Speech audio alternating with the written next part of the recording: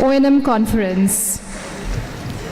It's time to express our sincere appreciation and gratitude towards our esteemed dignitaries who have joined us for this technical extravaganza. May I now request Sri P.P. Saw, Executive Director Operation Dvc, to felicitate our Chief Guest and Chief Patron, Mr. S. Suresh Kumar, IAS, Chairman, Damodar Valley Corporation, with a token of honor and gratitude.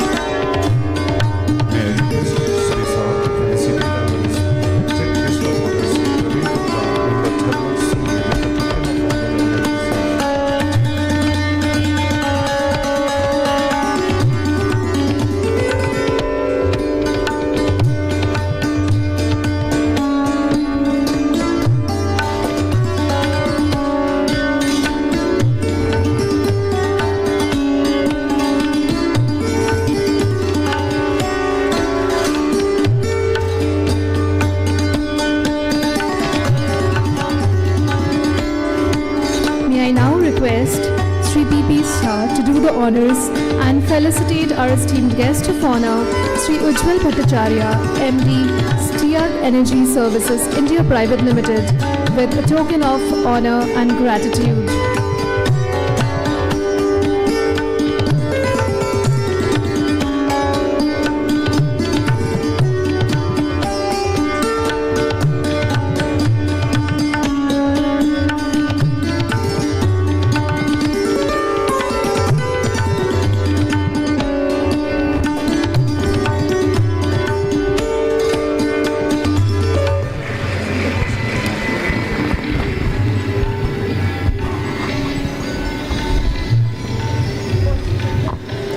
I request Mr. Saw to do the honors and felicitate our esteemed guest of honor, Sri Ravindra Kumar, Director Operation NTPC, with a token of appreciation and gratitude.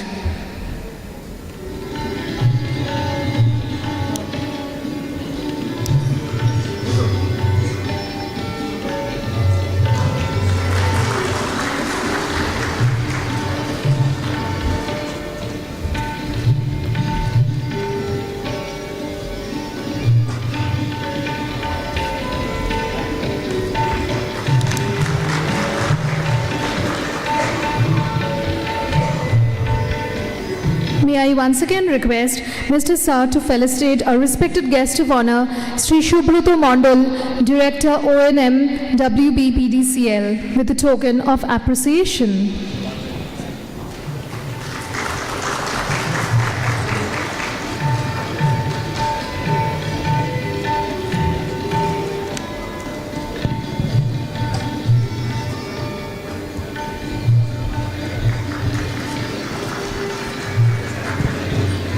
May I now request Executive Director Operation DVC to facilitate our esteemed guest of honor, Sri Brajesh Kumar Singh, MD Generation CESC, with tokens of gratitude from our behalf.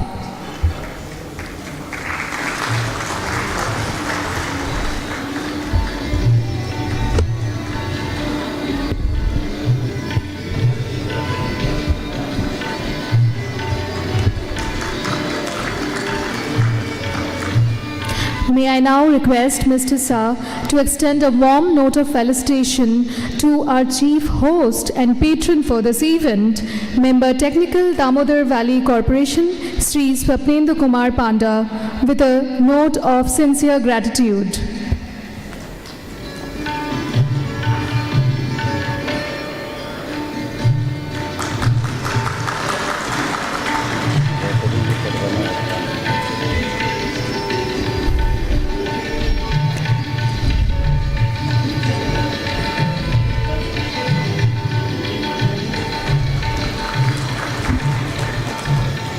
I also request Mr. Shah to kindly do the honors and extend a note of felicitation to the Chief Vigilance Officer DVC, Sri Shudipto Acharji ITS.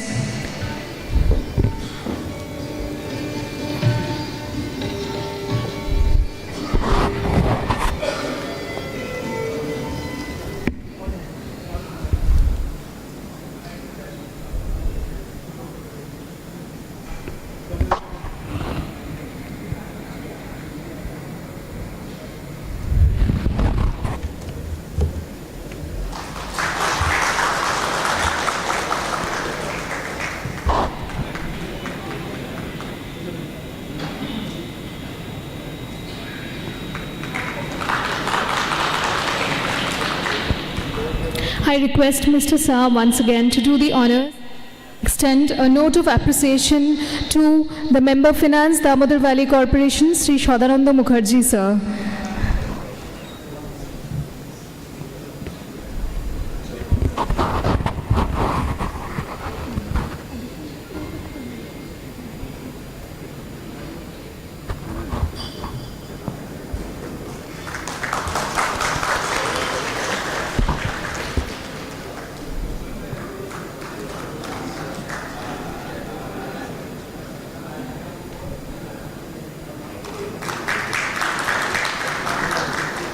I request Mr. Shah to extend a note of welcome and felicitate our ex-member finance, Damodar Valley Corporation, Mr. Arup Sarkar, who has joined us today.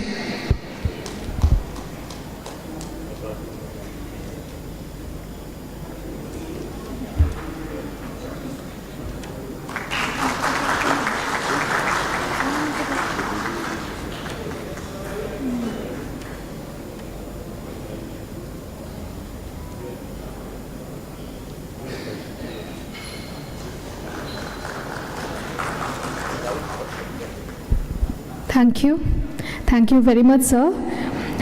As we come to the end of this felicitation segment, we express our heartfelt gratitude and appreciation for all the esteemed dignitaries and all of you delegates who have joined us today for this two-day technical extravaganza. Deepa Jyoti Param Brahma, Deepa Jyoti Janardana, Deepo Haratu Me Papang, Deepa Jyotir Namahastute. May I request the esteemed dignitaries on the dais to kindly come forward for the auspicious lamp lighting to invoke the blessings of the Almighty as we sail forward in this technical extravaganza. I also request the esteemed dignitaries of the dais, Chief Vigilance Officer DVC, Member Finance DVC, ex-Member Finance DVC, Additional Secretary to kindly come forward and join in the lamp lighting ceremony, please.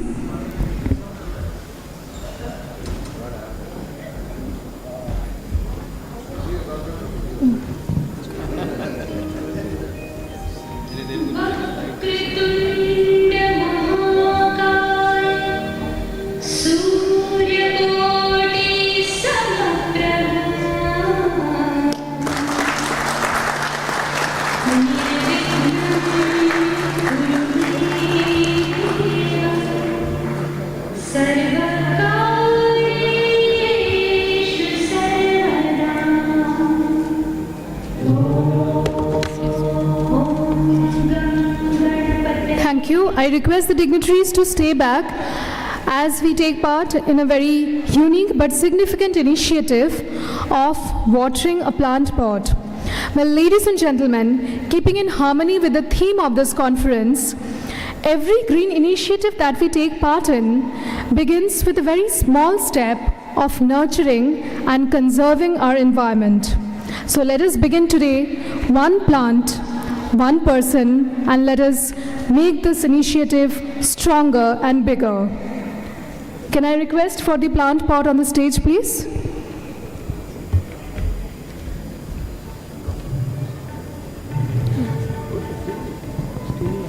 I request the dignitaries on the dais to please come forward for the watering of the plant pot.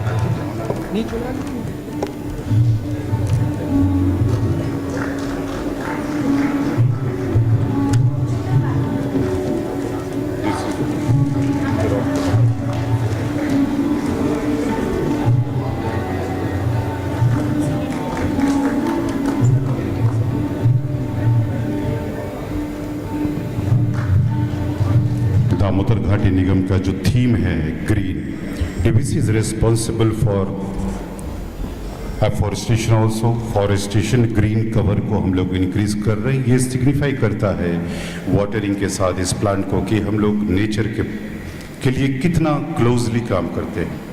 Nature जो DVC के मूल मंत्र में है कि हम वृक्षारोपण करेंगे, ग्रीन कवर को बढ़ाएंगे, वाटर मैनेजमेंट करेंगे, सॉइल इरोजन को रोकेंगे, कम करेंगे जितना कम हो सकता है। ये थीम है कि किस तरीके से हम लोग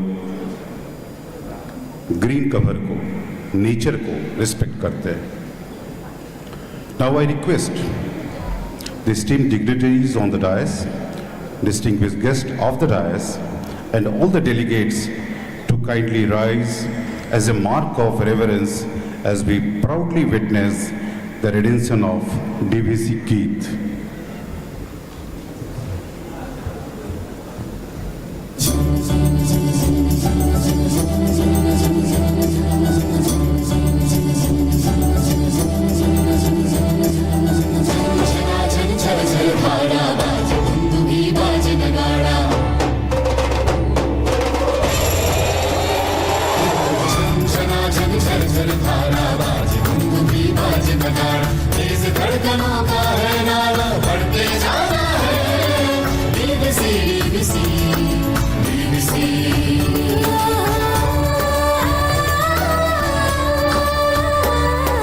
सफर लंबा है, पुराना है, मुश्किलों पर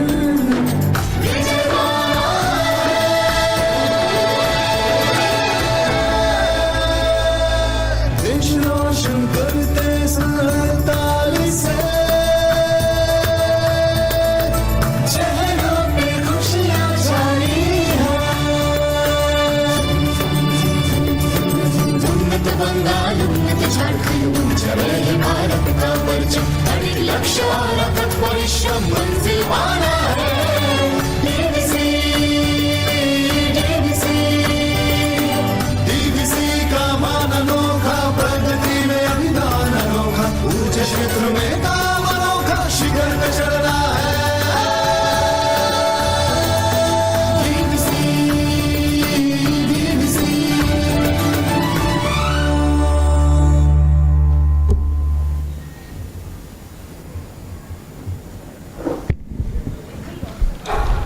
Thank you, ladies and gentlemen. May I now request Mr. P.P. Shah, Executive Director, Operation Damodar Valley Corporation, to kindly take the podium and extend a note of welcome to our distinguished guests, eminent dignitaries, and all our delegates who have joined us for this O&M conference, Powering Progress 2026.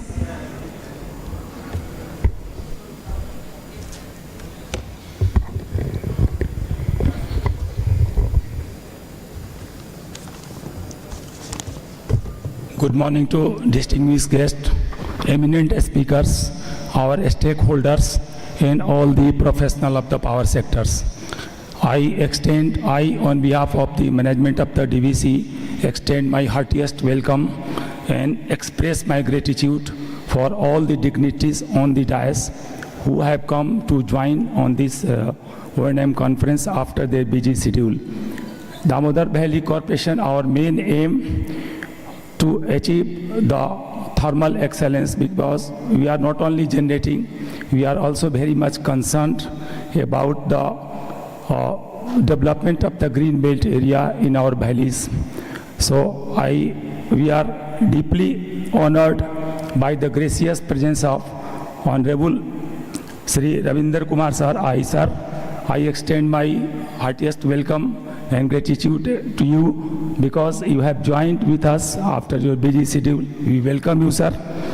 Sri Subrato Mandal Sahab, Director O&M, West Bengal Power Distribution. Sri Ujjwal Bhattacharya sir, Managing Director STF, we welcome sir, because we were not sure that you will come after your busy schedule, but we are really grateful to you that you have come ultimately.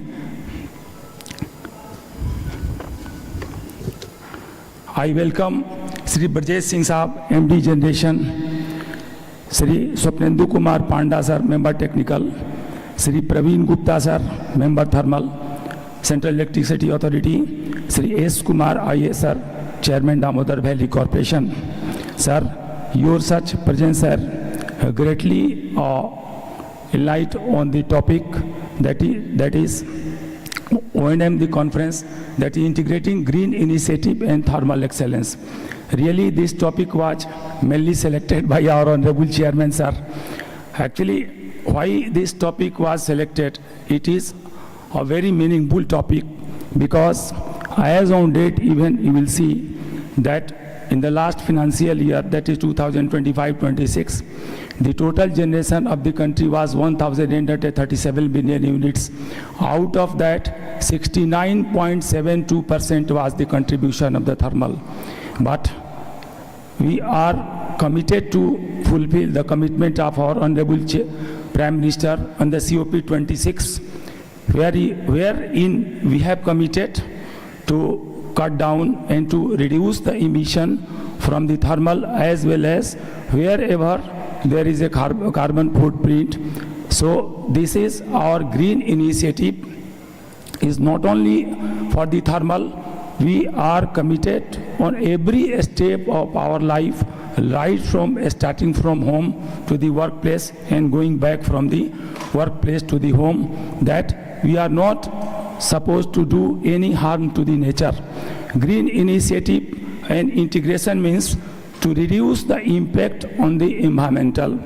So our main concern as on date, to maintain the sustainable, affordable and reliable generation in thermal, hydel, as well as the solar also.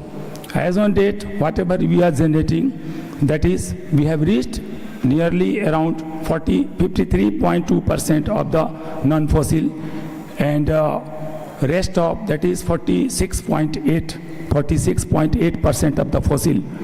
But we are still lagging behind from the international average, because most of the thermal power stations, which requires the thorough intro inspection from the inner side to maintain the greenery situation and reduce the carbon emission, because in our country we are polluting the environment to the tune of 701 to 801 gram of the carbon by generating of the 1 unit of electricity, whereas the world standard is 390 to 460. But after the commitment of after the COP26, which was held in 2021 November December, the situation has improved, and all the thermal power stations have brought down their emission level. So actually, you see, whatever we are seeing, as on date, even the most of ourselves and the industries are dependent upon the reliability and sustainability of the thermal power station, because the total generating share in the installed capacity of the thermal is nearly 42.9%, but in the last year what we have generated, that is more than 69%. Even though 154 gigawatts installed capacity of the renewable, but the total share of the energy generation is 9.45%. Similarly, the wind is also very less, that is near about 5.25%. I mean to say, that is our commitment is fully in the interest of the nation. That is what we have to do. We have to maintain the efficiency, that is high efficiency, by reducing the carbon emission reduction with the modern technology, and integration of the renewable and waste to wealth. What quantum of the waste of the power generation can be converted into wealth, that is gypsum, utilization of the fly ash, which is the biggest problem as on date. Apart from this, by using all the integration of the SCADA, we have also we are going to adopt the RTCMS also, which will be the game changer in the DVC. And definitely, sir, we are committed to reduce the pollution at all level, but some of our thermal power stations are definitely old, in which we are integrating either through the augmentation of the ESP, FGD. It is our privilege, and we are happy to announce that we are the first in the eastern region who have commissioned the FGD system in all the 500 megawatt units. It is really an achievement, and credit goes to the top management of the DVC. The day and night work was carried out by all the stakeholders, all our friends. So it is our, more or less, we are achieving the national average of the PLF also. PLF is not important as on date. Whatever we generate, as because the average load of the thermal power station is coming around 150 to 196. Maximum it is going under 250, but average load is 150 gigawatts. But still, mostly more than 90% industries are dependent on our thermal generation. No doubt, in the days to come, we shall achieve. In the first half of our commitment, we have achieved the 250 gigawatts, but the next 250 gigawatts, really, it is a very tough task. It is not an uphill. I should not say that it is an uphill, but it is a really tough task for us, because a lot of the hindrances are there, that the transmission circuit is required. We are as on date 5 lakh circuit kilometer, which requires more than 7.9 to 8 lakh circuit kilometers. In all sectors, last 10 to 12 years, our achievement is really paramount, and in the energy sectors, more or less, we are trending towards a good nation and an independent nation.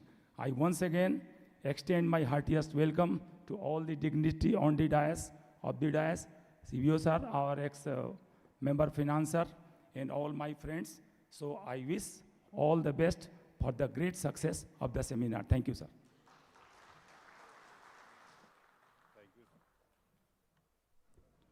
Thank you, sir, for your kind words.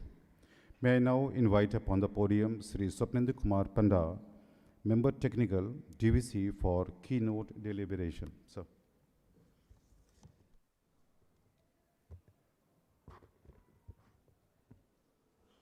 Good morning. Most respected Chairman DVC, Sri S. Suresh Kumar, Sri Prabin Gupta, CA Member Thermal, Sri Ujjal Kanti Bhattacharya, MD STIAG Energy Services, Sri Rabindra Kumar, Director Operation NTPC, Sri Subrata Mandal, Director O&M, West Bengal Power Development Corporation Limited, Sri Brajesh Singh, MD Generation CESC, CVO DVC, Sri Sudipta Acharya Sahab, Member Finance, Sri Sadanand Mukherjee Sahab, ex-member Finance, Sri Arup Sarkar Sahab, ED Operation Sri PP Shah Sahab, all Executive Directors, GMs, DVC members, guests from NTPC, PGCIL, and other esteemed organizations, and friends. It's an honor for me and privilege for me to welcome you all. We missed Sri B. Sairam Sahab, CMD CIL, and Mr. Hangsda, who could not come due to some urgent activities. So today's theme, the theme of today is Green Initiative and Thermal Excellence. Probably the apt subject for any power conference. We are at the crossroad. We are adding 97 gigawatt of thermal capacity and welcoming the tornado-like entry of renewable energy. It's a tornado-like entry. 4 gigawatt per month we are adding, almost 4 gigawatt per month. It's a huge capacity.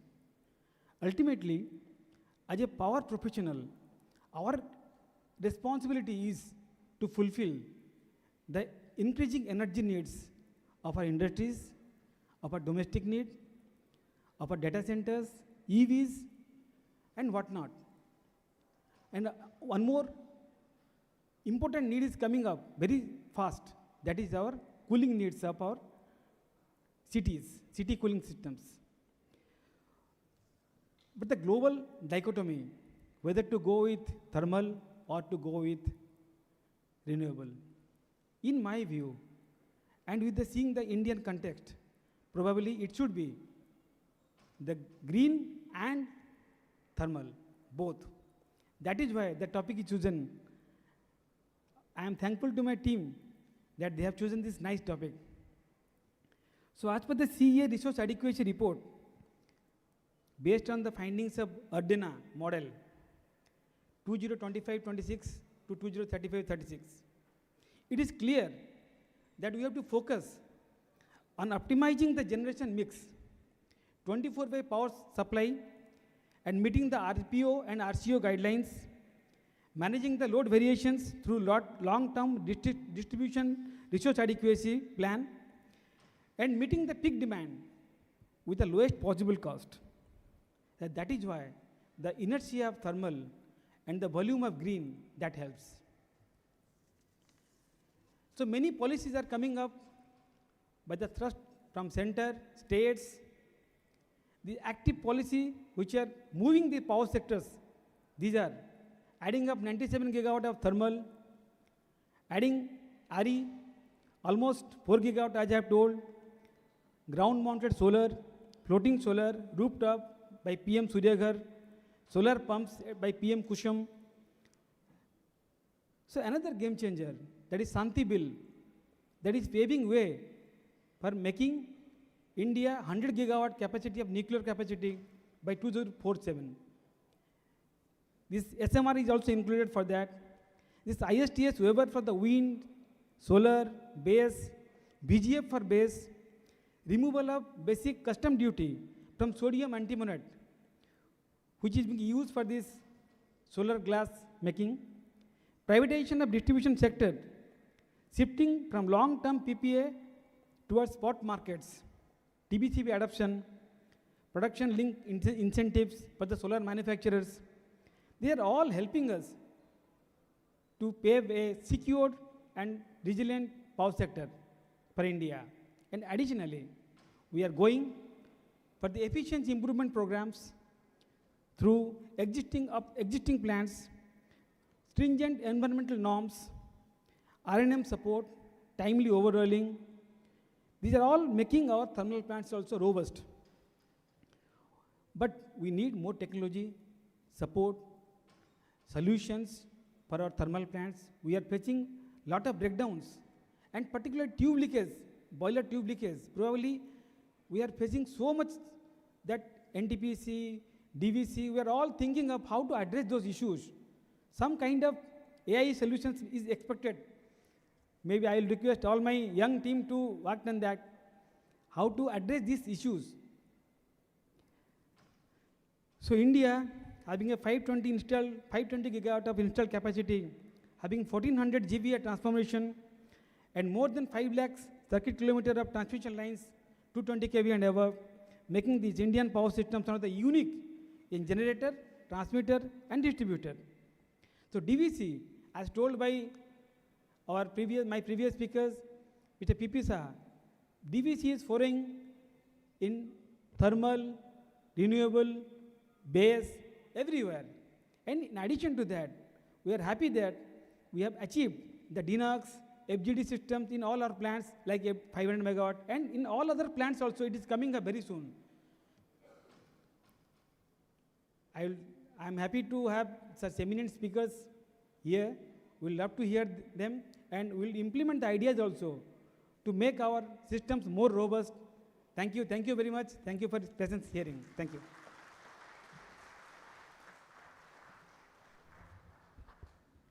Thank you, sir, for those deep insights, which sets the tone for the next 2 days. Now, may I request our esteemed guest of honor, Sri Brajesh Kumar Singh, MD Generation CESE, to kindly take the podium and share his thoughts on this technical extravaganza. Sir.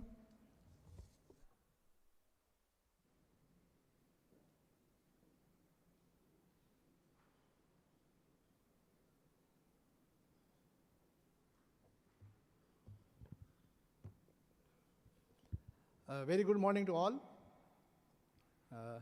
Respected Suresh Kumar ji, IAS Chairman DVC, Praveen Gupta ji, Member Thermal CEA, Ravindra Kumar ji, Director Operation NTPC, Ujjwal Bhattacharya ji, MD East Tiag Energy Services, Subhota Mandal, Director O&M, WBDCL, Swendu Kumar Panda, Director Technical DBC, and all dignitaries of the DAS, all the participants, consultant, domain experts, partners, associates. This is the right platform where we are going to discuss next 2 days the different aspect of the O&M practices, how this O&M can be taken to the next level to meet the current challenges what thermal power stations are facing. As my previous speaker told, there is a lot of huge growth. RE has changed the total scenario. The operational regime is totally changed now. The target which we planned for RE, already we have exceeded. The plan was around 50% of the total capacity by 2030, which we have already achieved. Now, since India is planning to be developed country by 2047, net zero by 2070, it's a great challenge how to take it forward. In present scenario, there is 50% plus already we are generating through RE, but still coal is the main contributor. Thermal is the main contributor for sustaining the total demand. I have discussed so many times in the different platform, the role of thermal is now changed. Earlier, whatever the base load design is now operated in such a way to support the RE. And there the role comes how to operate. The term flexibilization, which is commonly used, it need to be understood. Because one side, we are talking on the flexibilization, other side also commercial aspect, how to make it successful, commercially. So commercial correct operation is the mantra of the success. This commercial correct operation is a big word because it includes your operation practices, operation excellence, maintenance practices, maintenance excellence, your partner associates who is supplying the contracts, services, materials, everything should be excellence. The coal which we are getting from the Coal India, that also need to be customized, the GCB, to meet the peak demand. Whenever the peak demand, we should generate up to that level to maintain the grid. So it's a holistic approach required to be collaborative.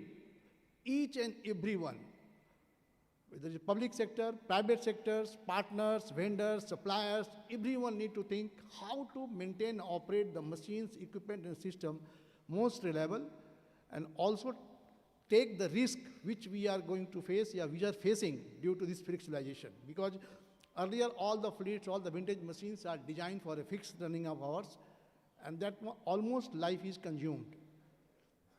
In Indian thermal sectors, there are 3 decades we divide it. Earlier, 1890, the machines are designed with the normal operating parameters. Then afterwards, there was a gap. 2015 onwards, again addition of the thermal sectors. And now 2025, there is a huge growth in the thermal sectors. Now the designers are considering the 2-shift operation and the flexibilization mode to how to take care machine structure integrity, efficiency and performance. By 2047, suppose we are going to be a developed country, then the current total capacity is around 500 plus gigawatt, that going to be 1500 to 2000 gigawatt.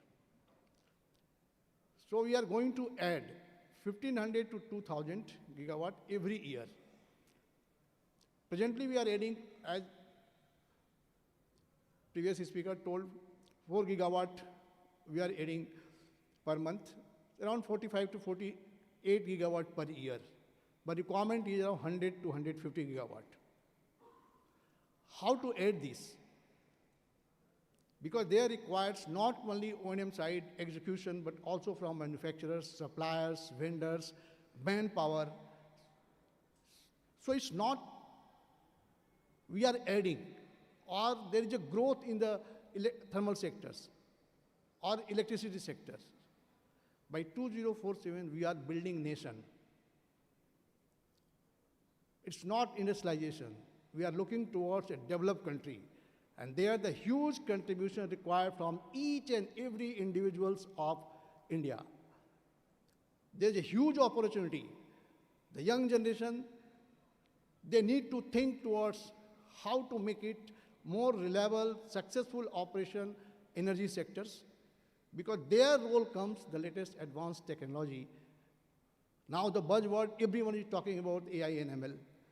This AI ML become the hygiene in the future. Without that, we cannot survive. Because the way by which we are operating, it's going to be highly risked by manual intervention. It has to be automated. It has to be model-based, based on the boundary condition, how the operation regime changes, what maintenance practices need to be changed. That only be possible through probabilistic analysis and the calculation of life cycle expenditure of the components and the equipments. Based on that, your maintenance practices need to be changed. It should be condition-based. It should be commercial correct operation. It should be commercial decision, whether we will run this equipment with the losses or we can rectify the issues and let it run at the most efficiently. So time is, whatever the development we are looking for, use of AI, ML, generative AI, agentic AI, AI agent, that will support. But basic fundamentals of power plant, particularly thermal side, is Rankine cycle. And they are required your thermodynamics model that is only possible by machine learning and deep learning. So machine learning, deep learning with the generative AI, IA agent, that will give the real successful model, how to operate efficiently, reliably, and take the risk of the changes which are happening due to grid requirement. So apart from that, there is a huge investment required for the grid infrastructure, for the transportation. Whatever the technology, supercritical, ultra supercritical, as the theme is generation, the green, that will only possible to take the target to meet requirement by 2035. Suppose we want to be 2047, net zero by 2070, then the more advanced technology is required to be successful commercially. That means battery, hydro storage, chemical analyzers, fuel cells, everything need to be taken in the commercial level, then only we can achieve the most developed country by 2047. It's not challenge, but it's opportunity.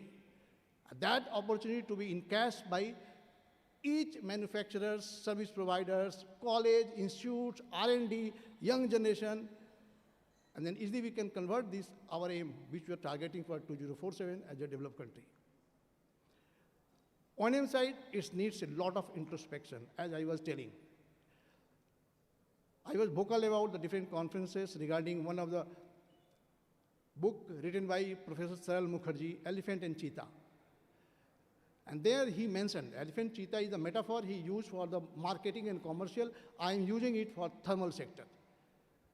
So there are, once you want to operate the plant in the most efficient, reliable way, you need to find out what are the elephants, what are the cheetah, and what are the cockroaches that are impacting our O&M, our power generation. And the most dangerous is cockroaches that need to be killed immediately. And those cockroaches are nothing but day-to-day O&M activity, is the minor losses, coal pipe loss, oil loss, high energy drain passings, safety valve passings. These are the cockroaches that are killing each and every day in kilocalorie and rupees. That need to be addressed on priority. Then comes the elephant. Then comes cheetah. Cheetah is as behavior of cheetah, the earliest return. The problems addressed so that you get the return easily, fast. In thermal power plant, the most critical component is condenser vacuum and APH loss, air preheater loss.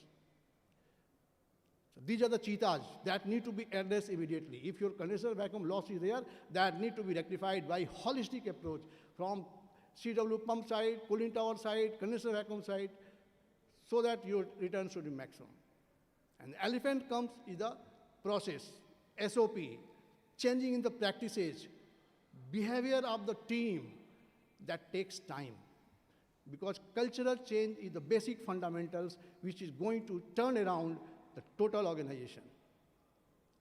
So I'm sure this two-day conference, I am finding a number of papers which are very interesting, and deliberation will definitely come out and help all the power sectors, expert fraternity present here. I wish all the success for this conference. Thank you very much. Thank you.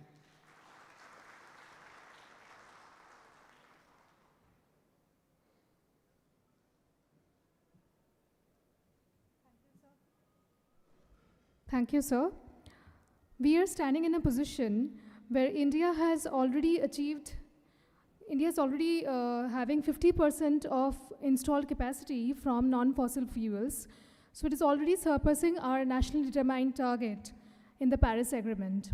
So in this stature, you can understand how important it is to organize a conference in the theme, initiating green initiatives with integrating green initiatives with thermal excellence.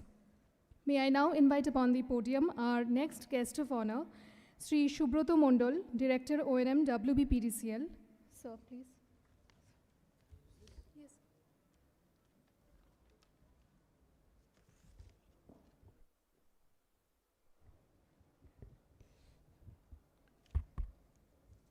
Good morning. Thank you, DVC, for having me here once again. Honorable dignitaries, esteemed colleagues from the power sector, industry leaders, engineers, researchers, academicians, and dear friends. Commercial correct operation. Thank you, Rajesh, for highlighting the issue which is of prime importance for all of us present here who are running generating stations. But still, as the lady reminded once again about the theme of this conference, today here we gather not merely to discuss operations and maintenance, but to chart the future of India's energy landscape. The theme, integrating green initiatives and thermal excellence, captures the essence of the challenging yet exciting transition that lies ahead. We are no longer just in the business of running plants. We are in the business of evolution now. Once again, the theme of this conference, integrating green initiatives and thermal excellence, is not a paradox. It is our roadmap to survival and leadership in a decarbonizing world. The imperative of integration of India's energy demand continues to rise rapidly. It's driven by economic growth, industrialization, and the aspiration for universal access to reliable electricity. At the same time, the world rightly demands for faster decarbonization. We cannot choose between energy security and environmental sustainability. We must achieve both. Thermal power remains the backbone of our grid. It's dependable, dispatchable, and essential for base load and balancing the intermittency of renewables. Green initiatives like solar, hydro, biomass, energy storage, and other emerging technologies are no longer optional. They are central to our long-term resilience and national commitments. The true leadership challenge before us is integration. How do we elevate the thermal performance to new heights of efficiency, reliability, and environmental compliance, while accelerating green capacity, seamlessly blending the two? Historically, thermal excellence was measured by plant load factor and heat rate. Today, the metric has expanded. Excellence now means efficiency with a conscience. Thermal power is not the enemy of the green movement, it is a necessary bridge to it. Our mission is to make that bridge as clean and sturdy as possible. This means pushing the thermodynamic limit. Every fraction of a percentage point we shave off our auxiliary power consumption is a green victory. As renewables saturate the grid, our thermal units must master the art of flexing, cycling efficiently without compromising structural integrity. Thermal excellence begins with operational discipline. It means pushing plant load factors higher, minimizing forced outages, optimizing heat rate, and embracing predictive maintenance through digital tools, AI, and advanced analytics. We have implemented flue gas desulfurization across thousands of megawatts, installed DNOx systems, upgraded electrostatic precipitators, and improved ash utilization. Biomass co-firing is now scaling across many stations. These are not isolated projects. They represent a mindset of continuous improvement. Excellence also means safety and skill development of our O&M workforce and knowledge sharing also. Green initiatives in O&M context mean more than adding renewable capacity. They include hybrid systems, battery storage for smoothing output, green hydrogen pilots, and retrofitting existing infrastructure for lower carbon footprints. Where green meets thermal, the real opportunity lies at the intersection. Let us imagine thermal plants operating as flexible partners to renewables, ramping efficiently to balance the grid. Biomass and waste-to-energy co-firing, reducing coal dependency while creating rural economic value. Digital twins and AI, optimizing both thermal efficiency and renewable forecasting. Water positive operations, circular economic practices for ash and waste, and biodiversity initiatives around our plants and reservoirs. Workforce upskilling so that the same team manage complex hybrid assets. Integration demands innovation in technology, policy alignment, financing models, and above all, collaboration across the ecosystem among equipment manufacturers, technology providers, research institutions, and regulators. Let us commit to make every station a model of integrated excellence where thermal reliability and green ambition reinforce each other. We are proving that thermal power can be sophisticated, sustainable, and essential. The journey ahead will test our integrity, ingenuity, resilience, and collaboration. Let us be a powerful multiplier for a Viksit Bharat. I look forward for rich deliberations for the next 2 days. Thank you very much. Jai Hind.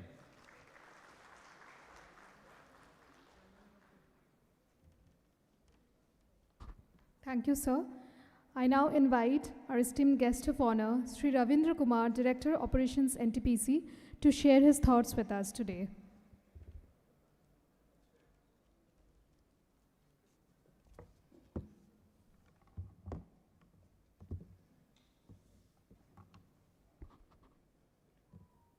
Respected Sri S. Suresh Kumar Sahab, IS and Chairman DVC, Sri Praveen Gupta Sahab, Member Thermal CA, Ujjwal Kanti Bhattacharya, MD STIAG and ex-Director NTPC Project and Technical, Director O&M WPCL, Sri Subrat Mandal Sahab, Bajay Singh Sahab, MD CSC, and more importantly, Surendra Kumar Panda ji, Member Member Technical DVC. Let me and all distinguished guests from DVC, the senior members of DVC, all participants from different organizations and DVCs. Let me first thank you all and good morning to all of you that you have also organized a O&M conference for excellence. And nowadays these are the topic which is relevant to each and every power professionals, which is generally associated with thermal and paving the way for renewable. As already everybody told that the India has adopted net zero or has to adopt net zero by 2070, and it is now heard that this can be achieved even before that also. And so the renewable energy, which is supposed to be one of the carbon neutral, or we can say very reduced carbon generation potential, and taking a big shape in the power generation area. Right now, as told earlier, the RE generation of 150 gigawatt of solar, nearly 50 gigawatt of wind, and different renewable energy sources like hydel, etc. Altogether, it is going more than 50%. So what is happening to the thermal?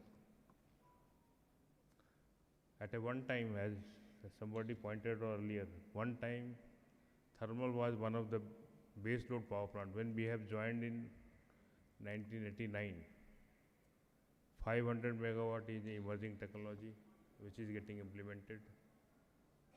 When I joined in engineering in 2000, then supercritical was getting emerged as one of the best technology, which is supposed to be reduced carbon technology, which is highly efficient technology. And then that is also not sufficient to take care of the requirement of carbon load on the environment because of the carbon dioxide or carbon load we can. So what is happening? What is happening to the net? Because everybody is committed to reduce the carbon, and so we are also. But we have a peculiarity. We are basically balancing our RE through coal. Everybody else in the world is doing through the gas-based power plant. And so the peculiarity is with the thermal. Unfortunately or fortunately, we can say thermal base is increasing right now, but not for the day generation, but for the peak load generation or off solar power generation. And so the veterans of the power plant who is running O&M and doing the day-to-day business here is now in perplexed position. How to make this power plant available all the time, particularly during the evening time. We are always fighting with our grid operators and asking our friends from CA how to run this power plant,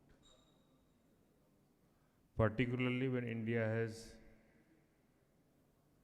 meeting or saying that they have to increase the base of the thermal power plant.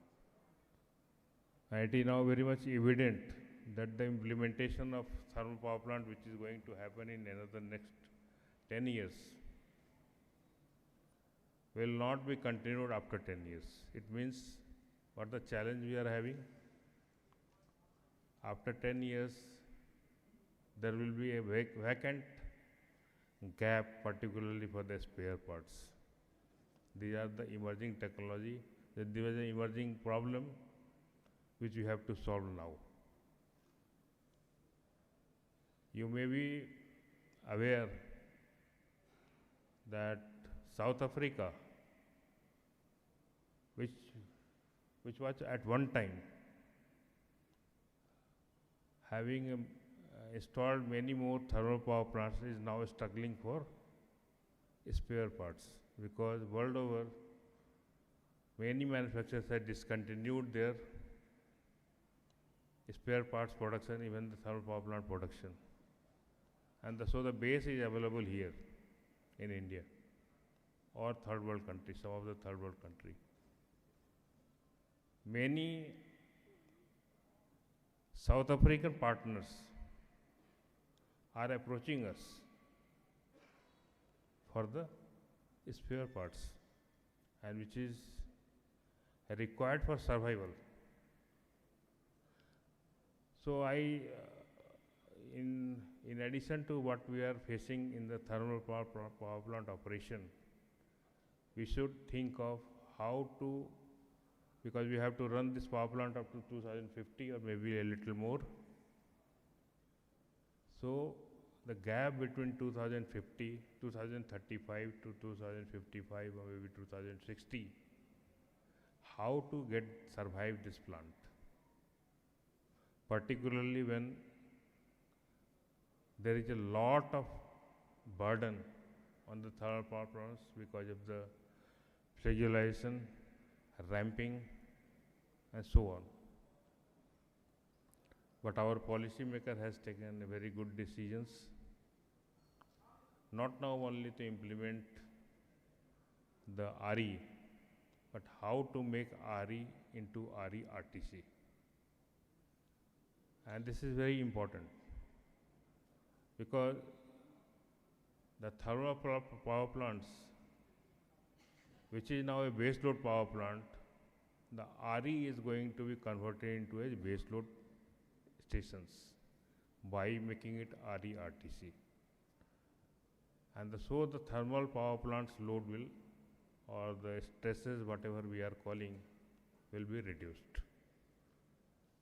So these are one of the areas which I think our lawmakers, or you can say friends from CA, are working on that. And very important for the power security. Similarly, one of the area which is, because all the power plants are aging and more power plants is going to age by 2050, but we require still the base load power plant, base load load requirement. So one of the area which in my mind is coming the R&M and RLA, which has to be developed within India and most probably in-house. So this technology, which is now generally getting imported, now Indianized, has to be more practiced.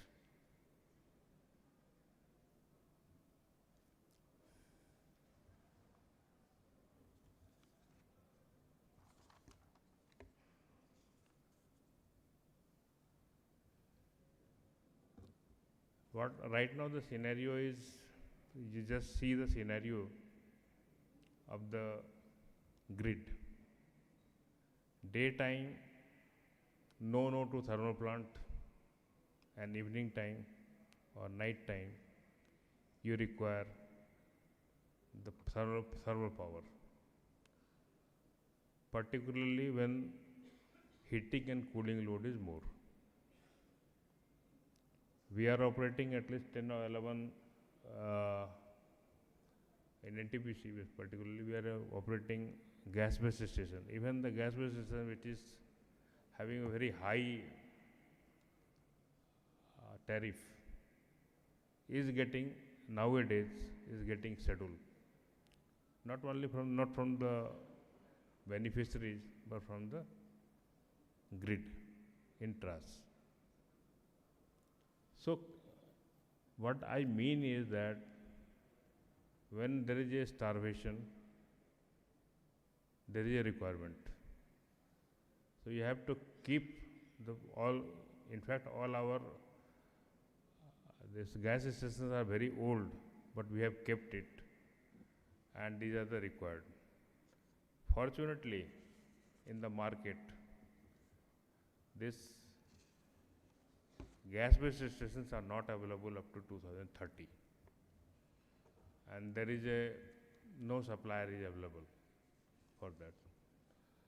So the same scenario will happen for the thermal power plants also. So how to make it more healthy and how to develop our own technology, in-house technology and in-house management for the spares that we need to develop.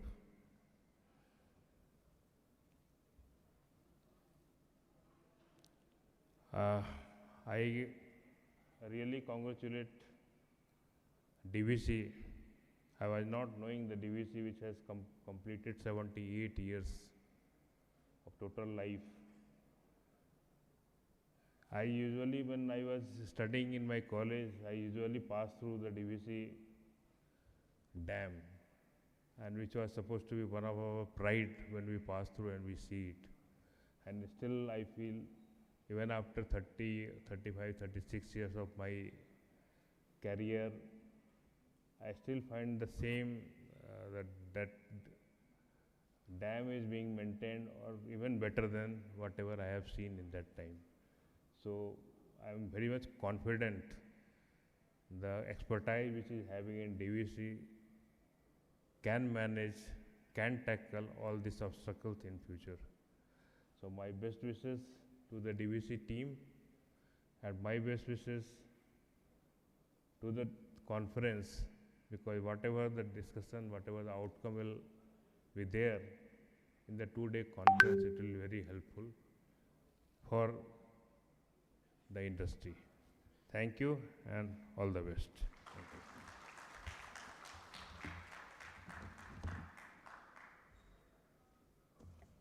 Thank you, sir.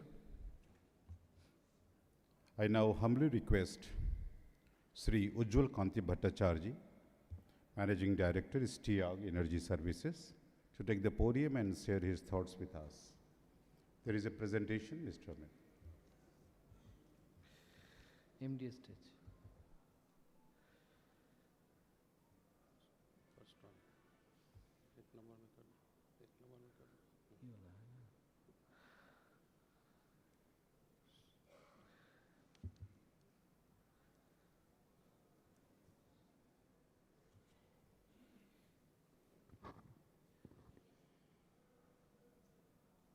It's always a pleasure to be in a conference like this.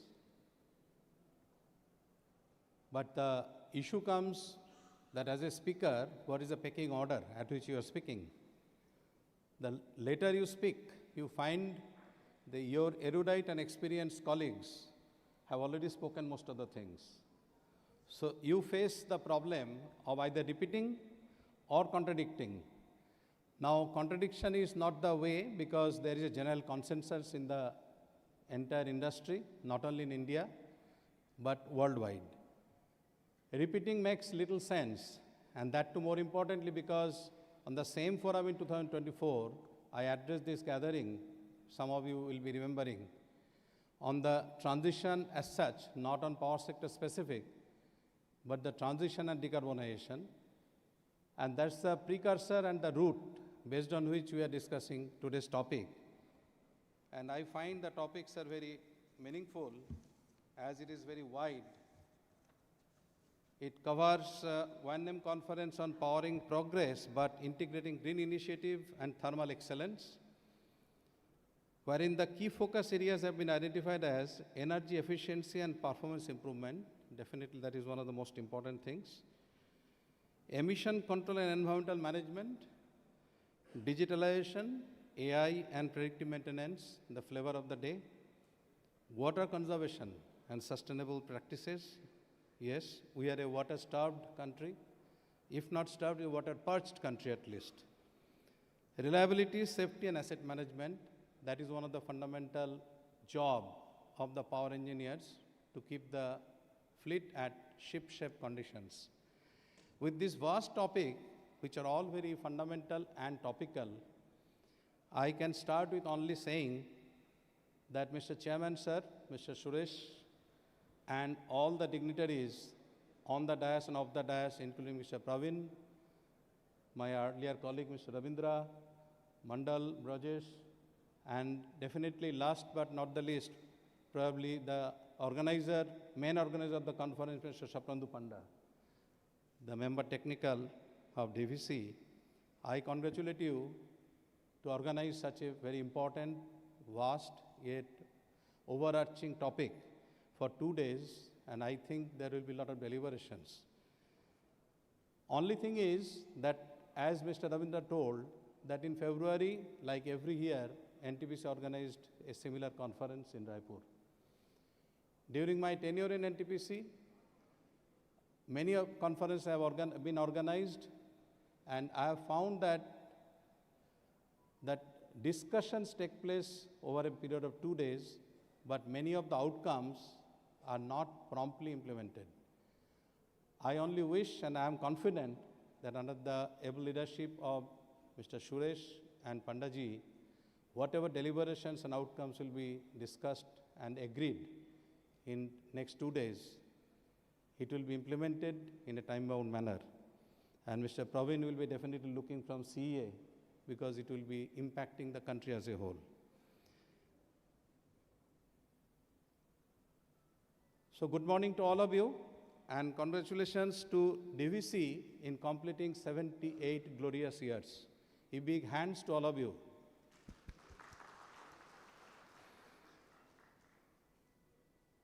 The theme of the conference, in my opinion, is not aspirational. As I say, instead of talking and repeating some of the thoughts, I decided to make some templates and put it in front of you. And I have also edited the presentation today. And instead of making it specific, India specific and data heavy, I think which Mr. Praveen will be in a better position to do, or technology specific, which can be done better by Mr. Ravindra, Mandal, Brajesh, and Mr. Panda, or even the macroeconomic issues of the imperatives, which a seasoned IAS officer like Mr. Suresh, having good anchoring in the power sector, can do better than me. I thought, let me have an overview of the entire thing and also give you a flavor of what Europe is doing. Because I work in a German company now, and our headquarters being in Europe, I was for last 10 days in Germany. And I was talking to VGBE. Many of you must be knowing the organization like EPRI of USA. VGBE is the electricity and energy think tank of Germany to start with. Now it has become pan-European, and we have a direct tie-up with them. So, as earlier it was told, the temples of modern India, Pandit Jawaharlal Nehru used to say, these are undergoing transitions.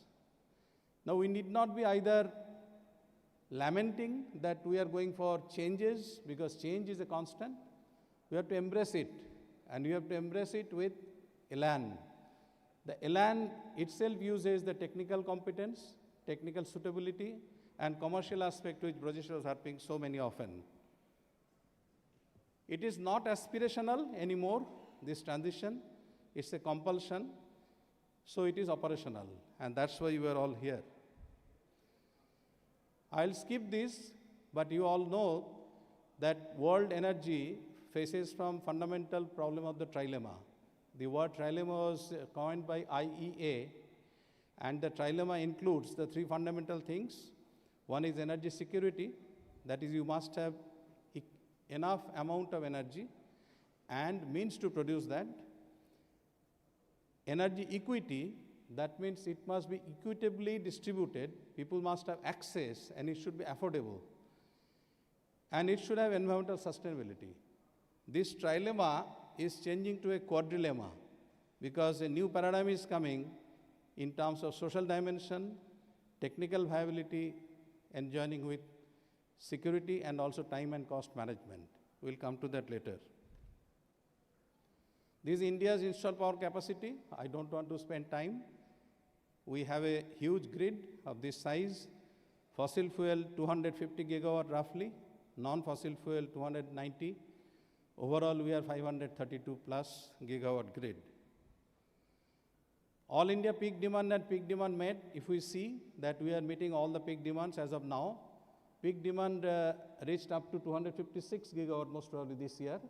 We have met it consecutively, and I am sure going forward also it will be met. April and September, as per CA, are the crunch month. April we have somehow managed. September 2026 we have to brace for it. Power sector challenges in the transition imperatives, what it is bringing, there is a paradigm shift. As Mr. Ravindra was telling, Rajesh was also telling the same thing and was being heard by Mr. Mandal. Earlier, the power sector, especially the thermal power generators, used to be designed for base load operation. The requirements and the imperatives were different. Land acquisition, coal availability, high PLF, these are the main concerns, ash utilization. But with the change in this approach, which this transition is bringing, entire sector design and the implementation also seeing a transition.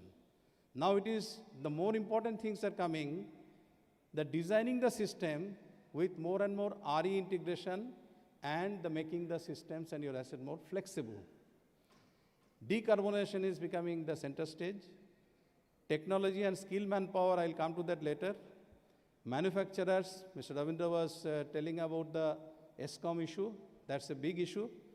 Efficiency at part load, because we all know that all thermal power generators are best designed for the MCR conditions, maximum continuous rating condition.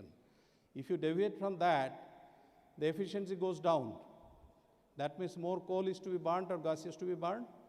That means more cost, and also specific carbon emission goes up. So is the thermal generation the bad guy? In my opinion, no, and there is a consensus I find. So let's look at the reality of the Indian grid. We have seen the capacity, now see the generation mix. While the capacity-wise thermal is lacking even today, it is lesser than what is the renewable today, but if you see the generation mix, it's coming to you very clearly that even 70% of our power generation in terms of actual generation is dependent on the thermal. So the importance of thermal power generation is still there and will be there as base load for grid stability. So it will act and continue to act for a very long time as a continuous base load power, and I must congratulate the Ministry of Power and CA particular, and definitely all the constituents of the Power Ministry like Dvc, NTPC and others, to have collectively understood the entire purpose, entire aspect well in advance.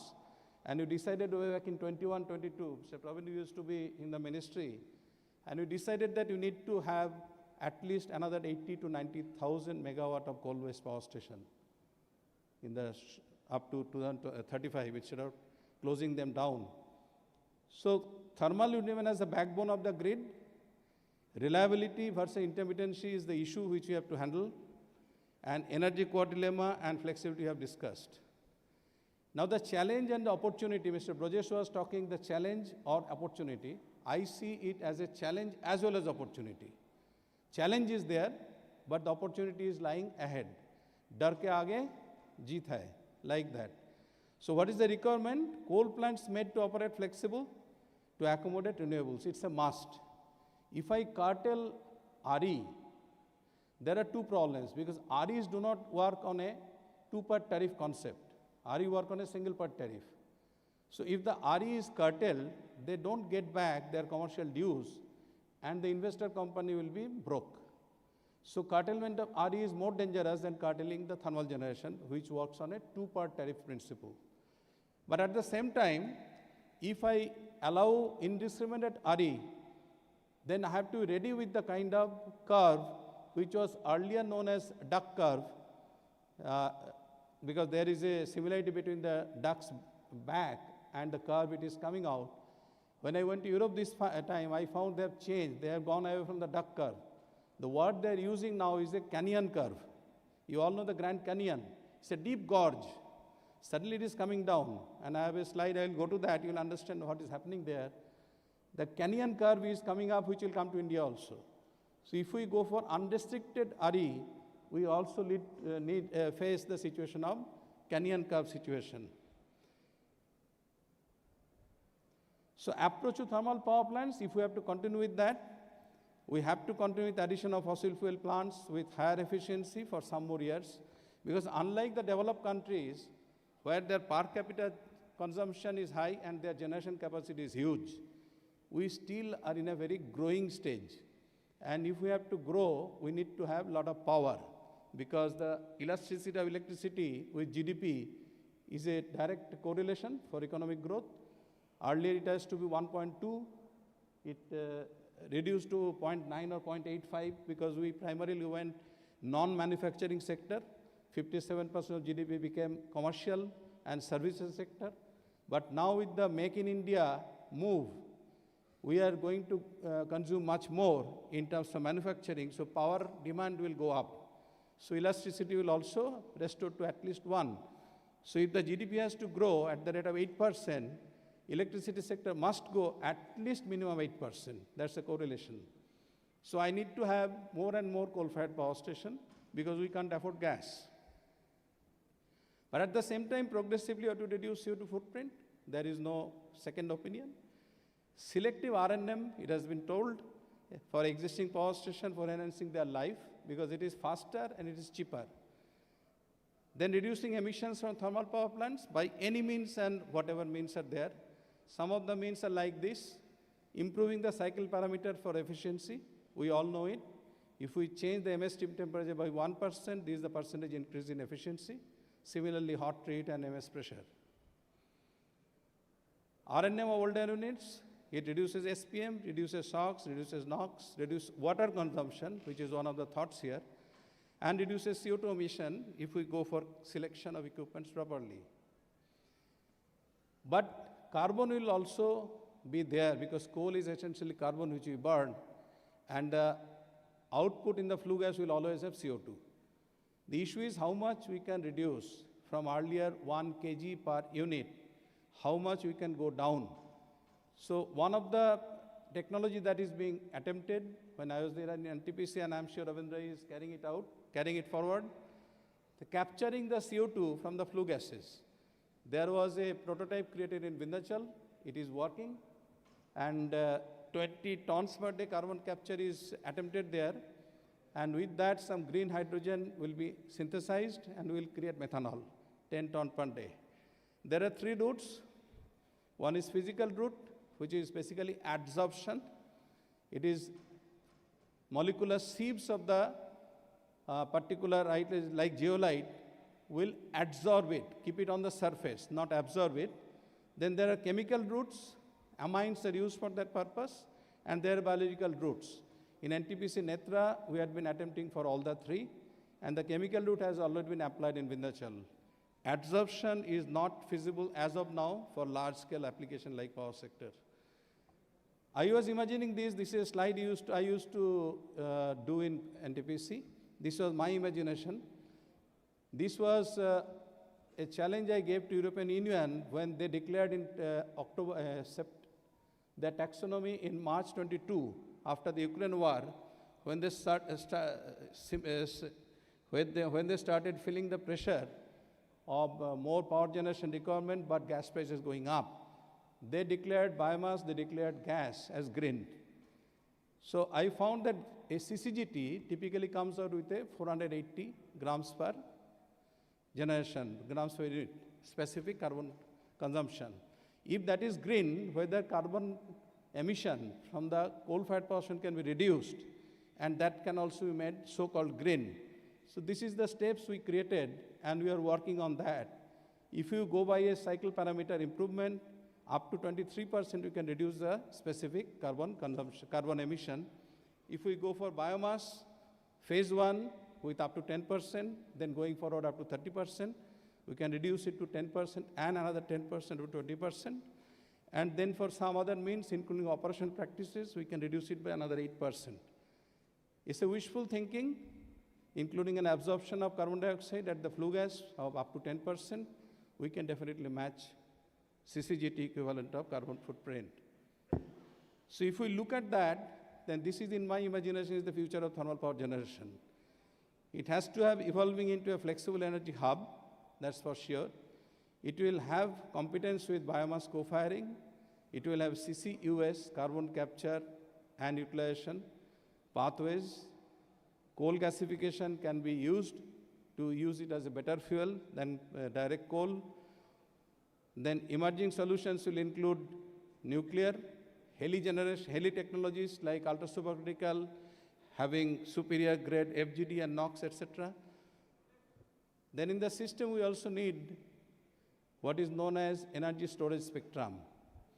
Because one of the requirement of the grid is, if the thermal power has to back down, say up to 40% or 40% below, instead of backing it down, if I can keep it constant at say 50%, then rest of the generation of 10%, which is going to the grid as an excess, if I can absorb that and store that in the form of a battery, then during peak hour, I can use that as a dummy generation or substitute generation.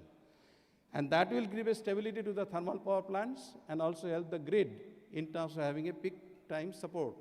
So there are many types of energy storage spectrum we all know. I will not spend time on that. Short-term storage, mid-term storage, and very long-term storage. Hydrogen is coming out as a wonder fuel. The jury is still out, I'll say. It is not so easy. But hydrogen is definitely used as a feedstock in different industries. We know how to use hydrogen. Hydrogen as a carrier is a new concept. Energy storage, blending with natural gas, maritime and shipping, long-haul mobility. This is where we have to work and learn. But there are some aspects of hydrogen which I wanted to sound in front of you. There are challenges. Hydrogen storage and transport is the biggest challenge apart from its cost. Then hydrogen being the lightest gas, if you have to have a specific volume with some amount of energy, then you have to have a high pressure application.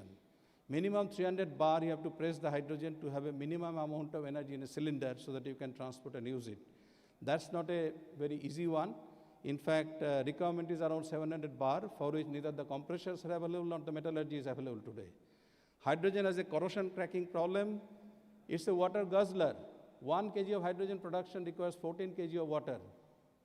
A country like India cannot afford it so easily. We need to go to the peninsular region and use the seawater for electrolysis for hydrogen. In North India, we are already water starved. It's not possible to have large-scale hydrogen generation here. The cost of hydrogen is also one factor. $3 per kg in USA in 2022 has slightly come down because the US government given lot of tax benefits and others. But if I translate that $3 at the production hub, at the dispensation hub, if you want to fill it up in your car or in your truck, it becomes around $11. $11 is an impossible number for a country like ours. $11 means 1100 rupee, roughly, today, or maybe 1,000. Hydrogen has an advantage. It is 3 times having energy because it is 33,000 GCV as compared to petrol, which is roughly 9,500. So even if I make it 1/3, still the cost of 1 liter equivalent of petrol for hydrogen will become around 350 rupee, which is unaffordable for us. They are the main issues we have to think of. Digital O&M is definitely the solution. I told by operational practices you can improve the efficiency and reduce the downtime. So digital O&M is the requirement, and there are a lot of digital tools available. In fact, very recently, STIAG is working with many organizations like Mohajan Co, and I'm thankful to DVC. They have also accepted RTCMS and all these. ALMA is a tool which is useful in Germany and elsewhere. We are now providing it to UP government also. That does not predict any boiler tube leakage, but it reduces the collateral damages by giving an early warning in terms of leakages. So there are lots of digital tools. PADO is a very age-old STIAG digital tool. PADO has been augmented, which gives you the live prediction also. You can see online how much life has been eaten away, how much life is left. So digital tools are there, and many more tools can be thought of. So in my opinion, the thermal excellence and green transition are not competing goals. They are operational necessities. And future will reward not cheap and green power alone, but dependable power. When people come to me for RE discussion, I tell, let us not discuss RE, let us discuss FDRE. RE is renewable energy, FDRE is firm and dispatchable renewable energy. If I get firm and dispatchable, Ravindra was talking about RTC power, that's a similar concept. So instead of RE, we should be talking of FDRE. Nuclear energy, one of the emerging requirement, and this is one area where I am least competent, but have some background of almost 5 years being in NTPC earlier. And in my opinion, this is going to be the future for baseload generation, with some amount of coal remaining even beyond 2070 when India declares net zero. The safety perception, long gestation period, high capital cost, these are the key challenges for nuclear. But by way of faster project execution, indigenous manufacturing, skilled manpower development, and policy financing support, stronger public confidence, we can tide over those challenges and use it. Now let me quickly take you to the European perspective, and we can understand. I'll go very quickly. One disclaimer that these data I collected when I was in Europe very recently, these are neither confidential data but not public data. So let us use them responsibly. And the data mostly I collected from BGBE because the grid operation data are not readily available from anywhere, including the commercial data. These are EU and Germany have set themselves an ambition goal for climate, for EU policy framework. 2030, they want to be 65% greenhouse gas emission reduction, Germany. 2040, they want to reduce by 88%. And 2045, they want to become net zero, GHG neutral. And 2050, Germany wants to become GHG net sink. That means GHG negative. That is very good and heartening for all of us. European Union as a whole, 2030 is 55% GHG reduction and 2050 is GHG neutral. That's their call. Electricity mix in Germany, in Europe, 2025, 71% generation from clean sources. If you see the mix here, this is not installed capacity, the generation mix. Nuclear is 23%, gas is 17%, solar 13%, hydro 12%, wind 17%, and coal 9%. That's the mix in last year. This is the gigawatt installed capacity net. Net means as supplied to the grid. Auxiliary power is taken out.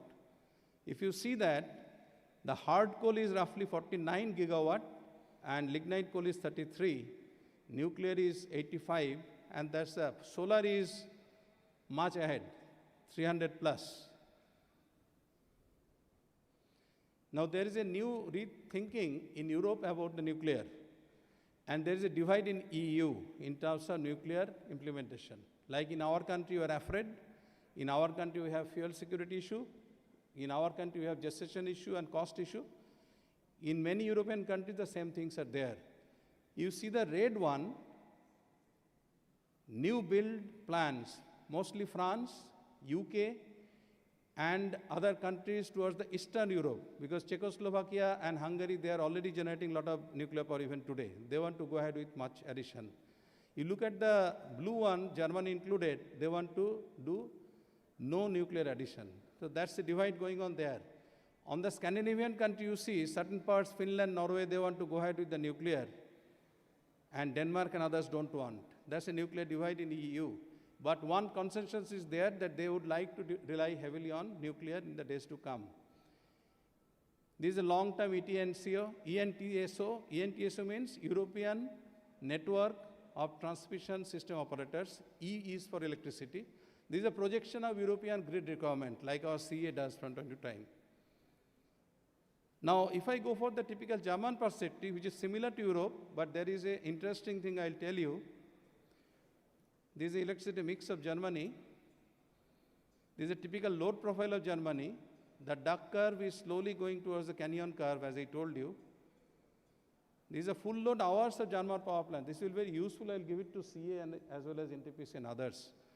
You will see PV as well as wind-wise, the data is here. What is the dispatch over a 24 hours period? This is most interesting. In European grid, power during daytime is becoming negative cost.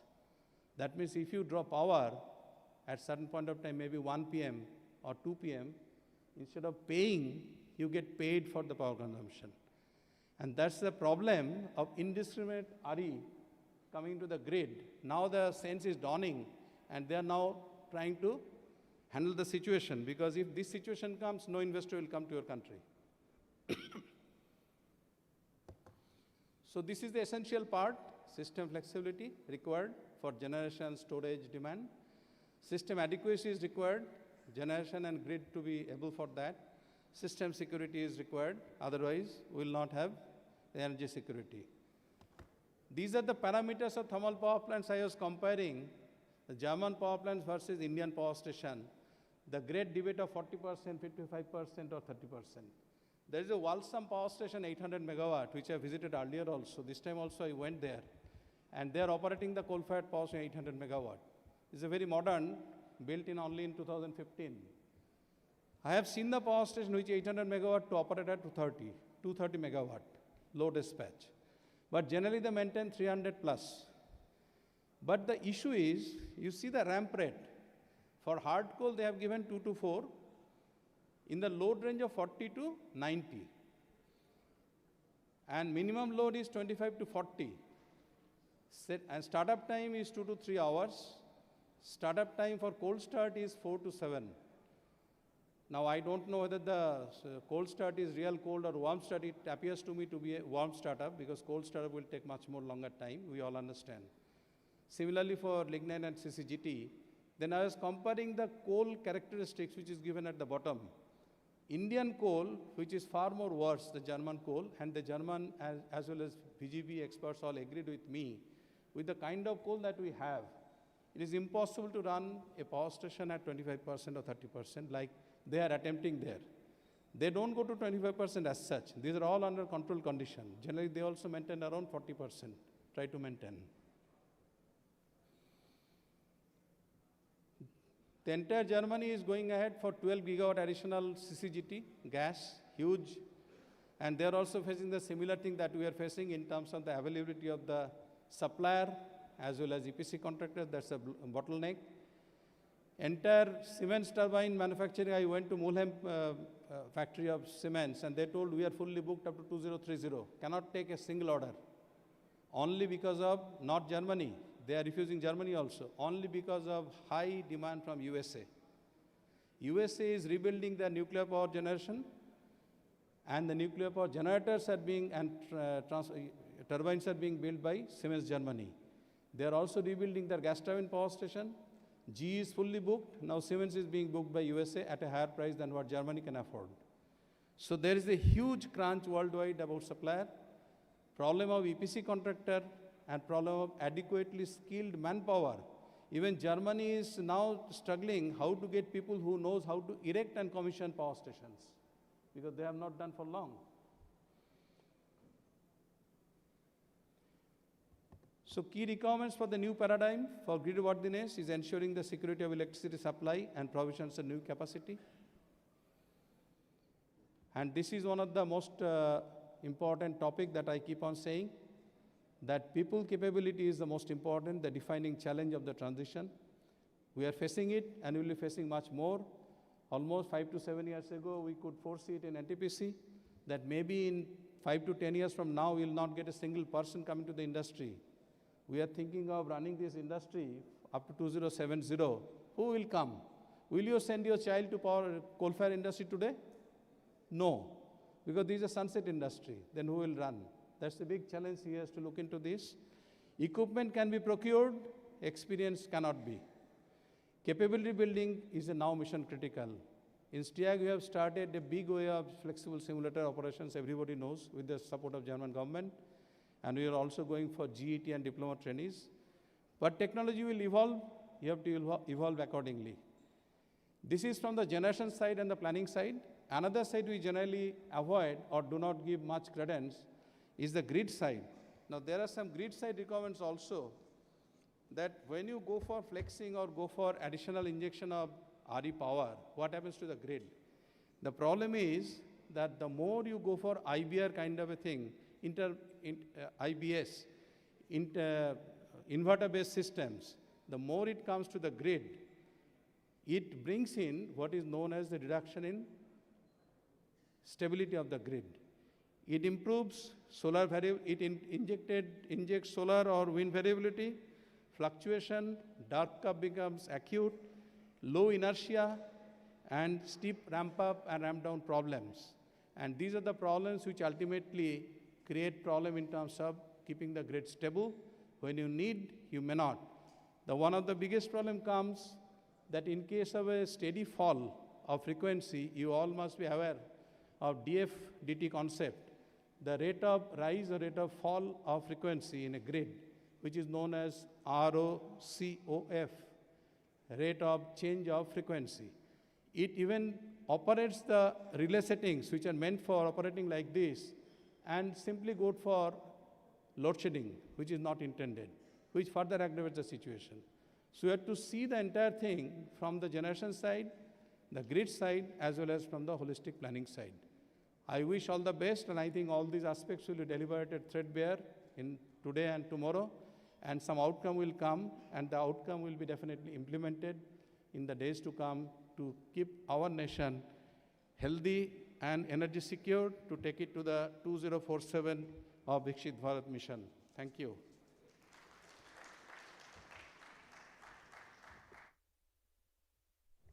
Thank you, sir. I now request our esteemed guest of honor, Sri Praveen Gupta, Member Thermal CA, to kindly take the podium and share his knowledge with us. So.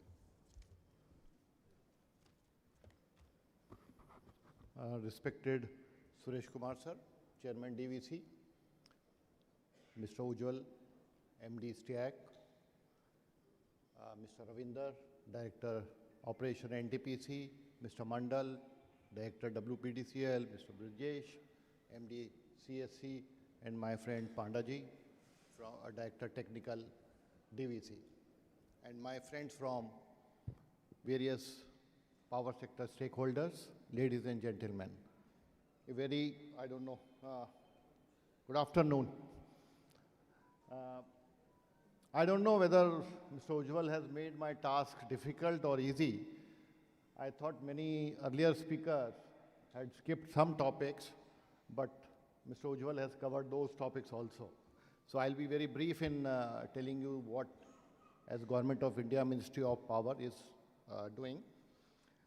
You know that on 25th April 2026, we got a peak demand of 256.1 gigawatt, which was the highest peak ever recorded by the country. And we have successfully met that peak demand. And it is just because of all the stakeholders' contributions that we could achieve this very successfully, and hope we are prepared for more peak demand, which we have projected for this year. Around 270 gigawatts we have projected this year. The earlier speakers and also the view is that energy transition is not a binary choice between thermal and renewable energy sources, but rather a carefully orchestrated process of coexistence. And India's electricity demand, which I told you is 256.1 gigawatt as of now, is expected to grow to 446 gigawatts by 2034-35. So our demand is growing at a very fast pace. It is unlike developed countries where demand growth is very minimal. To meet this growing demand reliably, the country is already taking substantial thermal capacity addition, particularly through high efficient supercritical and ultra supercritical units. And Ministry of Power and CA has already done extensive planning for this capacity addition, and we have set a target of, earlier the target was 97 gigawatts by 34-35, but it has been enhanced to 105 gigawatts by 35-36. as per the latest LTNRAP report published by CA. And you will be happy to note that almost 88 gigawatt worth of capacity is either under construction or already been awarded or already in the bidding. Apart from this, around 16,000 megawatt worth of TBCB bids are there by various states in the country, and hopefully we'll be awarding those capacities very soon. DVC also is moving ahead with important execution and expansion initiatives through Kodarma and Raghunathpur. I think Chandpura is also under bidding and likely to be finalized very shortly. I am happy that to cater to the integration of renewable energy sources, battery energy storage systems and PSPs and thermal storage are becoming more relevant. And DVCA is, I think, I understand that they are also planning to go ahead with 250 gigawatt, 500 megawatt hour battery energy storage system at Maithan, Jharkhand.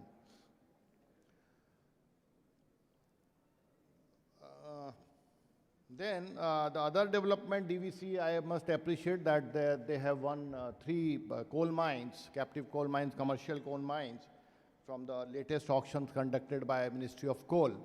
And this vision basically shows that strategically integrated approach towards energy security and operational resilience is there. Another important initiative Government of India has taken already in respect of NTPC station is coal rationalization. We have already carried out a study, and a proposal has already been moved to Ministry of Coal for coal rationalization of DVC stations.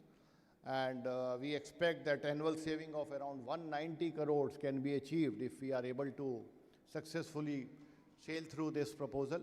And Ministry of Coal is seriously thinking about that. They have already implemented for NTPC stations, where coal savings we are expecting around 500 crores annually. Just want to add that whatever capacity we are now ordering, you have to ensure that the design coal which you are giving there should be practical. Whatever is the coal availability now and in future, that should be adhered to. You have to give proper range of coal quality. Also, you must ensure that your coal capacity is capable of flexing. Although the CA regulation stipulates it since 2010, that all units should be capable of flexing up to 40% on regular basis. There is always debate that it was not on regular basis, but regular basis, I mean that it has to have a capability to do almost daily. So you must ensure that your units are flexible in nature. As of now, almost 92% of central generating stations are able to flex up to 55%, but this figure for IPPs is only 60%. So there are few challenges with flexibility. Many SERCs are not giving any proper compensation for part load operation, because there is always efficiency and APC drop because of this flexible operation. And we are at ministry level also, we are taking up with all the SERCs to at least come out with the compensation mechanism which CRC has already given, up to 55% or up to 40%, so that all the machines are able to go up to 55% or 40%. Because you may see that there is a lot of RE curtailment going on during the month of April and May, and huge amount of RE has been curtailed. Another initiative which Government of India is taking is already mentioned by Ujjwal, that biomass co-firing, and I am happy to note that DVC is also progressing in that direction, and they have started co-firing biomass, and I think they are going ahead with MSW pellets also. And in NCR region, we have already achieved around 4.5–4.6% of co-firing of biomass pellets in the plants which are located in NCR region. Although there is a penalty in NCR region for non-adhering to this target, and this year a penalty has been imposed on 5 thermal power stations for not achieving minimum 3% which was stipulated. So I must tell you that we have to work towards co-firing of biomass pellets in the power stations. Another important point is utilization of fly ash. And I am happy to note that we were updating the guidelines issued by MOP in this regard, and we got very good suggestions from DVC, and we could implement those suggestions in the revised guidelines, and I'm thankful to DVC for giving such a nice input, and I hope that in future we'll be able to enhance our fly ash utilization, which is around 96% as of now.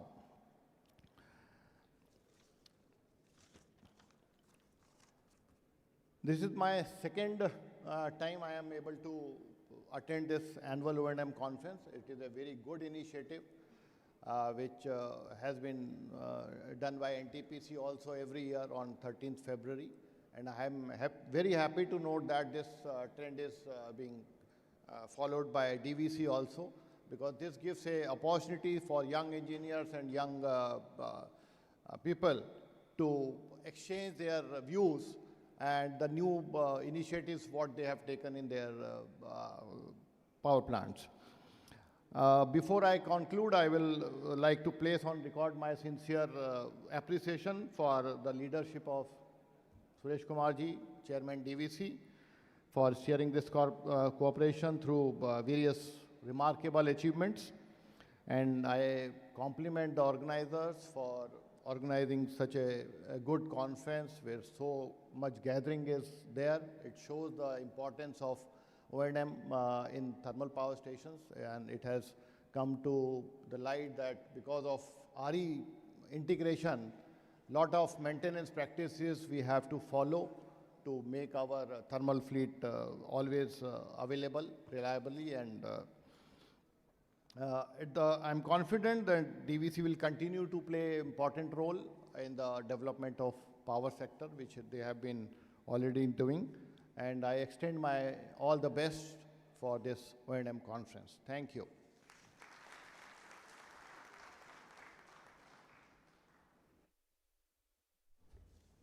Thank you very much, sir. We are indeed privileged to have you for the second time in our annual O&M conference. Your deliberations have always enriched us. Now, may I invite upon the podium the most respected Chairman, Damodar Valley Corporation, Sri S. Suresh Kumar IAS, to share his words of wisdom with us.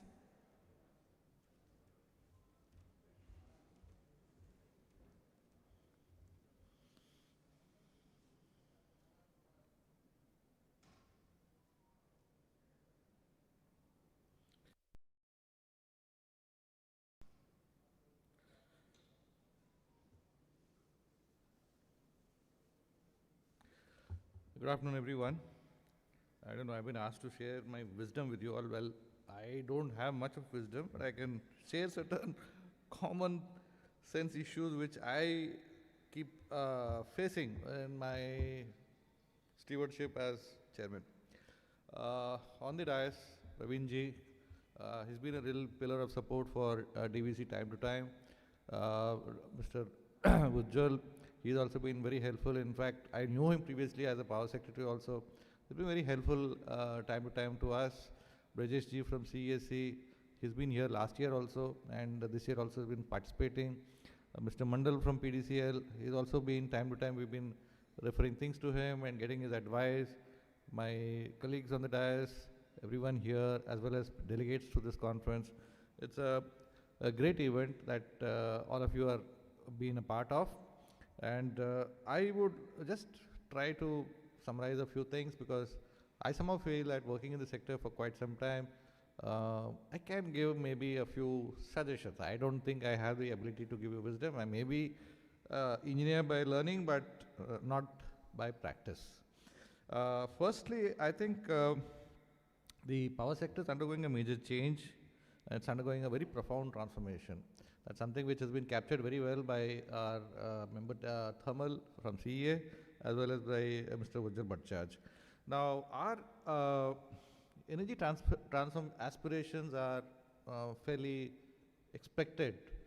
But if you were to look at it in a way, we are still starved of electricity for our own development. The energy poverty, I would put it, is so bad. We are just a third of the overall world average in terms of power consumption. And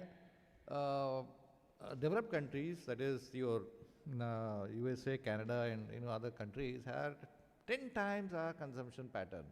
So, I mean, we have a long way to go. There is a lot of scope for improvement in the sector. We still produce comparatively, if you would count it in terms of US dollars, with as per parity, through parity, it is minuscule. Our costs are very low.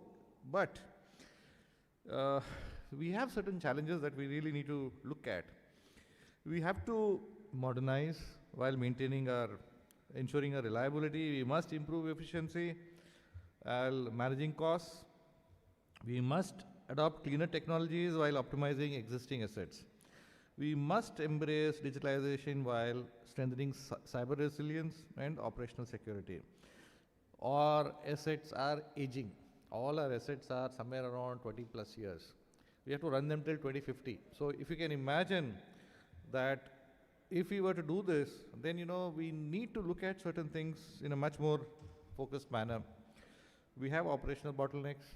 I think probably the Coal India chairman somehow didn't come, but one major sore point in our country currently is the quality of coal.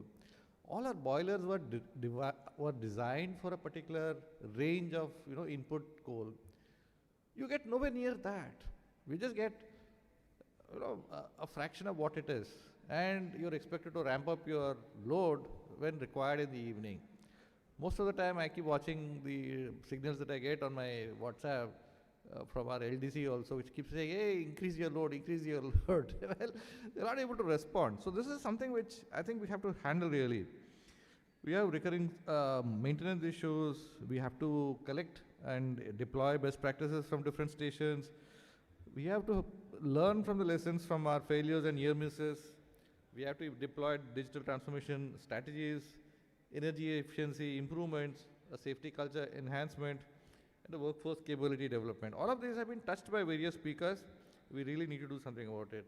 One other major issue is that safety is a very important thing. It's just not a checklist. It's a culture. So until unless we do that, well, I don't think we really making any difference. See, the coming decade is going to decide where India will be in the overall pantheon of the countries in the world. It's very critical. 2026 to the next 2035 will tell us where we will be. Without the fundamental energy security being made available through, as I say, better operations and better maintenance, we are not going to end up, whether it's a solar plant asset, whether it's a thermal asset, whether it is a battery asset, any asset has to be operated as well as maintained to the approved this thing.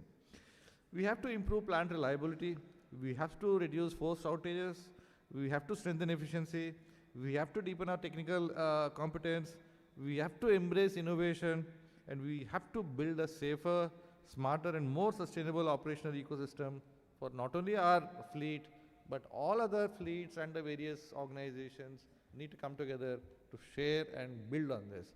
I would like to congratulate all the delegates who have come here to share their ideas as well as their thoughts, and my colleagues who have organized this conference who spent a huge amount of time in making this a success.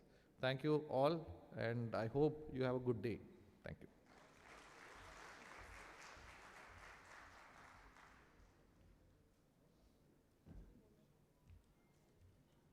Thank you very much, sir.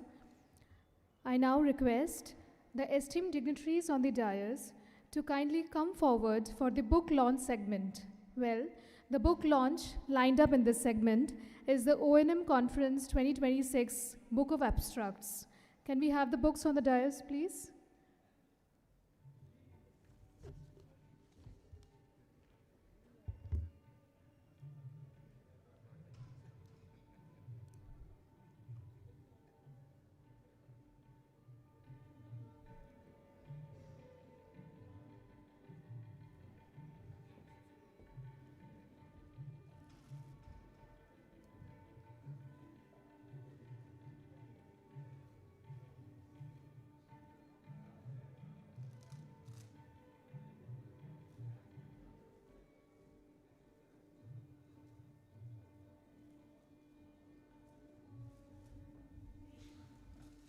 Ladies and gentlemen, please put up your hands together as we unveil the O&M Conference 2026 Book of Abstracts.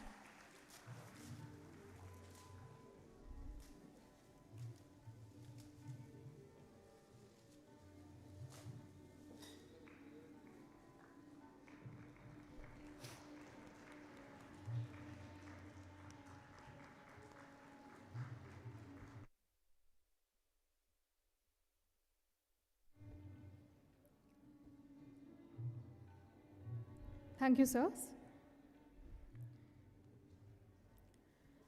I request the esteemed dignitaries on the dais to kindly take your seats in the audience as we move ahead with the technical segment of the program.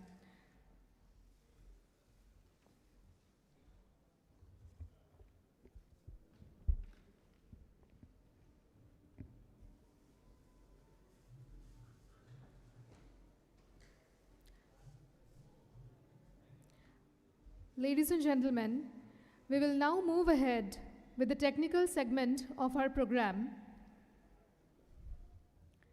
We will now move ahead with the technical segment of the program, and for this, to take you through the technical segment, myself, Meheli, and my co-anchor, Mr. Vikram Singh, we will take you through the technical paper presentations and panel discussions.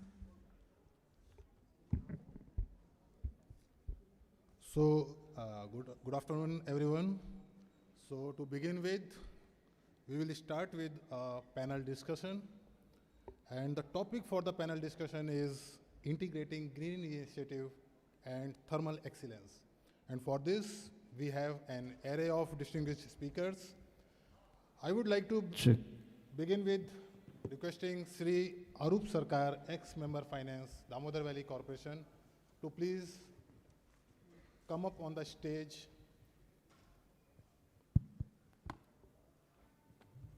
I would request Sri Ashok Kumar Nayak, Executive Director, PGCIL, to please join the panel on the stage. Now I would request Sri Abhijit Das, Executive Director, Engineering, Damodar Valley Corporation, to please join the panel up on the stage. I would also request Sri P.P. Saha, Executive Director, Operation, Damodar Valley Corporation, to please come up on the stage and join the distinguished panel. Also, I would request Sri Snehasi Samadar, Executive Director, Generation, CESC, to please come up on the stage and join the panel. This panel discussion will be moderated by Sri Rabi Chaudhary, Senior Expert, Generation, Damodar Valley Corporation. Sir, I would request you to please come up on the stage.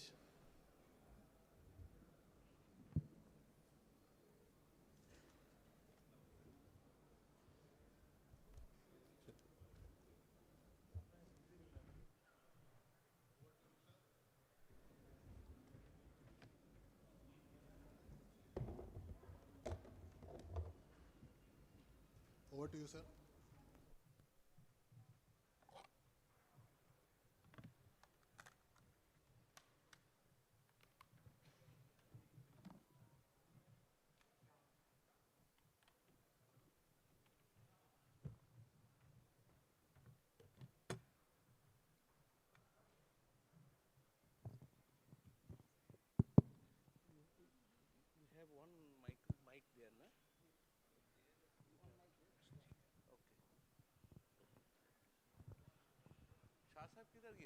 Where is Mr. P.P. Shah?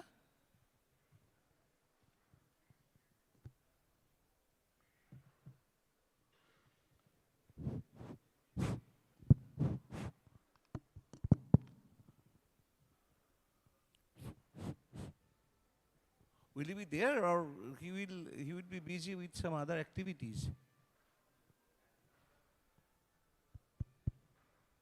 Shasa, we are waiting for you.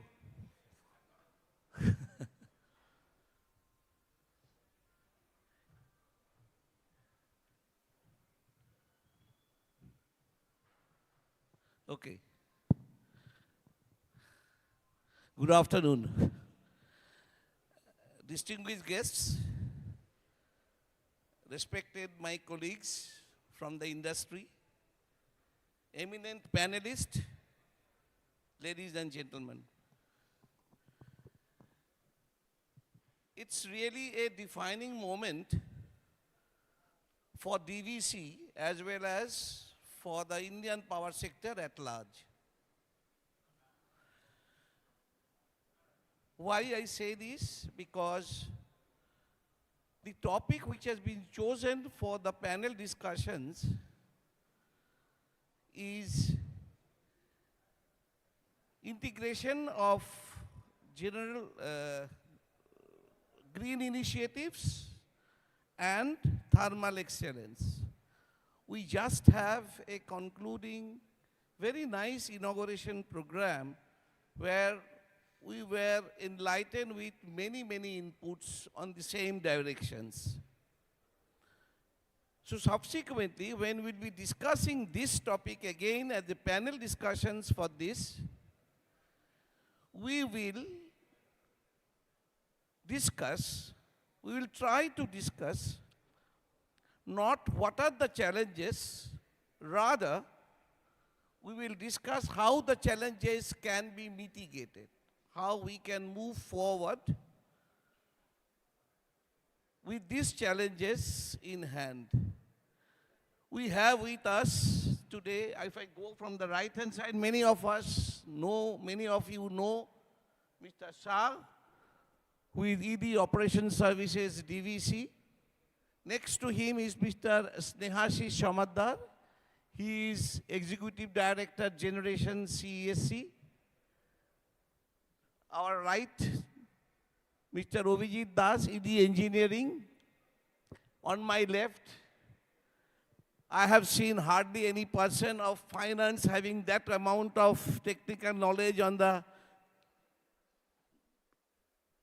power plant side, Mr. Arup Sarkar.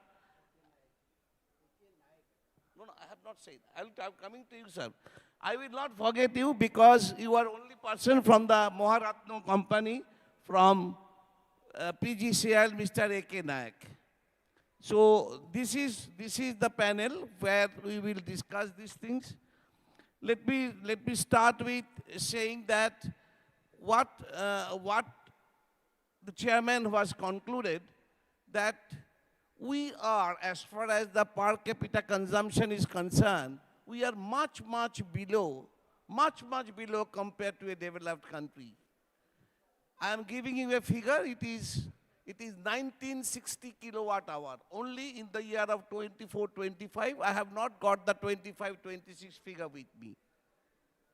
With this, and if it is 1/10 of a developing nation, the challenge of India is different from that of a developing country. What is the challenge? Challenge is we need more energy to become a developing nation, but at the same time, we need less and less carbon, which is to some extent, simultaneously requirement, and that is the challenge. Challenge is not that we will grow. Challenge is we will grow, but our carbon footprint should go on reducing with time. And that's why there is a Panchamrit which have been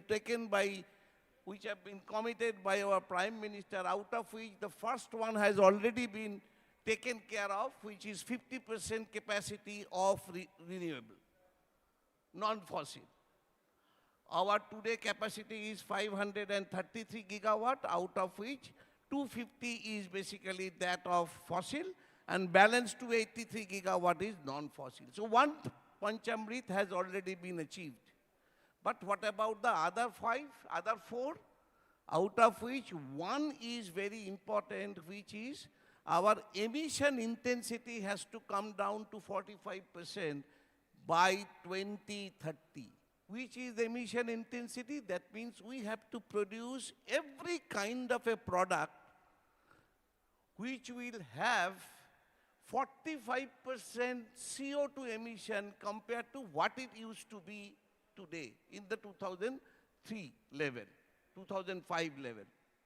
Meaning that if I used to produce 100 CO2 in 2005, I have to produce 45 kg of CO2 instead of 100 by 2030 in a simplistically way. That means we have to be more efficient.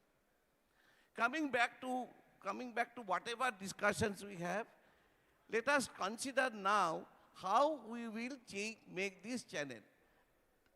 I consider that once we are available here, I will start from the left, whom I introduced last. That is from Mr. A.K. Nayak, PGCIL Executive Director. I'll be requesting him to enlighten us that what we consider that renewable energy management centers, REMCs, and AGC, automatic generation control, how these two things are being utilized by Power Grid Corporation of India Limited for making our thermal assets, which are operated in such a way so that its efficiency is not that extent sacrificed and life is also not deteriorated, which is the challenge for us. We want to know from him that by utilizing these two tools, REMCs as well as AGC, how he really takes care of the life of the thermal assets as well as efficiency of the thermal units at low load. Over to you, sir. Thank you, sir. And thank you, DVC, for giving me this opportunity. And this is my first time that I am participating in one of very good initiative by DVC on O&M conference. It has already completed 78 years of illustrious journey. Sir, it is a very nice question that now we have to use both renewable energy as well as renewable energy as well as fossil fuel energy. But as of now, the total generation is 533, out of which around 249 is for this fossil, whereas renewable is 283 gigawatt. So for that maximum generation, solar is around 28%, 140 gigawatt, and maximum generation is coming in northern region. Other region also it is there, but maximum is there. But for this, your question was renewable energy management systems. Yes, we are having renewable REMC at all our LDC, who is monitoring the your forecasting, scheduling, everything there. But question is that there are so many challenges here also, even though 283 megawatt is there, out of which solar is 140, generation very less here.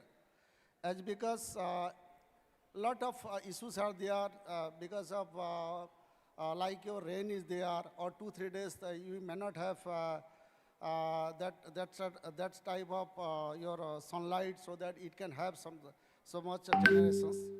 So we are using some kind of mixed type. Now your question is regarding this AGC. Yes, AGC as of now we are not using. How we can use that one, like your thermal, hydro, or your this solar and other things. But yes, it will come. Now we had already. We are having one feature. We have already commissioned one this ULDC in DVC under phase 3 also. It is having a feature called AGC, which can control everything. Because yes, under governor mode we can control thermal, but how we can integrate those RE, like so many things like BSS is coming, battery energy storage system, PSP is coming, your wind energy is coming. So how we have to control that on AGC? So that features, we are working on that one, sir. So secondly, the inertia. We have to see the, what is that, because thermal, hydro, it will have more inertia, whereas this one is having very less inertia. For that, we are having we are coming for synchronous condenser, we are coming for SBC, we are having STATCOMs. So those things we are implementing, sir. Thank you. Thank you, Mr. Pnaik, for your valued inputs. I will come back to you once again. Now I'm going from my extreme left to my extreme right. Shah sir, if you kindly take the microphone, please. Sir, as a in charge of the operation maintenance of all the DVC's fleet, be it thermal, hydel, or whatever, I just wanted to know, sir, DVC always in line with the Government of India's mission and vision. You are always with the, in aligning yourself, and your growth and investment has always in that directions. We have heard there are many critical, supercritical, ultra supercritical, pump storage plants, solar plants, many plants are coming. If you kindly let us know, for the benefit of the audience, what are the things which are coming up, and one of the Panchamrit is that we will reduce our 45% kind of a emission intensity by 2030, as well as energy produced by 2030 will be 50% from the renewable or non-fossil. How your supercritical as well as other things will be in line with this Panchamrit, and what are the commissioning, tentative commissioning targets for various units or the renewable initiatives you have been taken? Thank you, sir. Thank you. Actually, DVC is going ahead by increasing our additional capacity by 17,000 by the end of the 2031-32. Definitely, we are committed to serve with the greater initiative of the green energy. But in the meantime, as you know, everybody is knowing, that is the security and emission concern, economic dispatch, and FDRE has become the major challenge for the thermal power stations.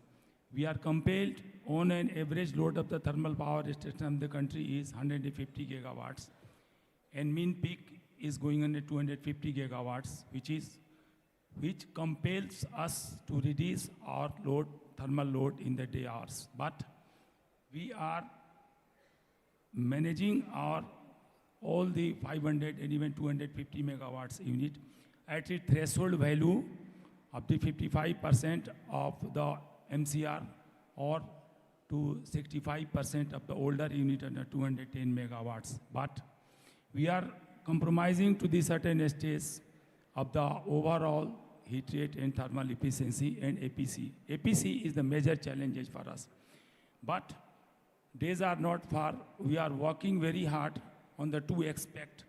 That is green integration, that is the renewable. We are having at Tilaiya and Maithan, that is renewable energy, the RE, that is hydel, and as well as the floating solar. Floating solar we are doing, that is the main outcome of the green energy. And apart from that, we are also doing a biomass firing to reduce the carbon emission. We are installing 2 into 800 megawatt at Kodarma supercritical unit, and ultra critical, and 2 into 600 megawatt at Raghunathpur thermal power stations, that is the super thermal power station. Actually, what is happening, as CA Praveen Gupta Sahab rightly told, we are supposed to get the compensation to achieve the thermal load of the 40%, but it is well within the limits and ambit of the ultra critical and supercritical that can be operated at the 40% of the base load, because that is working in a sliding pressure, and by opening the technically of the HPLP bypass, that is easily being operated wherever it has been installed at the 40% of the base load, 30% of the MCR, because, and without compromising of the heat rate and APC. So we are also heading towards that. My colleagues also has rightly told that as per the COP commitment of the Honorable Prime Minister 26 commitment in the year of 2021, that is the 50% of the power requirement by 2030 is to be met through the renewable, and reduction of the 1 billion carbon is to be done by 2030, and net zero by 2070. That is our commitment. In the meantime, what is happening? Why we are being compelled to reduce the thermal load in the day hours? Because lot of the RE generation are in the pipeline. We are not in a position to integrate with the grid to maintain the grid stability. He has rightly told AGC. Why AGC is in the picture? It is required to maintain the load, base load, and the dispatch, between the dispatch and the load, to maintain the grid stability, to maintain the grid frequency. Similar things, the most biggest challenges which we are facing in the thermal power stations, to reduce the load and to ramp up and ramp down. That is, ramp up within the 15 minutes and ramp down immediately, because on the 1st May, what has happened in our country, that the energy was available at the 0 paise. So if we are generating more, we are at the rate loser. We are not getting the money through the generation, but the saving is the best mechanism. Only saving is the best mechanism through which we can get more and more benefits. More and more we are generating, there is a more loss from the thermal. But hydel, we are not in a position to integrate, but in the days to come, definitely we are having the planning to integrate through the hybrid, in the hybrid mode, that is through the battery storage system and the solar energy. In the meantime, we are also going to install the 250 megawatt battery storage energy system that will work up to 250 megawatts minimum for the period of 2 hours. That will be great help for us. And the most astonishing things for us, that is the BTL, which is a disheartening moment for all of us, that in the peak hours, we are supposed to get down the unit as and when the BTL takes place. That is the major challenge. Not only we are facing, actually what is happening, what I have noticed and what I have seen in the thermal power stations, the moment we are reducing the load, there is a temperature extension which is taking place. There is a difference of the header temperature extension at the 2 points is 25 to 40 degrees Celsius, which we are not in a position to cope up.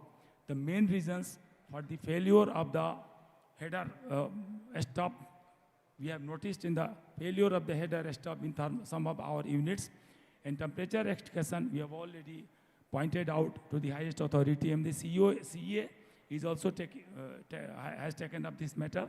And not only DVC, the entire thermal power station, the 500 megawatt or 250 megawatts, which are operating at the part load, because these units were not designed to operate at this load. And the unit was designed to operate at the 3,500, minimum 4,000 GCV coal, but we are not getting that much of the quality of the coal. And the moment we are feeding the best quality of the coal, it is very difficult to reduce the load. But the moment we are getting the worst quality of the coal, it is very difficult to ramp up the machine within the time framework. And if we are not in a position to operate, to increase the load or to optimize the load at the low frequency, definitely there is a provision of the penalty. So we are achieving, by and large, as directed by the CRC, and as per the requirement of the end users, we are generating at the optimum cost, and it is our commitment to generate either through FDRE or through the thermal generation to meet the environmental norms and to meet the environmental challenges are ahead, and we are meeting the environmental norms. This is our commitment. Thank you, Mr. Shah. Thank you very much for your valued inputs as well as an enlightening answers for the questions. Now I will be just taking a leap from your side to our engineering friend, Mr. Das.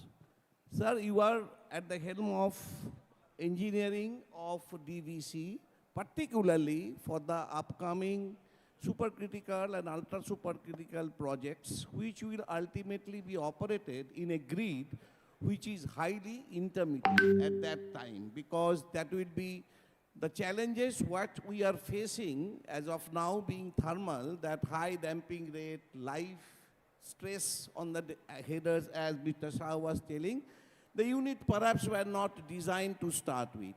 But for the ultra supercritical and critical project, where you will at this point of time making the specifications of those units, what are the special provisions you are keeping so that our efficiency is not sacrificed as well as health issue is not compromised? If you kindly enlighten us with those.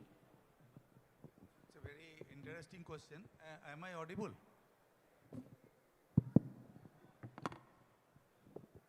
First of all, let me clarify.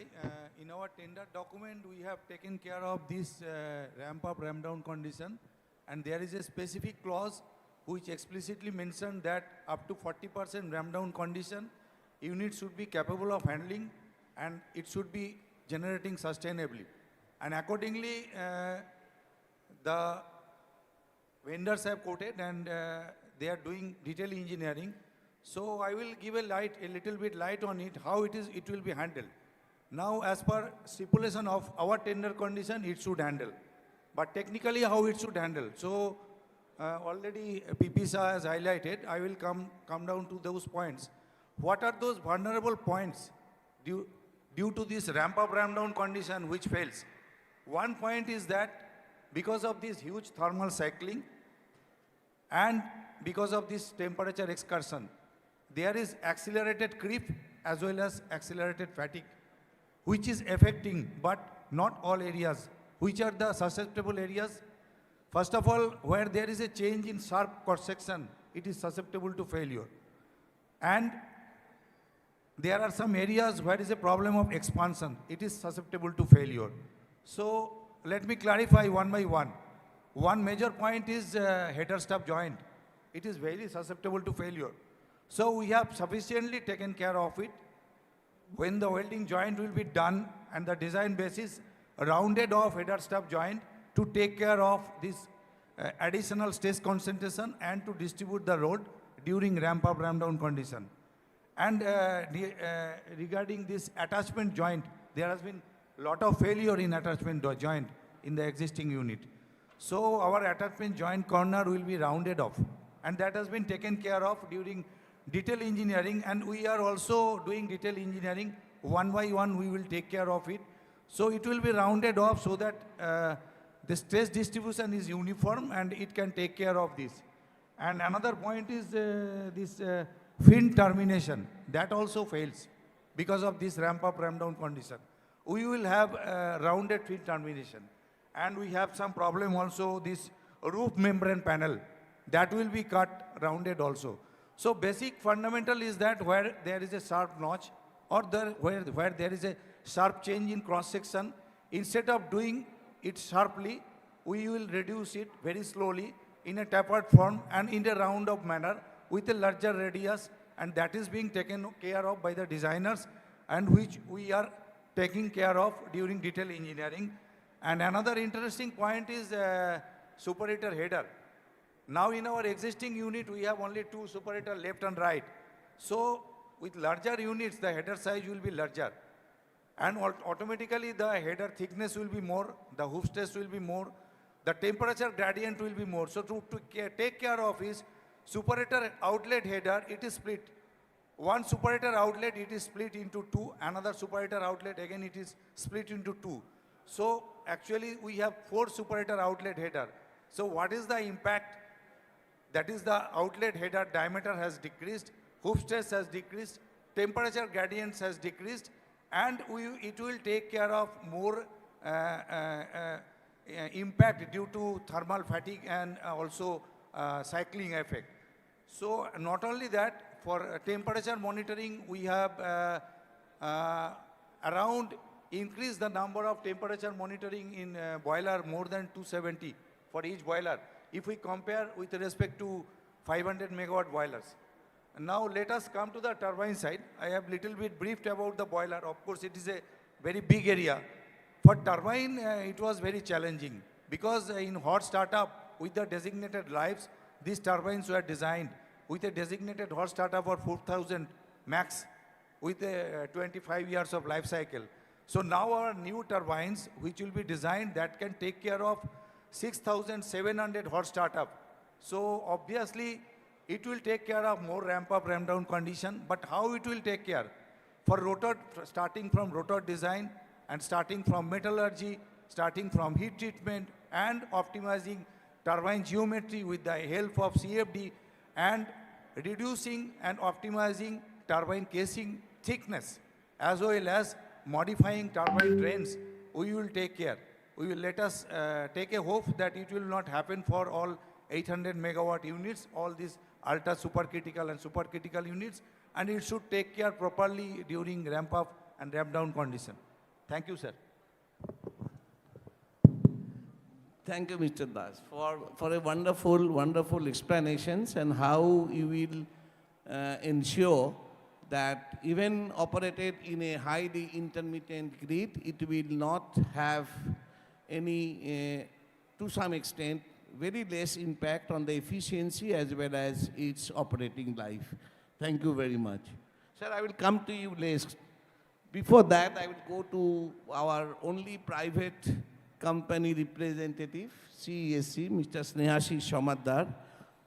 I will try to find out that since you are operating in a limited area of network, how you find that application of digital technology, whether it is artificial intelligence or it is a machine learning or it is a data analytics or it's a three-dimensional drawing, 3D drawings, how you find that it is really help you in making your units free from less stress, or rather free from more stress, and giving you the confidence of running at such a high PLF. What you have taken initiatives in the digital front in the application towards operation of your BTG? Thank you. This is a very, very relevant question. As we understand, since morning we have been hearing that flexibilization of thermal assets now is inevitable.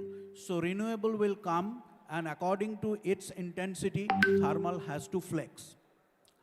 It sounds little paradoxical, but we have to admit that low load efficiency is the only survival tool.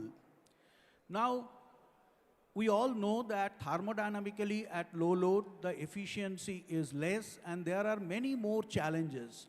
Associated with that, the swings, the thermal stresses that the assets will be facing, which will accelerate its life, remnant life, I should say, and also the efficiency of different assets, the response of the different assets, at the same time, the low load emission, that also will take a toll. So how to combat that? Obviously, until and unless we do something which is covered under digital transformation or integrating digital initiatives into our day-to-day operation, this cannot be taken care of. As an example, I should say that in our organization a few years back, we started the remote monitoring station, where from different stations, the DCS online data is coming, and through advanced pattern recognition system, this is a G1 system, we are able to catch the minuscule deviation, though it is much lower than the alarm level set by the OEM in the plant. So from that data, the initial scanning is also done by the software, and if it is an instrument problem or something very silly where there is not, the logics are not making sense, they will not put it on a serious note, but other things which are really serious and need intervention, the advisories are generated and transmitted to the respective plants for taking action. Now, this is not enough. Thing is that flexibilization is impacting reliability, it's impacting efficiency, it's impacting cost effectiveness. So the next level, what we started, that we need to build models. There are many technology providers, I'm coming to that later on, who can give lot of digital solutions. But point is that, as Mr. Bhattacharya has very rightly mentioned in the inaugural speech, that until and unless the people who are on the desk, who are really running our assets, they are included in the whole process of digitization, the effectiveness will not be achieved. So what we have done, we have identified the people who are interested in writing the Python codes or Excel, different Excel models. And from the DCS online data, we have created by our own engineers huge number of models which really take care of the operational, which monitors basically the performance of the assets, the reliability of the assets, and also the continuous monitoring of the APC with detailed drill down backup. Total almost 60 models, such models have been created by our own engineers in different categories. Is it good enough? No, because these are all Excel. So we need to upgrade it to the next level. So now we are going for Aviva Pi, wherefrom we will be building more number of models and more effectively they can be utilized. We have got a system of discussing every deviation in the running parameters or whatever efficiency parameters on the last day. That we do it routinely every day, encompassing all the plants. But that's post facto. So until and unless it is done online by the operators and the corrective measures are taken, the effectiveness will not be visible. Now these models are available on the desk and people are using it and we are getting benefit of it. With that, we will be taking it to the next level. One particular project I must mention here and happy to share that we have created in our Haldia plant one APC prediction module. Given the ambient temperature of today, relative humidity, your coal figure, the PLF at which the machine is running, it can predict what is the best APC you can achieve right now. And we are continuously monitoring the deviation from that figure with the running APC that we are getting. This particular model that we have developed, that has been considered, that has been recognized by the government of India through a patent. So it's a patented model. Similar, many other models we have applied, which we have developed for patent. I must say another small area before I finish, that for the cost effectiveness at the low load operation particularly, the coal blending and how you are utilizing your coal, because you cannot have very good quality coal all the time. But at the same time, when the peak demand, peak period comes, then definitely you have to maximize your generation. So the coal bunkering, blending of coal, putting them in the specific bunker, taking that particular bunker into operation at the right time as per the schedule, all these things can be managed digitally much better, and we have started doing that. Because in one of the plants where we used to operate in the summer days at 90% and above PLF continuously, now in the solar period, it is coming down to almost 55%. So, I mean, to deal that, we have developed this and it's very useful, and I'm sure we can take it forward. Thank you. Thank you. It's very difficult for a technocrat when gets passionate about his work and go on telling and telling. I understand these things. And now I will come to my last panelist, Mr. Arup Sarkar, which I will be having a very specific question pertaining to DVC. Sir, we have in the inaugural sessions, we have heard from Mr. P.P. Shah that yes, DVC has commissioned almost all the FGDs, barring a few. But in the latest 25-26 MOEF MOP notification, the carpet kind of a must category has been removed, that it is not absolutely must for FGD to be commissioned.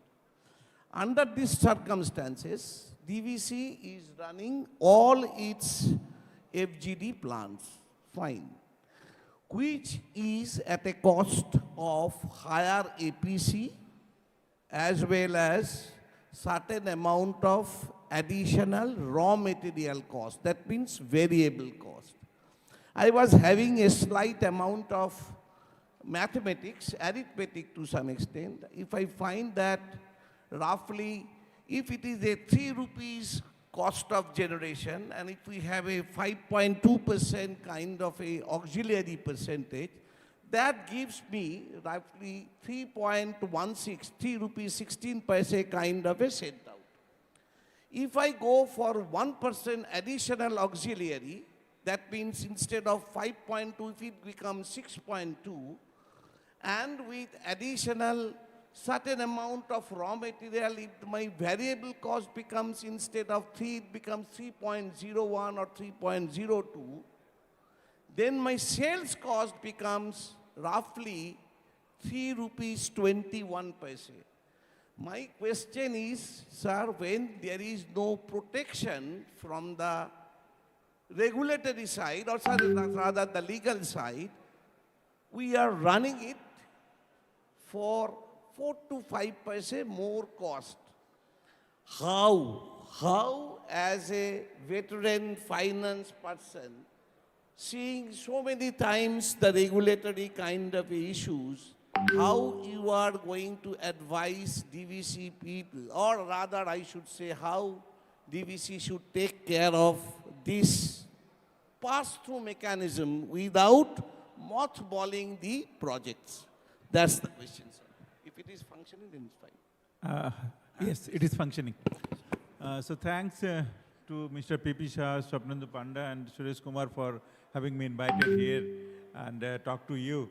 It is almost 14 days I have superannuated, and 2 days back I was thinking whether I am able to remember all this flexible operation, bundling, commercial aspect. But yes, coming here, I have a great feeling. So coming to his pertinent question, whether there should be mothballing. So far, DVC is concerned, we have majorly make all the FGDs operated, barring the Mejia's one. And Mejia is also will come into the generation side very soon. So that means we have done the major expenditure there in Mejia. So far Chandrapura was concerned, once in the July amendment came, there is a divergent view from the earlier legal position that B and C, B is optional kind of thing, case to case basis, and C there should not be any FGD required for running the plant. And nationally, if you see, 67% plants are out of this because of this amendment. Now, DVC, one is operational, one is coming to the operational stream, and Chandrapura, we have already closed the purchase order. So there will be no more FGD in the Chandrapura. So we have done the capital expenditure of almost 4,600 crores. And since it is in operation, we have started billing. So why DVC has brought all these FGDs? Because it was a change of law. It was a compulsion, although it has mostly accepted by the company like government companies like NTPC and DVC. Maybe some private companies have ignored that. But it is also a good commercial aspect also, because once we have brought the FGD, brand new machines into the production stream, and you start billing, and these has no retrospective impact. Whatever changes have been done, as per me, nothing have been mentioned clearly that what will be the impact if we have the system in operation or major expenditure have been done.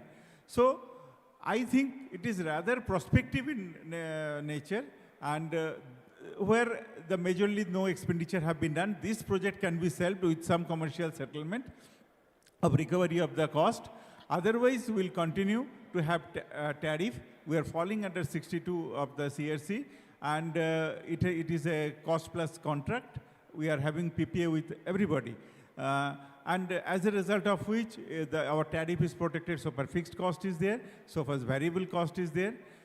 In our last DVC hosted a last customer meet at customer meet, wherein this point was also deliberated. And some of our beneficiaries objected to that you should stop running. Then we made it clear that we are not going to stop running, neither will stop raising the bill, because it is a reality and we have spent so much, and whatever the advantages are coming, that is also not less. So I feel the tariff petition we have filed for new plant, upcoming plant, the tariff petition will be filed by our commercial department, and will also try to make out what are the real advantage, impact of the environment. And although it is not required, maybe all the data may not be required to be shared with the stakeholders, but DVC will continue to find out what are the benefits are there on environmental front, and I don't feel that there is any issue of recovery of the tariff as of now, and things should be made clear by the authority, and I expect something positive will come in this regard. Thank you. Thank you very much for the well, prudent and strong argument in favor of running of it. So thank you very much. Now we have first round of questions for all our panelists. I was given 45 minutes. We have hardly another 5-10 minutes kind of a thing. So I will be requesting that if in the audience, if you have any questions towards any of the panelists, because I want to stick to the time. That's the boundary conditions. It started at 12:45. I will conclude it by 13:30, maximum 13:35. So I will be just requesting anyone from the audience, if you have any questions towards any of the panelists, including me, kindly come up. Otherwise, I will have my questions to them and a single line answer from them. To the audience, please. If anybody has any questions for any clarifications, whatever.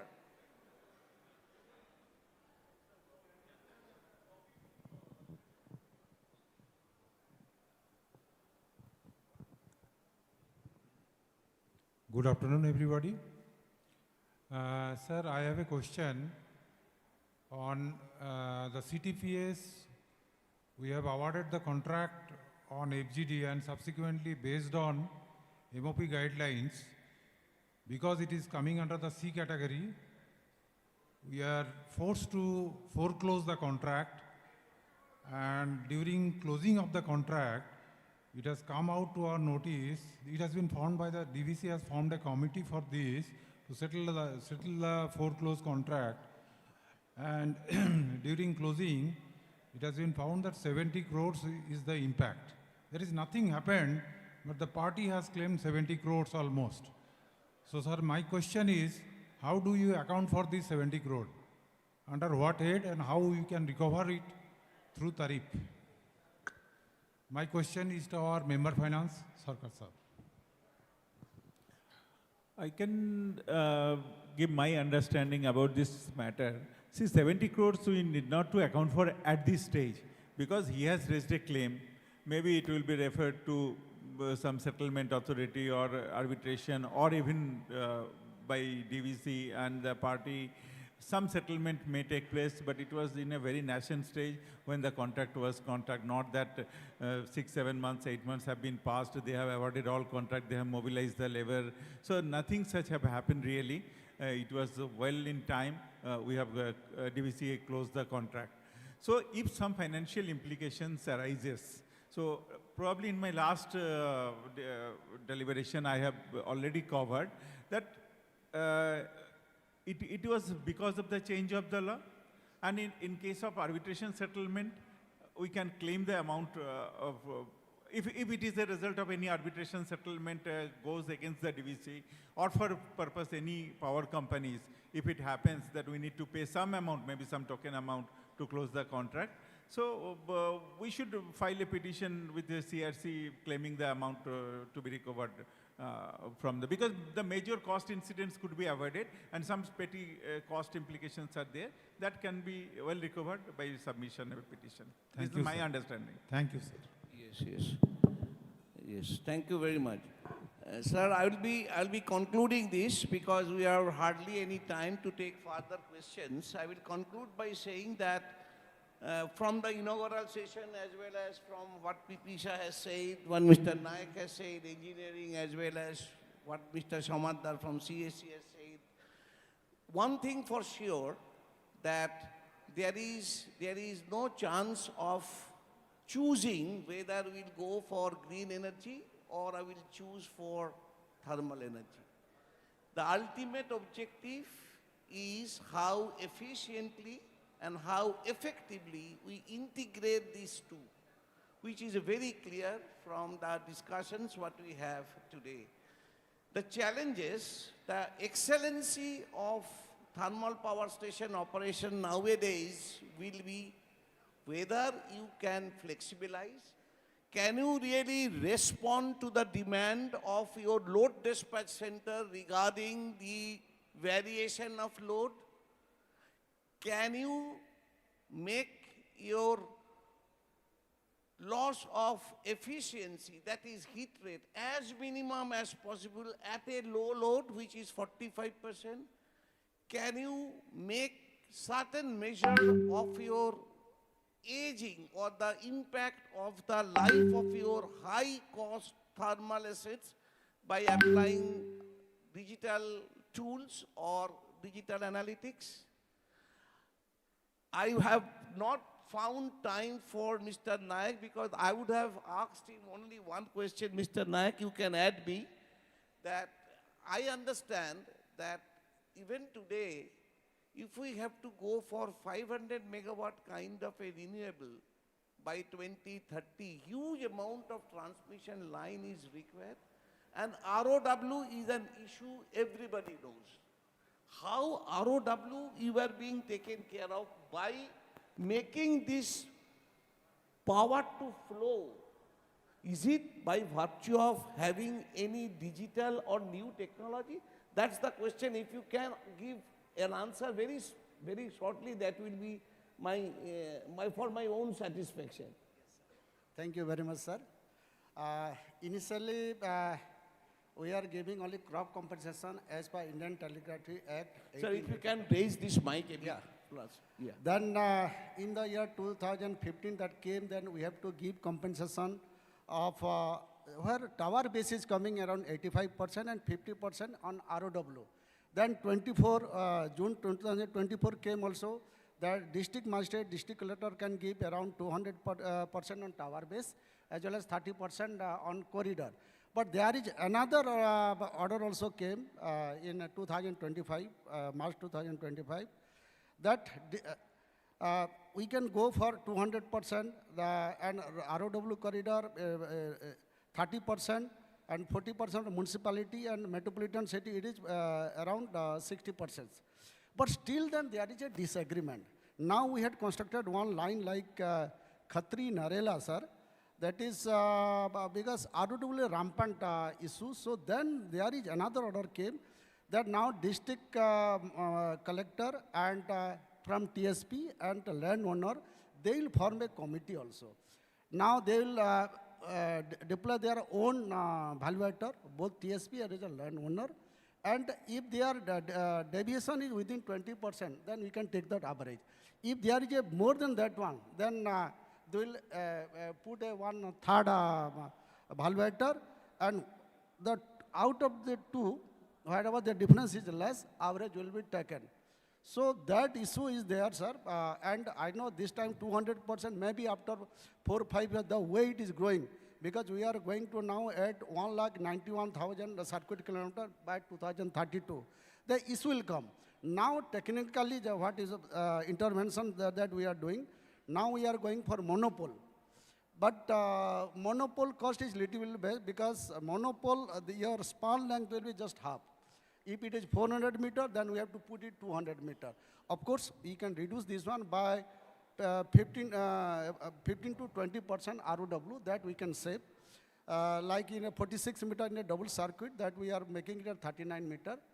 So that way we can change. Another way is by using this narrow base tower.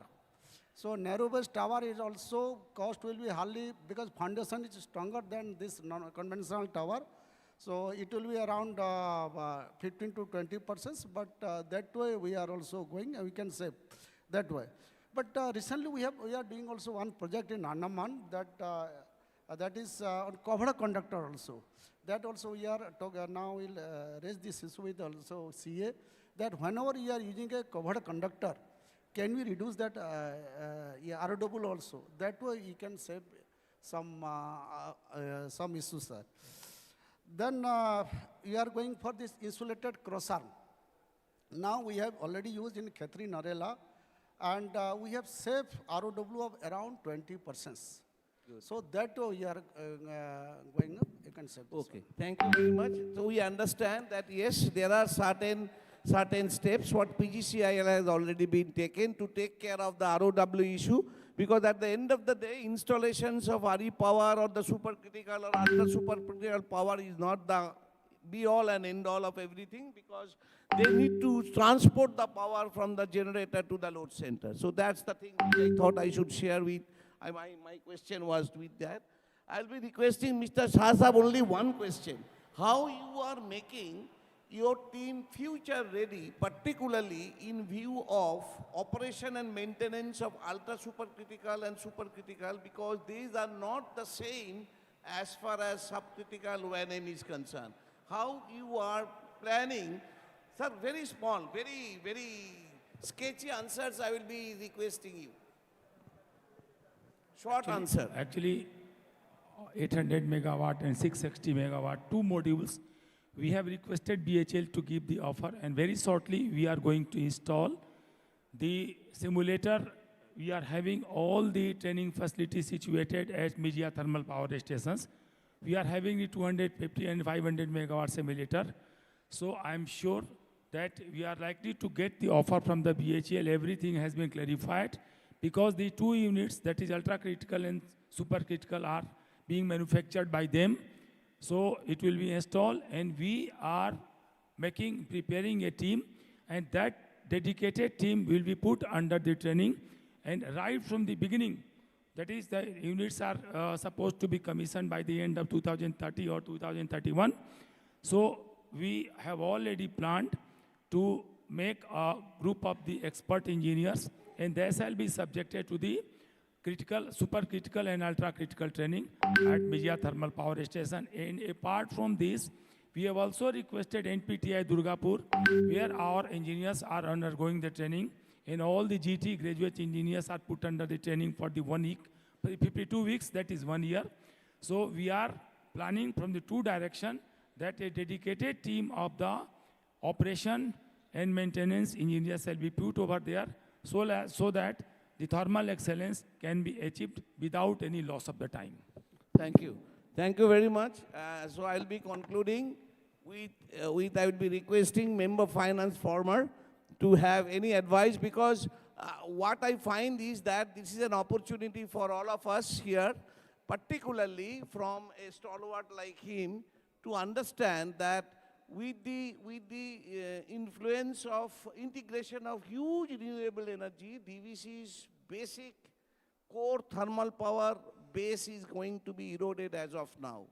As a result, if my bottom line is impacted, what is his advice so that my bottom line erosion will be as minimum as possible, and it will make a business sense for all of us to walk in that path? If you have any advice for the O&M team, or for that matter, whoever is present here.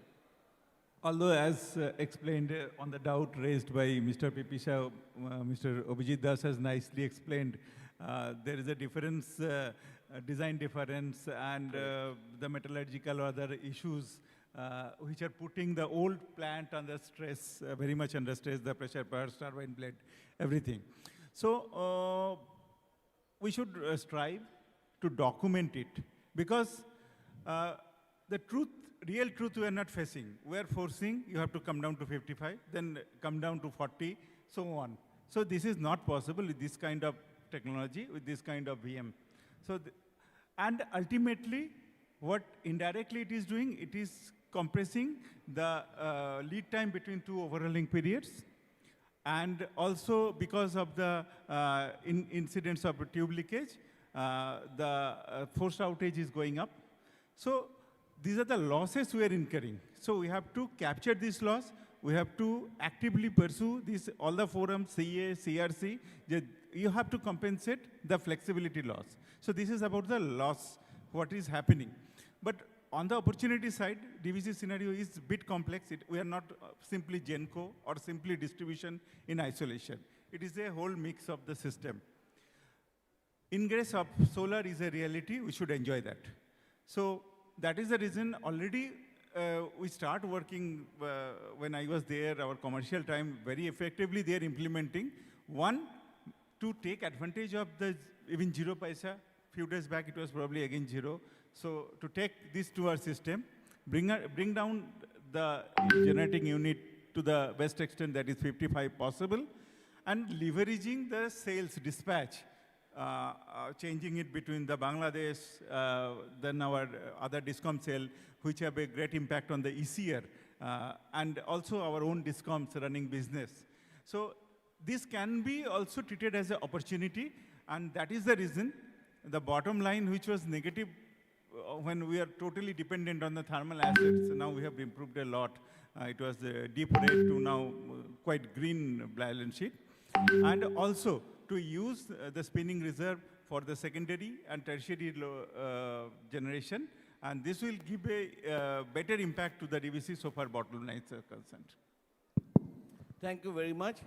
I really thank all the panelists. Because of paucity of time, I am not asking further questions to Mr. Samadar as well as Mr. Das, because it's a lunch time almost we have reached. So we are concluding these things. My only one request to each and every one, that before we leave from this hall tomorrow, we must make a commitment to ourselves that next day onwards, we must involve personally in a way so that this transition, we help this transition and make the benefits out of it, both commercially and technically, so that we can ultimately make an environment-friendly, resilient, cost-effective Indian power sector for our future generation.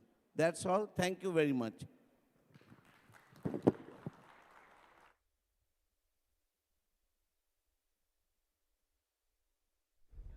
Your claps are not justifying the intense panel discussion. थोड़ा और ज़्यादा हो सकता है.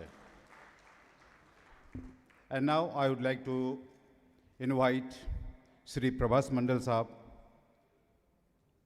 Chief General Manager, Corporate Operations Services, for the felicitation of all the panelists.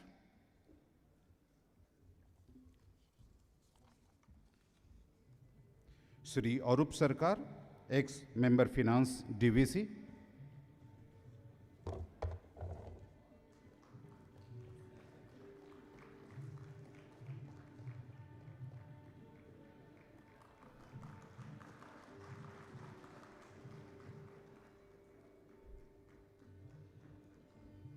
To Mr.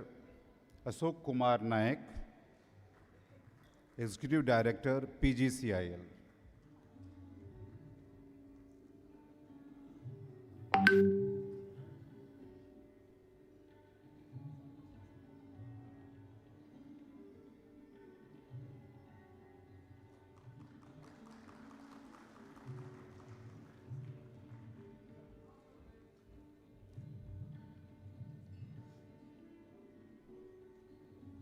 And now to Sri Abhijit Das, Executive Director, Engineering, DVC.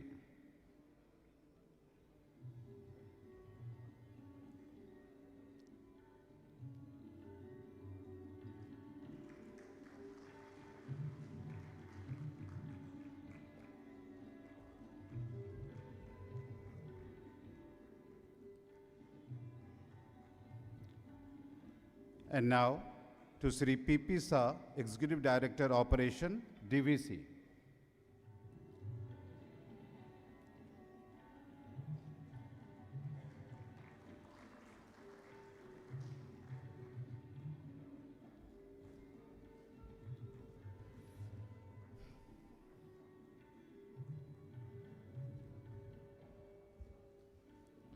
And now to Sri Snehasi Samadar, Executive Director, Generation, CESC.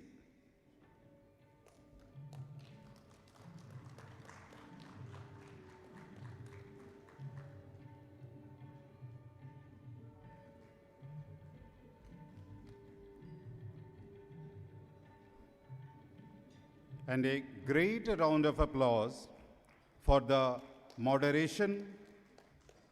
It was moderated by Sri Ravi Chaudhary, Sri Senior Consultant, Damodar Valley Corporation. It was impactful with full of energy.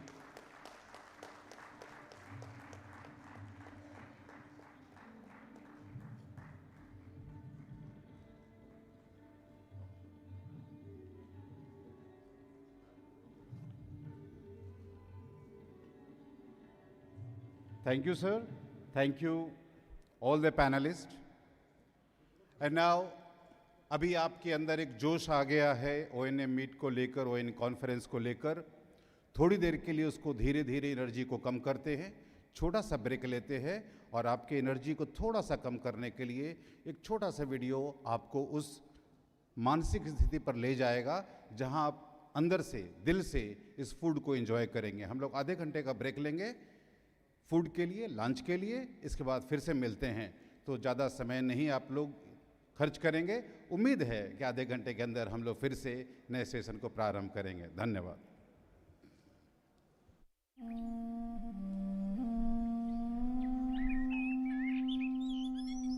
पूष की ठंडी शांत सुबह और लहरों की चंचल कौतूहल, भोर के जागे खग विहग संग, मंद पवन भी करती हलचल. खड़े वृक्ष हरे भरे बहुत सारे, देखो मैथन डैम किनारे. मनमोह विहंगम दृश्य झील का, उस पर बैठा घोर कुहासा.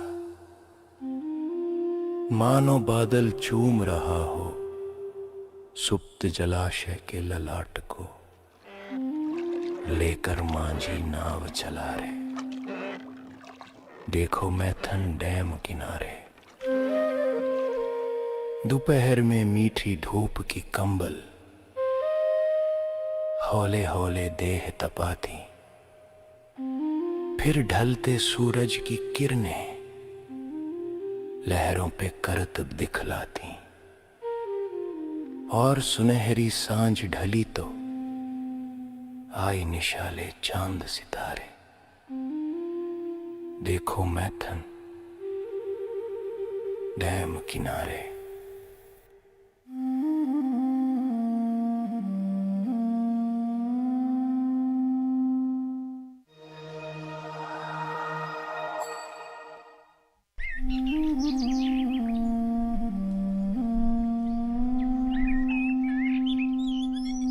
पूष की ठंडी शांत सुबह और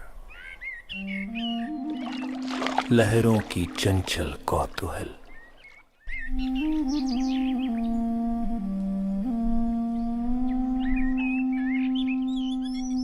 पूष की ठंडी शांत सुबह और लहरों की चंचल कौतूहल, भोर के जागे खग विहग संग मंद पवन भी करती हलचल। खड़े वृक्ष हरे भरे बहु सारे, देखो मैथन डैम किनारे। मनमोह विहंगम दृश्य झील का, उस पर बैठा घोर कुहासा, मानो बादल चूम रहा हो सुप्त जलाशय के ललाट को, लेकर मांझी नाव चला रे। देखो मैथन डैम किनारे। दोपहर में मीठी धूप की कंबल हौले हौले देह तपाती, फिर ढलते सूरज की किरणें लहरों पे करतब दिखलाती, और सुनहरी सांझ ढली तो आई निशाले चांद सितारे। देखो मैथन डैम किनारे।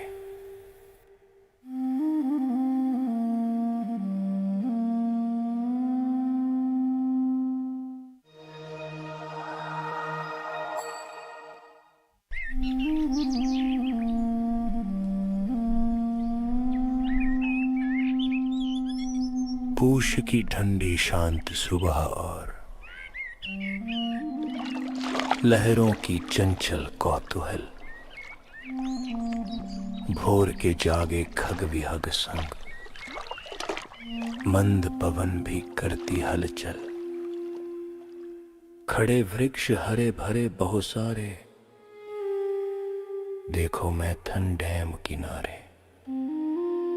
मनमोह विहंगम दृश्य झील का,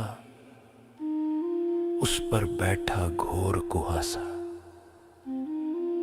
मानो बादल चूम रहा हो सुप्त जलाशय के ललाट को, लेकर मांझी नाव चला रे। देखो मैथन डैम किनारे। दोपहर में मीठी धूप की कंबल हौले हौले देह तपाती, फिर ढलते सूरज की किरणें लहरों पे करतब दिखलाती, और सुनहरी सांझ ढली तो आई निशाले चांद सितारे। देखो मैथन डैम किनारे।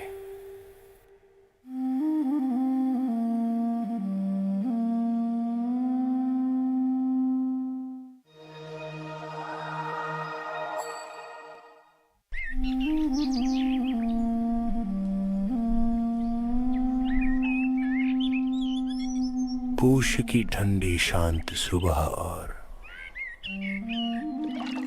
लहरों की चंचल कौतूहल, भोर के जागे खग विहग संग मंद पवन भी करती हलचल। खड़े वृक्ष हरे भरे बहु सारे, देखो मैथन डैम किनारे। मनमोह विहंगम दृश्य झील का, उस पर बैठा घोर कुहासा। मानो बादल चूम रहा हो सुप्त जलाशय के ललाट को, लेकर मांझी नाव चला रे, देखो मैथन डैम किनारे। दोपहर में मीठी धूप की कंबल हौले हौले देह तपाती, फिर ढलते सूरज की किरणें लहरों पे करतब दिखलाती। और सुनहरी सांझ ढली तो आई निशाले चांद सितारे, देखो मैथन डैम किनारे।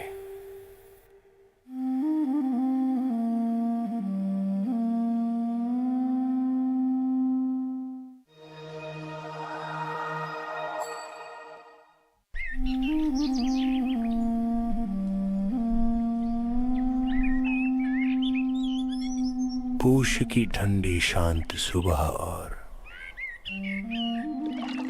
लहरों की चंचल कौतूहल,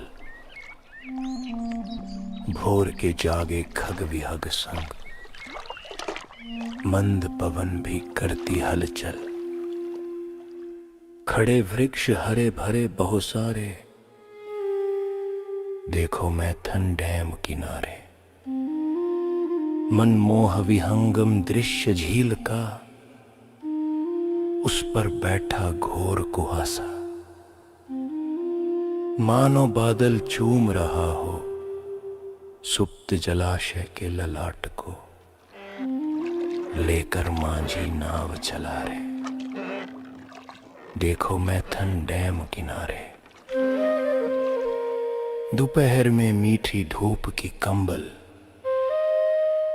हौले हौले देह तपाती, फिर ढलते सूरज की किरणें लहरों पे करतब दिखलाती। और सुनहरी सांझ ढली तो आई निशाले चांद सितारे, देखो मैथन डैम किनारे।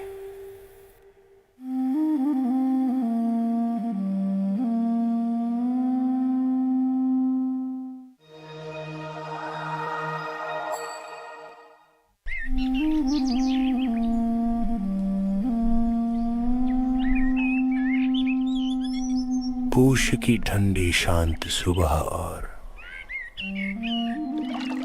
लहरों की चंचल कौतूहल,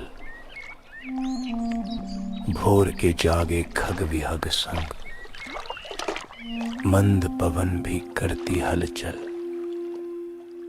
खड़े वृक्ष हरे भरे बहुत सारे, देखो मैथन डैम किनारे। मनमोह विहंगम दृश्य झील का, उस पर बैठा घोर कुहासा। मानो बादल चूम रहा हो सुप्त जलाशय के ललाट को, लेकर मांझी नाव चला रे, देखो मैथन डैम किनारे। दोपहर में मीठी धूप की कंबल हौले हौले देह तपाती, फिर ढलते सूरज की किरणें लहरों पे करतब दिखलाती। और सुनहरी सांझ ढली तो आई निशाले चांद सितारे, देखो मैथन डैम किनारे।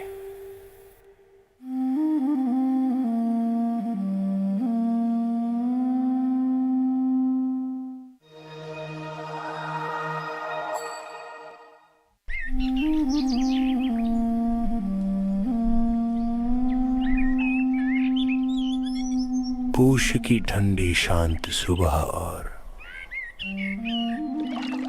लहरों की चंचल कौतूहल, भोर के जागे खग विहग संग, मंद पवन भी करती हलचल। खड़े वृक्ष हरे भरे बहुत सारे, देखो मैथन डैम किनारे। मनमोह विहंगम दृश्य झील का, उस पर बैठा घोर कुहासा। मानो बादल चूम रहा हो सुप्त जलाशय के ललाट को, लेकर मांझी नाव चला रे, देखो मैथन डैम किनारे। दोपहर में मीठी धूप की कंबल हौले हौले देह तपाती, फिर ढलते सूरज की किरणें लहरों पे करतब दिखलाती। और सुनहरी सांझ ढली तो आई निशाले चांद सितारे, देखो मैथन डैम किनारे।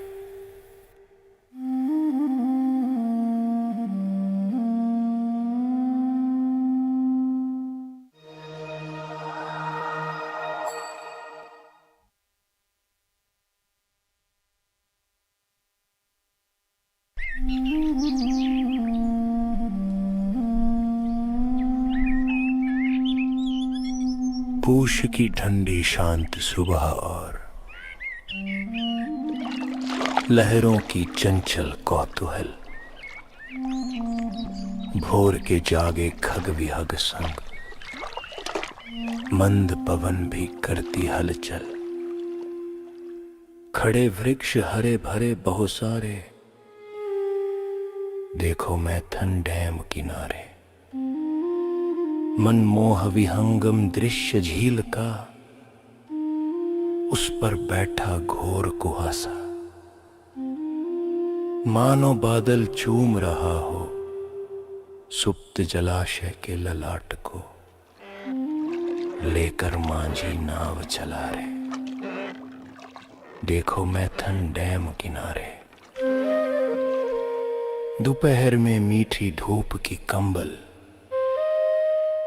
हौले हौले देह तपाती, फिर ढलते सूरज की किरणें लहरों पे करतब दिखलाती। और सुनहरी सांझ ढली तो आई निशाले चांद सितारे, देखो मैथन डैम किनारे।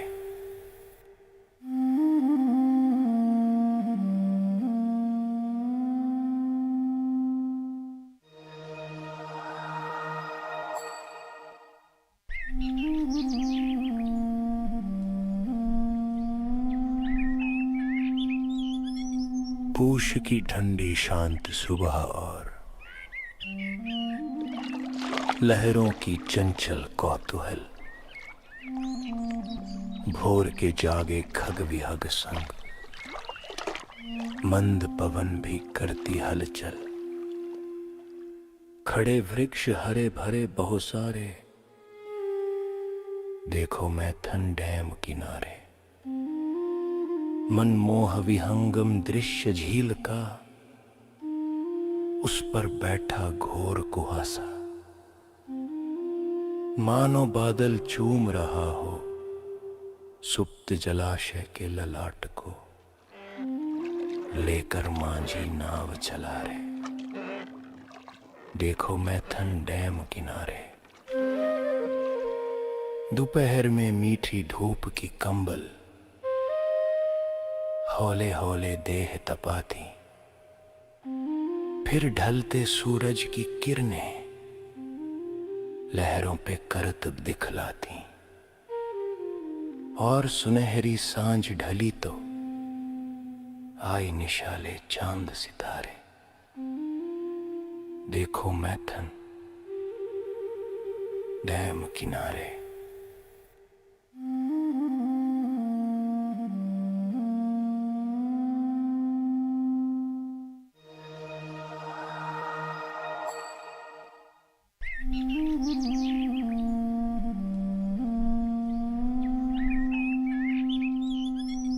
पूष की ठंडी शांत सुबह और लहरों की चंचल कौतूहल, भोर के जागे खग विहग संग, मंद पवन भी करती हलचल। खड़े वृक्ष हरे भरे बहुत सारे, देखो मैथन डैम किनारे। मनमोह विहंगम दृश्य झील का, उस पर बैठा घोर कुहासा। मानो बादल चूम रहा हो सुप्त जलाशय के ललाट को, लेकर मांझी नाव चला रे, देखो मैथन डैम किनारे। दोपहर में मीठी धूप की कंबल, हौले हौले देह तपाती, फिर ढलते सूरज की किरणें लहरों पे करतब दिखलाती। और सुनहरी सांझ ढली तो आई निशाले चांद सितारे, देखो मैथन डैम किनारे।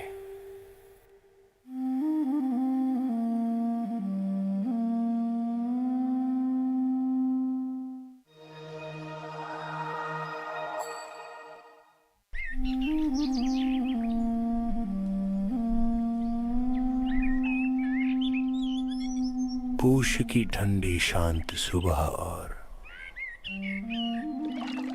लहरों की चंचल कौतूहल, भोर के जागे खग विहग संग, मंद पवन भी करती हलचल। खड़े वृक्ष हरे भरे बहुत सारे, देखो मैथन डैम किनारे। मनमोह विहंगम दृश्य झील का, उस पर बैठा घोर कुहासा। मानो बादल चूम रहा हो सुप्त जलाशय के ललाट को, लेकर मांझी नाव चला रे, देखो मैथन डैम किनारे। दोपहर में मीठी धूप की कंबल, हौले हौले देह तपाती, फिर ढलते सूरज की किरणें लहरों पे करतब दिखलाती। और सुनहरी सांझ ढली तो आई निशाले चांद सितारे, देखो मैथन डैम किनारे।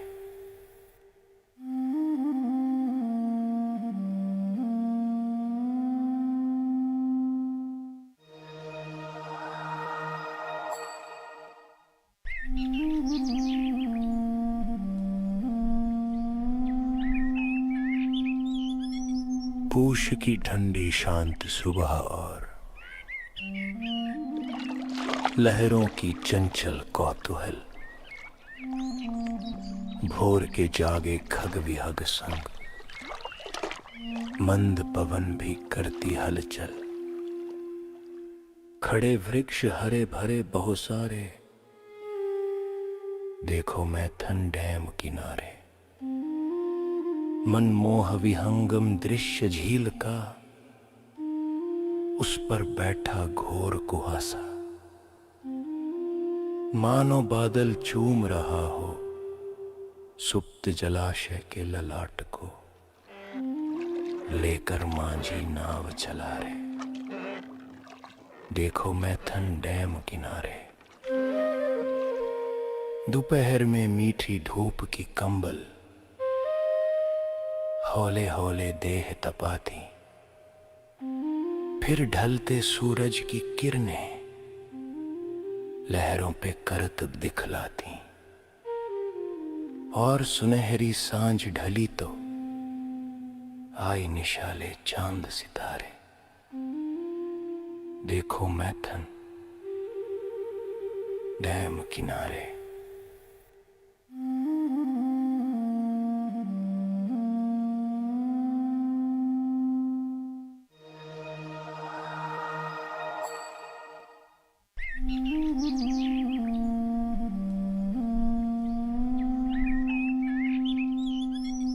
पूष की ठंडी शांत सुबह और लहरों की चंचल कौतूहल, भोर के जागे खग विहग संग, मंद पवन भी करती हलचल। खड़े वृक्ष हरे भरे बहुत सारे, देखो मैथन डैम किनारे। मनमोह विहंगम दृश्य झील का, उस पर बैठा घोर कुहासा। मानो बादल चूम रहा हो सुप्त जलाशय के ललाट को, लेकर मांझी नाव चला रे, देखो मैथन डैम किनारे। दोपहर में मीठी धूप की कंबल हौले हौले देह तपाती, फिर ढलते सूरज की किरणें लहरों पे करतब दिखलाती। और सुनहरी सांझ ढली तो आई निशाले चांद सितारे।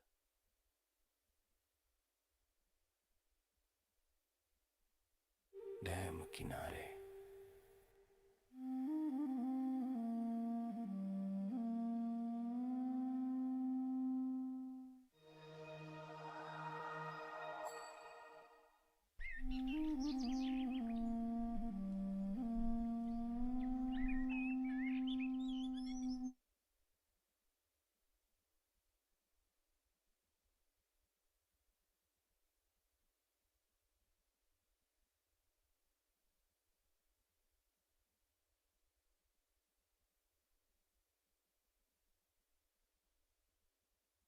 বল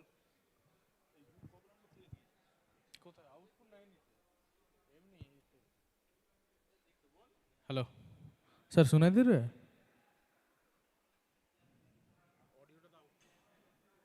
hello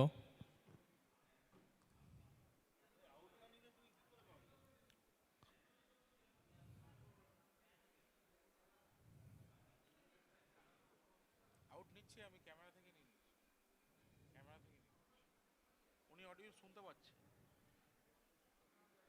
hello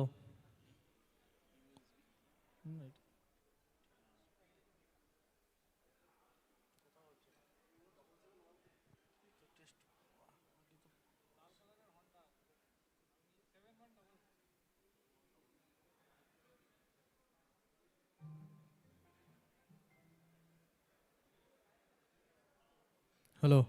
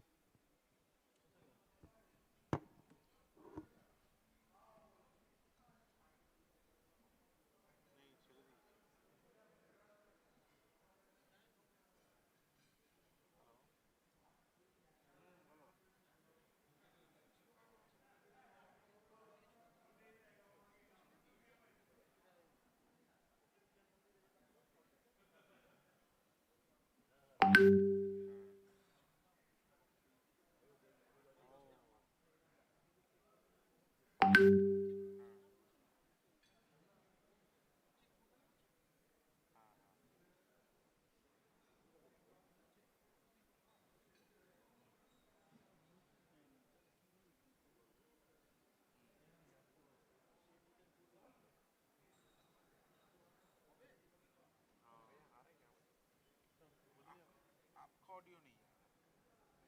hello hello join কাট গিয়া क्या না ওখানে অডিওটা দিয়ে দেখো তো বা এক মিনিট হ্যালো হ্যালো আউট আউটে দেখো হ্যালো হ্যালো শুনতে পাচ্ছ? ক্যামেরা অন আছে কি? ক্যামেরা অন আছে? হ্যালো হ্যাঁ ক্যামেরা ওই ক্যামেরাটা অন আছে? আরে এখানের অডিওটা না, ওনার ওনার অডিওটা এখানে আউট। ঠিক আছে ঠিক একদম একটুখানি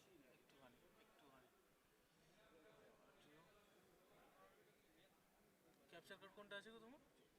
উপরেরটা না এটা ডিজিটাল অডিও তাই তো? হ্যালো এইটা এটা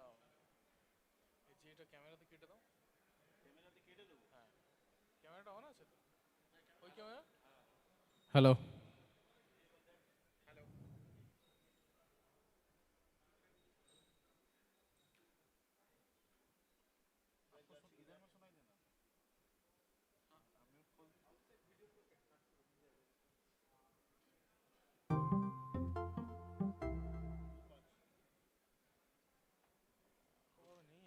इसका ऑडियो आ रहा है इधर देखिए टेस्ट कर रहा है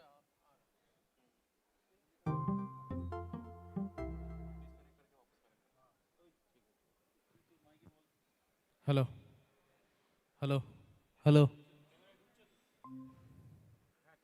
हेलो हेलो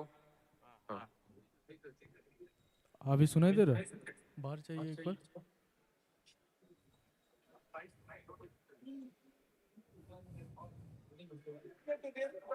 हेलो हाँ सुनाई दे रहा है। हेलो हाँ सुनाई दे रहा है। ओके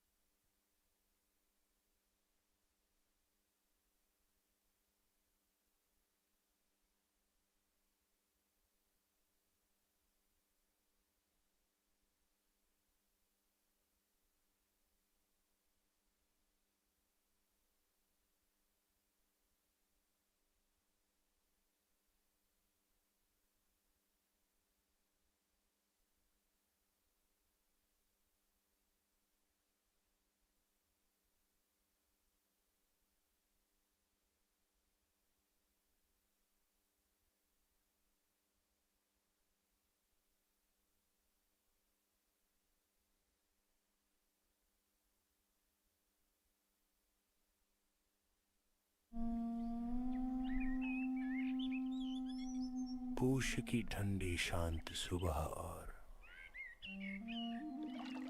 लहरों की चंचल कौतूहल, भोर के जागे खग विहग संग, मंद पवन भी करती हलचल।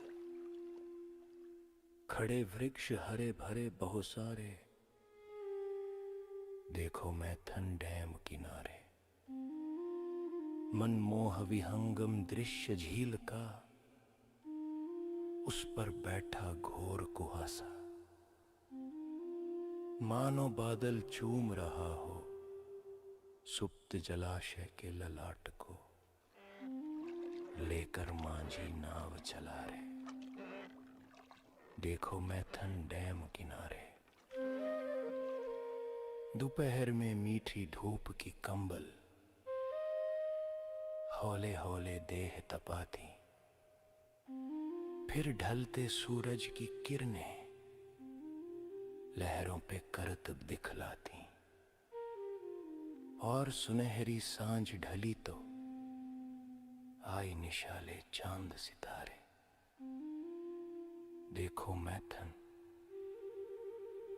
डैम किनारे।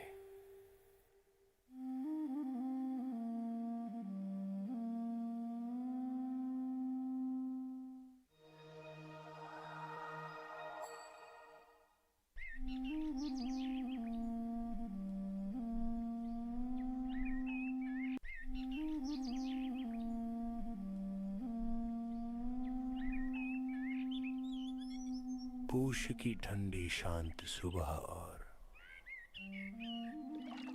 लहरों की चंचल कौतूहल,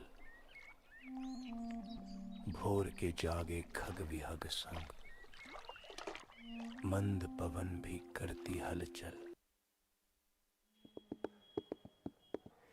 यार बोर हो रहे हैं, घूमने चलेगा? कहाँ? वो दामोदर की घाटी में। अरे वहाँ क्या मिलेगा? आओ दिखाते हैं।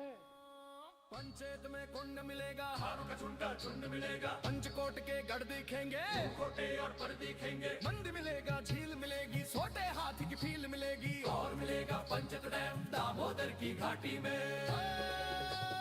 दामोदर की घाटी में, दामोदर की घाटी में, दामोदर की घाटी में, दामोदर की घाटी में। जय चंडी में शक्ति मिलेगी, तेल कुपी में भक्ति मिलेगी, दशहरे की साड़ी भी है, डोकरा शिल्पकारी भी है, कल्याणेश्वरी दहील मैथन की खूबसूरत झील, टापू मिलेंगे, जंगल मिलेंगे, और मिलेगा मैथन डैम दामोदर की घाटी में। दामोदर की घाटी में, दामोदर की घाटी में, है दामोदर की घाटी में, दामोदर की घाटी में। रजरप्पा में नदी किनारे देखो शक्ति पीठ पुकारे, पार्श्वनाथ शांत करेगा, कोनार खुशियां भर देगा, हजारी बाग में झील दिखेगी, फिर केनेरी हिल दिखेगी, बड़े बड़े जंगल भी है, नरसिंह का टेम्पल भी है, वेट आइलैंड झुमरी तिलिया, और मिलेगा डीवीसी डैम दामोदर की घाटी में।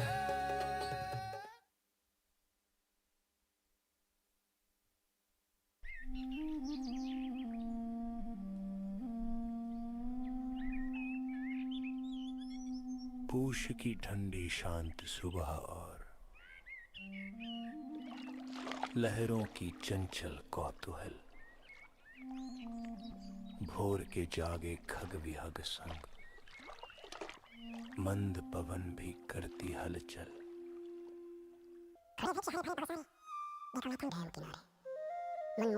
दृश्य झील का, उस पर बैठा घोर कुहासा, मानो बादल चूम रहा हो सुप्त जलाशय के ललाट को, लेकर मांझी नाव चला रे, देखो मैथन डैम किनारे। दोपहर में मीठी धूप की कंबल हौले हौले देह तपाती, फिर ढलते सूरज की किरणें लहरों पे करतब दिखलाती, और सुनहरी सांझ ढली तो आई निशाले चांद सितारे, देखो मैथन डैम किनारे।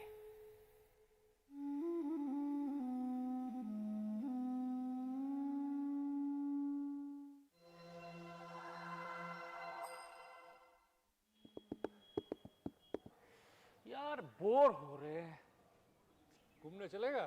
कहाँ? वो दामोदर की घाटी में। अरे वहाँ क्या मिलेगा? आओ दिखाते हैं। पंचेत में कुंड मिलेगा, हारों का झुंड मिलेगा, पंचकोट के गढ़ दिखेंगे, कोटे और पर दिखेंगे, मंदिर मिलेगा, झील मिलेगी, सोटे हाथी की फील मिलेगी, और मिलेगा पंचेत डैम दामोदर की घाटी में। दामोदर की घाटी में, दामोदर की घाटी में, दामोदर की घाटी में, दामोदर की घाटी में। जय चंडी में शक्ति मिलेगी, तेल कुपी में भक्ति मिलेगी, दशहरे की साड़ी भी है, डोकरा शिल्पकारी भी है, कल्याणेश्वरी दहील मैथन की खूबसूरत झील, टापू मिलेंगे, जंगल मिलेंगे, और मिलेगा मैथन डैम दामोदर की घाटी में।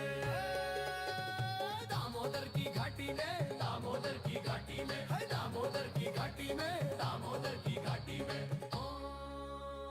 रजरप्पा में नदी किनारे देखो शक्ति पीठ पुकारे, पार्श्वनाथ शांत करेगा, कोनार खुशियां भर देगा, हजारी बाग में झील दिखेगी, फिर केनेरी हिल दिखेगी, बड़े बड़े जंगल भी है, नरसिंह का टेम्पल भी है, वेट आइलैंड झुमरी तिलिया, और मिलेगा डीवीसी डैम दामोदर की घाटी में।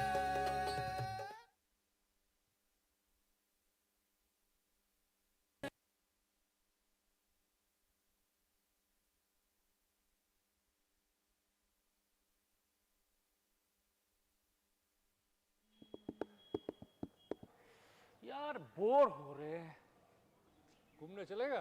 कहाँ? वो दामोदर की घाटी में। अरे वहाँ क्या मिलेगा? आओ दिखाते हैं। पंचायत में कुंड मिलेगा, हारों का झुंड मिलेगा, पंचकोट के गढ़ दिखेंगे, कोटे और पर दिखेंगे, मंद मिलेगा, झील मिलेगी, छोटे हाथी की फील मिलेगी, और मिलेगा पंचत डैम दामोदर की घाटी में, दामोदर की घाटी में, दामोदर की घाटी में, दामोदर की घाटी में, दामोदर की घाटी में, जय चंडी में शक्ति मिलेगी, तेल कुपी में भक्ति मिलेगी, दशहर की साड़ी भी है, डोकरा शिलकारी भी है, कल्याणेश्वरी दहील मैथन की खूबसूरत झील, टापू मिलेंगे, जंगल मिलेंगे, और मिलेगा मैथन डैम दामोदर की घाटी में, दामोदर की घाटी में, दामोदर की घाटी में, दामोदर की घाटी में, दामोदर की घाटी में। रजरप्पा में नदी किनारे देखो शक्ति पीठ पुकारे, पार्श्वनाथ शांत करेगा, कोनार खुशियां भर देगा, हजारी बाग में झील दिखेगी, फिर केनेरी हिल दिखेगी, बड़े बड़े जंगल भी है, नरसिंह का टेम्पल भी है, बैट आइलैंड झुमरी तिलिया, और मिलेगा डीवीसी डैम दामोदर की घाटी में।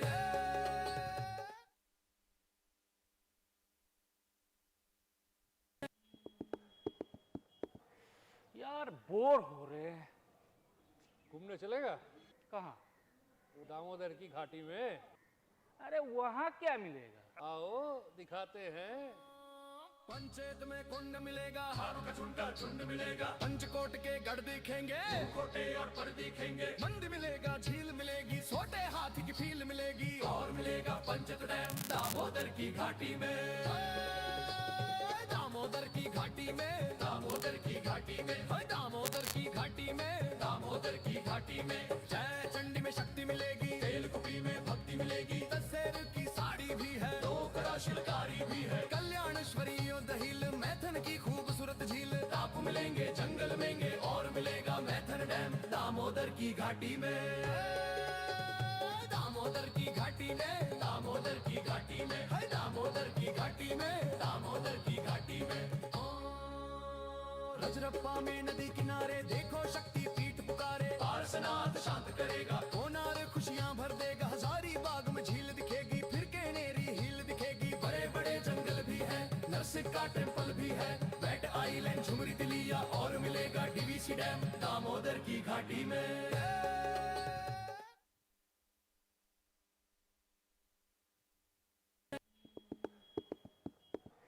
यार बोर हो रहे हैं, घूमने चलेगा? कहाँ? वो दामोदर की घाटी में। अरे वहाँ क्या मिलेगा? आओ दिखाते हैं।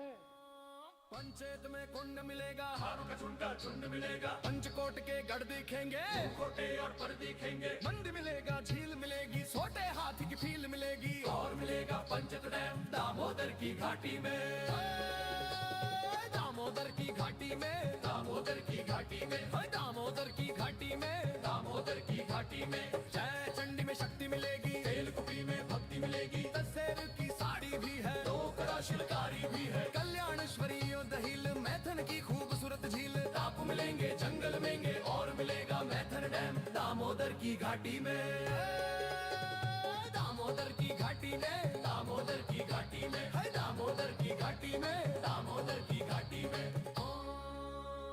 रजरप्पा में नदी किनारे देखो शक्ति पीठ पुकारे, पार्श्वनाथ शांत करेगा, कोनार खुशियां भर देगा, हजारी बाग में।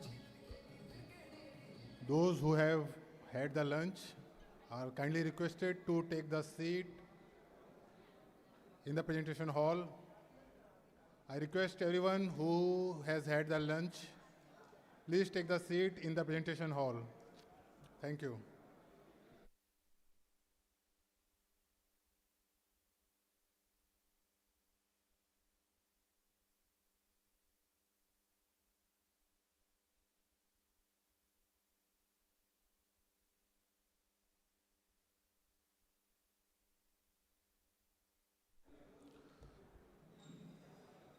Soon we are going to start with the presentation from Corporate Operations Services of Damodar Valley Corporation. Everyone is requested to take the seat in the presentation hall.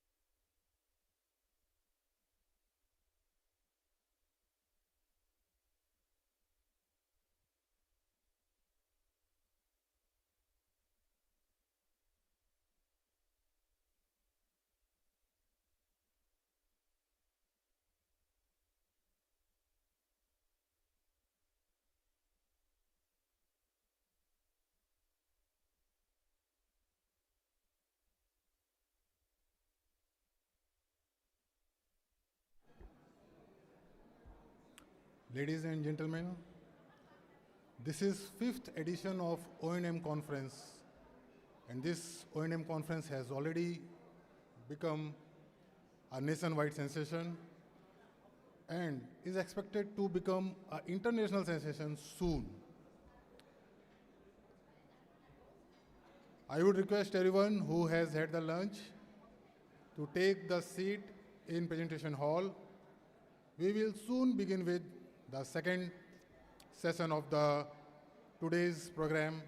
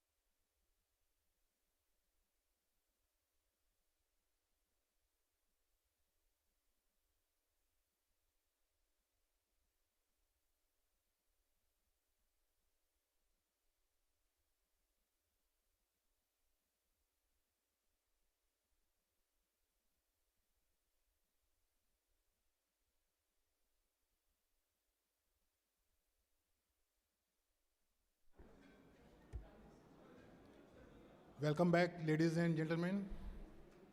We are now going to start with the second session of today's program.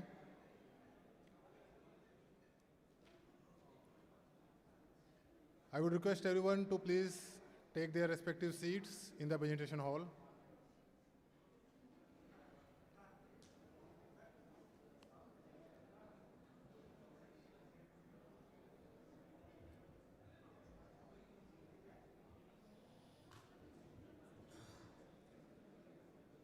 And now we will begin with the presentation by Corporate Operations Services of Damodar Valley Corporation for this O&M conference. For this, I would request Sri Ashish Daab sir, DGM Corporate Operations Services, to please present the presentation for Corporate Operations Services. Sir, please. Good afternoon, sir. Respected chairmen at DVC, respected members DVC, respected EDs DVC, all other esteemed dignitaries, paper presenter, and participants online, offline. On behalf of Corporate Operation Services, I welcome all to this O&M Conference 26. Sir, now India energy sector has reached a new height. On 25th April, in this year, we have achieved a new target, a new record. That is, on that day, India met the peak demand at around 256.1 gigawatt. That was the all-time highest, ever highest. And that target achieved with the energy mix of coal, hydro, RE, and other sources. And this reflects that still coal is our backbone, because 66 to 72% energy made by the coal sector. And RE is escalating day by day. Now you see, sir, in the DVC's history from 1953, we have raised our capacity to 6540 on this day. And the energy mix, today we have a 97% thermal, 2% hydro, and 1% RE. And if you see the generation aspect, DVC always helps our country by participating PLF ahead of the national PLF. Always, last 6 years, we have ahead against the national PLF. And you see, sir, DVC's green initiative strategy, DVC having holistic approach to achieve that theme, today's theme, because DVC having capacity expansion program, as well as modernization program, environmental compliance program, thermal flexibility program, fuel security and quality management program, as well as coal and RE hybrid program. This is our roadmap, and on this roadmap, obviously we will achieve the target. And this is the DVC's next capacity expansion roadmap, 2031-32, and obviously we achieve this roadmap because our projects are really in execution stage at Raghunathpur, at Kodarma, at Durgapur, at Chandrapura.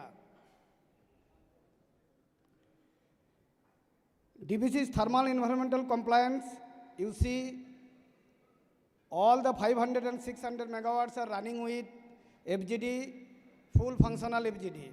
And in Mejia, other 6 units, FGD will be commissioned very soon by June 26. We have installed DINOX in all the 500, 600, 250 units, and they are running very well, and they are taking care of the environmental adverse effect. Not only that, we are augmenting the ESP performance, vintage ESP performance at Mejia 1 to 3, and after augmentation, it will take care of the environmental adverse effect. As utilization in the last financial year, approx 105.09% we have achieved. And regarding biomass co-firing, sir, biomass co-firing DVC is doing since 2023. And as on date, all the 500 and 600 megawatts units are co-firing biomass successfully, except ball and tube mill. Regarding flexible operation, as per CA phasing plan, as per pilot phase, DVC has done several activities, sir. In DSTPS, flexibility test was done by IGEF, Siemens, VGB, Kodarma. Flexibility test was done by CA, L&T, MHI. And as laid down by CA, the pilot phase, MEGIA 8 have done the flexibility test as well as implementation. And the unit is running successfully with the flexibility implementation status. And CTPS 7, that is the ball and tube mill, that is also we have implemented flexibility solution there. The unit is running very successfully and achieving the RAM rate and technical minimum load. And regarding AGC, to take care of the grid stability, DVC have done excellent job because MEGIA 7.8, ONDAL 1.2 and KTPS 1.2. All the units are running with AGC and we are getting the result day by day. And for the remaining unit, we have awarded the contract we have awarded and all the unit will come under the AGC very soon. Regarding fuel security, we have making our organization independent because we are extracting coal from Tibet coal mines. The capacity of Tibet coal mines is 6 million ton per annum. Not only that, new allocation also done with 3 major mines and capacity is 49 million ton per annum. Regarding clean energy roadmap, you see, sir, we have a distinct clean energy roadmap in case of RE, in case of PSP and e-mobility and base. And regarding digital technology, you see, recently we have placed order for RTCMS, real-time centralized monitoring system, that is fleet-wide remote monitoring of the fleet from corporate, central, from mobile, from desktop. You can monitor every parameter, every startup, and that system obviously will help us to minimize the deviation and to increase the life of the unit. With this, sir, I am again thanking all of you for joining and attending our O&M conference. Thank you, sir.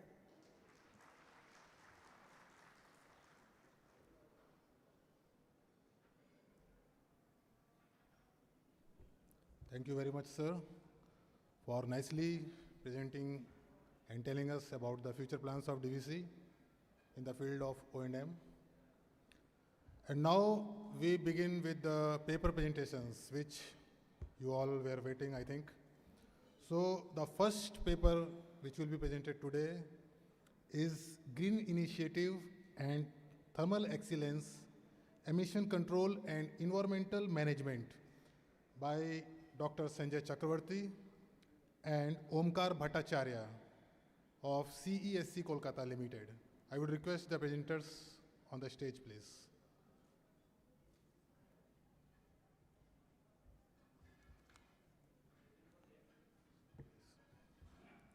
Off to you, sir.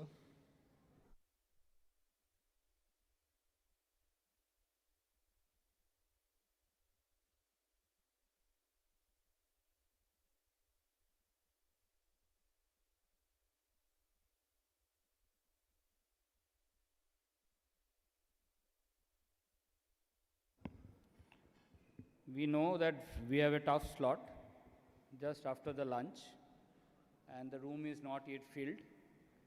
But just to start, as the conference progressed from the morning, certain points have been cleared. There is a huge RE.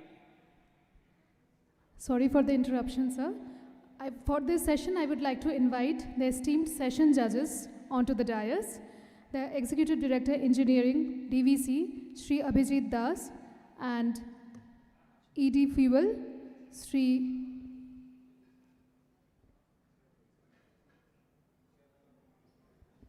ED Engineering, Sri Abhijit Das, and ED Fuel, Sri Pandey. Sir.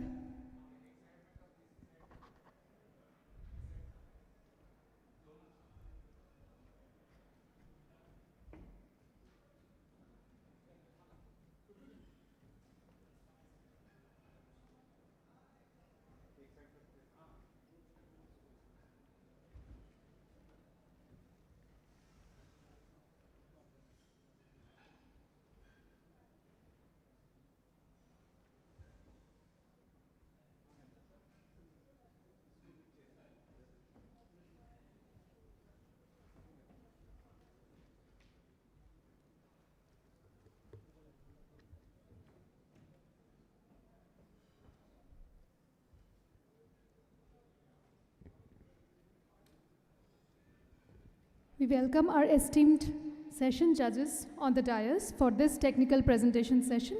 You can continue, sir. Thank you. Okay, thank you. Sorry for the little confusion. Respected sir, the jury panelists. So myself Omkar Bhattacharya and my colleague Dr. Sanjay Chakraborty, we are from CSC, and we will be presenting on the different initiatives. But before we start, as the session has moved today, one point has come out very clear, that there is a significant RE influx which is happening in the country and which is the need of the hour. But simultaneously, on the same breath, possibly one point has also been clarified, that India will need thermal generation as the base load. Hydro has not been significantly added in the country because of a lot of issues, primarily R&R, and there is a huge dependence on thermal.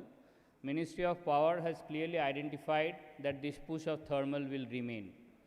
So we represent the thermal fraternity, and as thermal continues and parallelly as RE gets integrated, one of the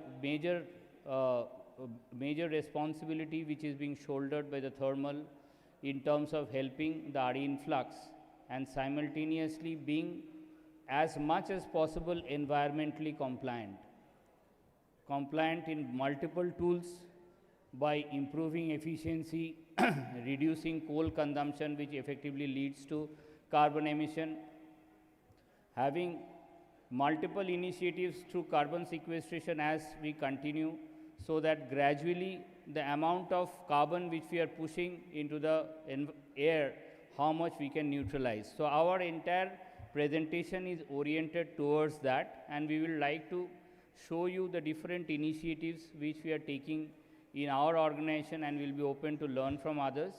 I will request our environmental head, Dr. Sanjay Chakraborty, to come and take you through the initiatives, and I will be pitching in as and when with the inputs. It's a joint presentation. Yeah. Thank you, Omkar. Good afternoon to all judges.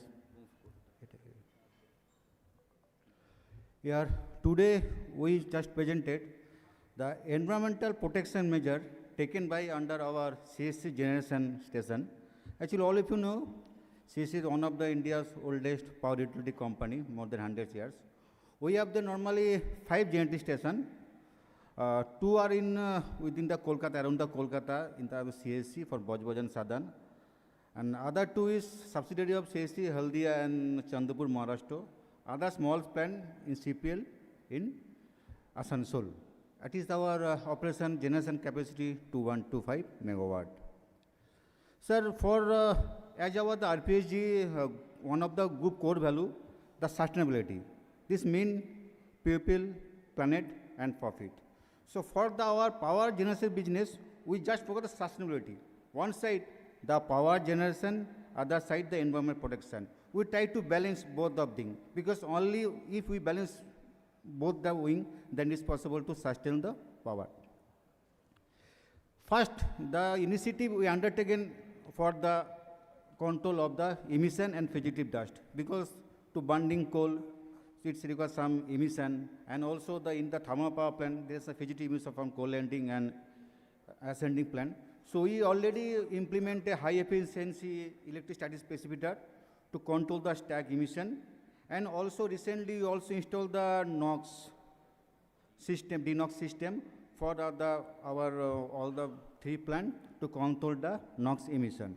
Apart from the emission, we also implement the DFDS and DF system in our CHP and coal landing plant. Just a photograph, we do the DFDS in our coal landing plant when the coal are just unloading their system and also the silo up of the back filter in the CHP area. So this measure normally we are implement at our site to control the fugitive wave into the and stack emission. So after this, it is now is coming from the GHG emission. For the we have implement so many things at our site to control the GHG emission, greenhouse gas emission. First, for the technical part, reduction our auxiliary power consumption, and other times some the innovation technology. For we hire some type of procure some type of electric vehicle for our employee, and also at Haldia and Bojboj. And also Bojboj we just have 7 to 8 electric auto to cater for our staff and the visitor. All the office building are converted to green building. What is the purpose of the green building? Normally the green building is the energy efficiency building. We implement lots of technology, lots of initiative. What is the result? For about the 30% water saving, 40% energy saving, and 80% energy supplied through the renewable power. All the green building we install our solar panel just for the office purpose. The requirement, some pound of energy requirement for this office meet from the solar power. Apart from this, we also go from carbon sequestration study. To control the GHG emission, the thing already discussed in the morning. One is the operational technology type of thing. Another part is the carbon offset. For the carbon offset, we have huge green belt over all the generating station. So now we have taken some study. So how much carbon are absorbed by our tree? So we conducted some study from Techno University and also verified by the IIT Mumbai. So just we observed that for the since inception of the Bojboj, our Chandapur plant and Haldia are absorbed. For Bojboj, it is the 11 lakh, for Haldia 3 lakh 29,000, and from the DL 1 lakh 72,000. It is the first time. Again, after 3-4 years, we again do same type of study. Then you can observe how much CO2 are absorbed per year. And based on this study, we also identify the tree, because there are lots of trees are available, so which tree are absorb more carbon. So based on the study, now we are starting to planting such type of study in our site for the carbon offset project. This is our environmental type of technology, all the energy efficiency, which actually direct to energy conservation in our all the Janssen state. It is the data on for the 25, 26 data is coming, is under the auditing. So that's that year we saving around 1 lakh some type of gigajoule energy, which equivalent to we avoid the carbon CO2 emission around 28,000. Because when you conserve the energy, normally you conserve the coal, then coal equivalent to CO2. So follow the so many type of energy conservation initiative implement our site by our engineer. So based on this, we save such amount of energy, which ultimately save the CO2 emission at our site. Just one point to add. In all these initiatives, one of our target is to improve efficiency. So basically the point which was deliberated that we generate at lower heat rate, which ultimately helps me in terms of reducing my cost, also help the environment in terms of reducing carbon. So all these initiatives, we are glad to mention that last year, one of our initiatives, which is actually gear ratio modification, which is also for improvement of efficiency, has got selected at a global level, and we got an award from the Association of Energy Engineers presented at Atlanta. It is the only award which we have received from the Asia Pacific region. So we are basically trying to highlight that we are doing a lot of initiatives, and we are also trying to benchmark us at the international level so that we can learn and we can improve upon on that respect, help us as well as help the environment. So after energy, the water. All of you know the thermal power plant, which is the water initially require more water. But we do lots of initiative at our site to conserve water. Presently, our specific water consumption, all the set around the 2, with respect to the MOEF guideline 3.5. There are lots of initiative we are taking to reuse the water, STP water we can use at the operation for. We also maintain the high COC. High COC also conserve the water. And one of the main thing that at our site, we also implement the rainwater harvesting. For Haldia, total planned around about the 70% of the area we convert to the rainwater harvesting system. And from the DL, around the 50% area, we are converted to the rainwater harvesting system. Bojbos also we are doing around the 15%, it's maybe the increase. For the Haldia, for example, the Haldia, so Haldia, the 75% area the convert to rainwater harvesting. Just the photograph, during the monsoon season, we collected all the water in a rainwater harvesting pond. So collecting water in the through the rainwater harvesting pond. We conserve the water. In the summer season, we can use the water as a makeup to the reservoir. So annually we save the 8 to 10 lakh meter cube water, which is around, I think, 1 month water requirement for our Haldia plant. Actually, in average per day, 30,000 meter cube water. So around 1 month water we conserve through the rainwater. It is one of the initiative we are also recognized from the Government of India and CI water consumption type of thing. And also the other side, we also less so much type of initiative. For example, we also implement some moisture to drinking water plant at our Bojboj. So our university also pipeline to conserve the water. After the water, the waste. So all of you know the fly ash is the major byproduct waste for the thermal power plant. All our station, since inception, we are achieved 100% utilization of fly ash. Fly ash normally used for the cement industry, brick industry, other type of value-added product. Just I want to say one of the initiative from CSC undertaken, the use bottom ash in place of river sand. The technology, we are go many type of R&D, all that type of thing, and use the bottom ash, replace the sand around the, I think the 40 to 50% bottom ash can be used for the concrete type of thing. And we already constructed some road in our Haldia and our DIL Bojboj plant for use the bottom ash. And the same technology also patented by the Government of India, one of the biggest initiative for us. Just to add, after 2 presentations, we have SDG here who will be presenting in detail. So they are our partners. So CSC along with SDG has worked, and basically we have patented this technology. And as he rightly mentioned, around 40 to 50% sand, because sand mining is gradually becoming illegal. All the river courses are getting changed, and there is a huge environmental impact. We have actually extensively worked in Maharashtra where sand mining has been banned, and very soon that kind of directive is also coming in West Bengal. So this is a technology which can help multiple power plants, given the suitability of their bottom ash, which can be utilized in terms of concrete making, and which are the hardness and the strength of the concrete is equal to the type of natural concrete, the conventional concrete which are being manufactured today. So we have patented this technology. After Sir was also the biodiversity conservation. In our all the site, we take lots of initiative to conserve the flora and fauna. What is the reason to conserve biodiversity? Because in our ecosystem, each flora and fauna role is very important. If the one type of any birds, any animal species, they are extincted, then it defect onto the food chain, also ecosystem, that can be already affect to human. So for our all the site, we also taken for example, we take some initiative for butterfly garden. You know, all the site, Bojboj, Haldia and DIL, we develop some butterfly garden where we can plant some nectar trees and host plant, which just increase the number of butterfly. Why? The butterfly is the second pollinator after the honeybee. But it is some study so that the butterfly are normally number of butterfly that decrease. By the initiative, we try to increase the butterfly, which can be help to the pollination, afterly help to the us.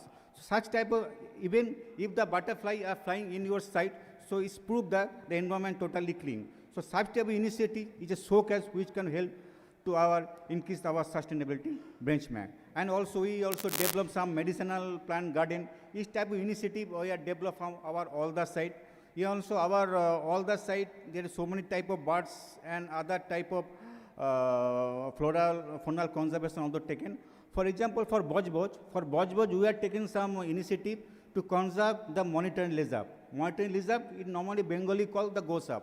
Why you take the plan to conserve the monitoring lizard? Monitoring lizard are very normal in this thing, but as per the Wildlife Protection Act, it is the endangered species, scheduled to animal endangered species, because it is the Southeast Asia, it is a huge demand for the monitoring lizard. Some report prove that the number of monitoring lizard are decreased. So Boj taken some initiative, so how can they come some ecosystem, some environment, some habitat for the monitoring lizard with number increase. So such type of initiative you are taken at our site to conserve the biodiversity. Just one unique point to add, on the right hand corner below you see the yellow jackal. This is being traced in our plant in Haldia. So generally the environmental study tells that in an industrial belt you cannot essentially find this type of species. But because of protecting the environment at that level, such traces are found in the power plant. So which is kind of a unique experience which we could create, and through the ecosystem we could prove that essentially it is sustaining. From a sustainability point of view, we have taken these initiatives as a journey.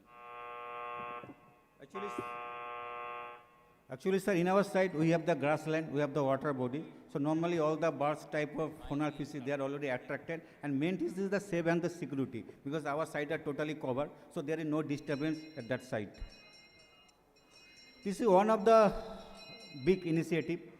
We also implement our Miyawaki forest our all the site. The purpose of the Miyawaki forest, it is the dense forest, it grow first.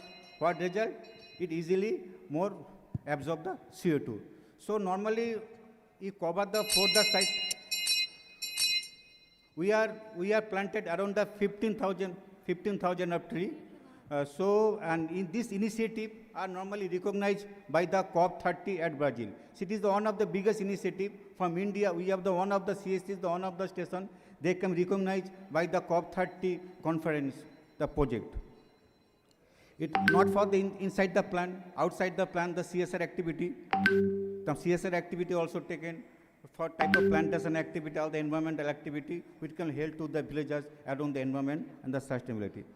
Also, sir, recently we also recognized the CII Biodiversity Act, the award presented by the Vice President, Government of India. So it is the one of the big initiative. Other initiative, ASOGAM award from our DIL project. ICC Environmental. There are lots of environmental award we are already received from the different type of platform. Thank you, sir. This is a small presentation. Thank you. Thank you. Thank you, CSC team. Just one question. You are telling that you are utilizing bottom mass for concreting. So what is the usage? Is it as a stone aggregate or sand replacement? It is a sand replacement. So has it been patented? Yes. The technology has been patented. It is a joint patent. We, along with SDG, with support of Jadavpur University, so this technology has been invented and it has been patented in November 2020. And what is your specific water consumption? Specific consumption, sir, is a plant-wise. For Boj is around 1.8. And for Haldia it is the 2. But design basis, what was that? As per 3.5. 3.5, you are maintaining at 1.8? Yes. Because there are lots of the initiative that I already taken now. For example, terms of operation phosphate and also COC you are maintaining how much? Zero distance, COC. So COC for different COC. If for example Haldia, the COC is the 2.5, but we can maintain up to 5. Okay. Hello. And ours is zero liquid discharge plant. So by that way also the actually, ZLD is there for all new units which are coming. The design basis is 3 and you are maintaining 1.8. So we will know later on how you maintain it. Yes, it is not possible in a very short span. Okay. Sure. DVC team will interact with you and we will let you know that how you reduce so abruptly. We will be happy to do, sir. What is burden of the tariff of this initiative? What is burden of the tariff? Tariff पर आपका क्या burden पड़ रहा है इस initiative के चलते? Tariff कितना बढ़ रहा है? हाँ हाँ sir These are environmental initiatives. इसको हम लोग ने individually peg नहीं किया है, but we have a clear focus. So basically every year we have a clear plan and we take certain initiatives. Whatever we are presenting here. You are charging this from the consumer. The investment, what you are doing here, charging from the consumer, what is the impact of this per kilowatt hour of this investment, whatever you are taking at this stage? We have not computed this. So on account of environment, how much tariff impact, we have really not computed. We have ingrained it as part of our practice. So we have ingrained it, it's in the overall cost, and that way we absorb, and it is more of an OPEX and less of a CAPEX. It is more on the O&M side. Okay, thank you. Thank you. Thank you, CSC team. Thank you. Thank you, sir. Thank you. Any questions from the audience? Sir. Mic, please. Mic.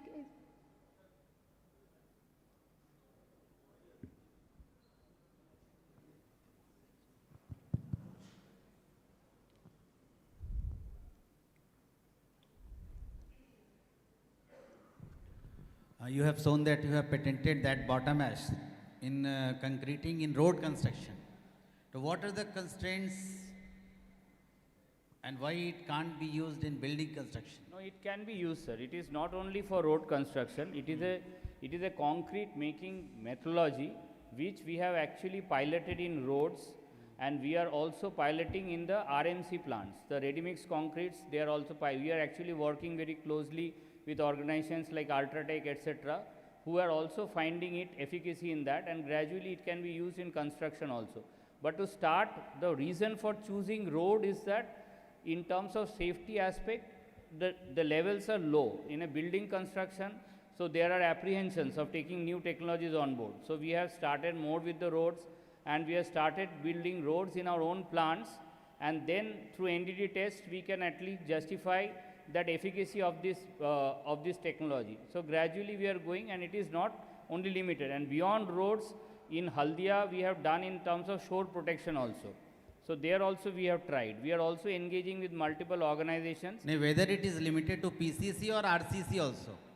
RCC can also be made from this bottom ash.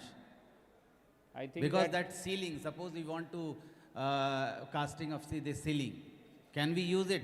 Or have we used it till now? We have not used this. SDG can be better placed to answer, who are coming subsequently in the next presentation to talk in details. We have not used it, but this is not limited only to roads. That is the point to mention. This has wide range of applications, and in any kind of concrete, this can be utilized. We have to do pilots, and we can move into that. Do you have any limitation on unburned carbon of that bottom ash which we are using? There are a control, because there the type of LOI there is a limitation, but there are certain controls we need to do, so that ultimately we can make the bottom ash ready. So the point to answer is that any and all bottom ash just like that cannot go into concrete. It needs to be engineered to some extent, so that it can be made it usable. So that part, we have the technology with us, we have our partners who can work closely with the power plants, and we can make it a reality and make it a wide level impact. Okay. Thank you. Actually, sir, in the Haldia side, the river water pump house, just Onkar told the river line protection. So you use in the block from the bottom ash and use for the... Definitely factor of safety is not required in those areas, but for building construction factor of safety is required. So that's why we are that much research, I think it is yet to... So there the approach is that we are moving through RMC. So one RMC is actually used in any kind of construction, but RMC it is find effective, and we are gradually entering into partnership with those players who are into RMC. So then it can go in any kind of construction. Thank you. And there is a detailed presentation also coming subsequently. Thank you. Thank you very much. Thank you, presenters. Please put up a round of applause for their innovative presentation.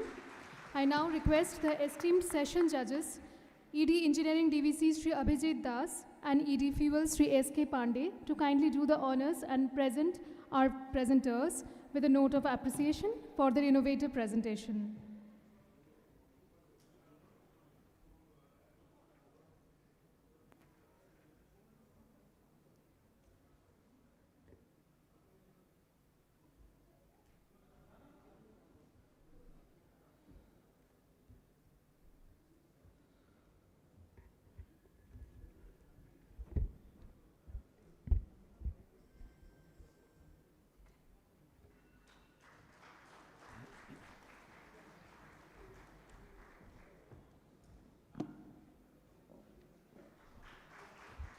please put up a bigger round of applause to give inspiration and encouragement to our presenters who have come from all across the country to present in this O&M conference. Thank you very much. And now we have a case study to see, which will be presented by 4 persons: D. Ghosh, S. Ray, B. Hansda, and J. Mandal from CMERI Durgapur. And the topic of the case study is on scientifically assessment of component damage and premature failure of steam-cooled wall tubes in thermal power plant boiler. Please put your hands together and welcome the presenters for the case study on the stage. So, good afternoon to you all. On behalf of CSR CMRI, I thank you, DVC, especially respected Chairman Suresh Sir, IS, Pandaji, and other officials. Basically, this presentation I have made on this is a repeated failures in DVC's plants, and this is a burning problem they have faced. So we have scientifically assessed this thing and what is the problem, and we made some ND based advanced ND and material characterizations, and also make a recommendation for this. So how to mitigate, because premature failure leads to reducing the PLA, plant load factor, and also hampering that thermal transients. In view of this, I have made these presentations. Now,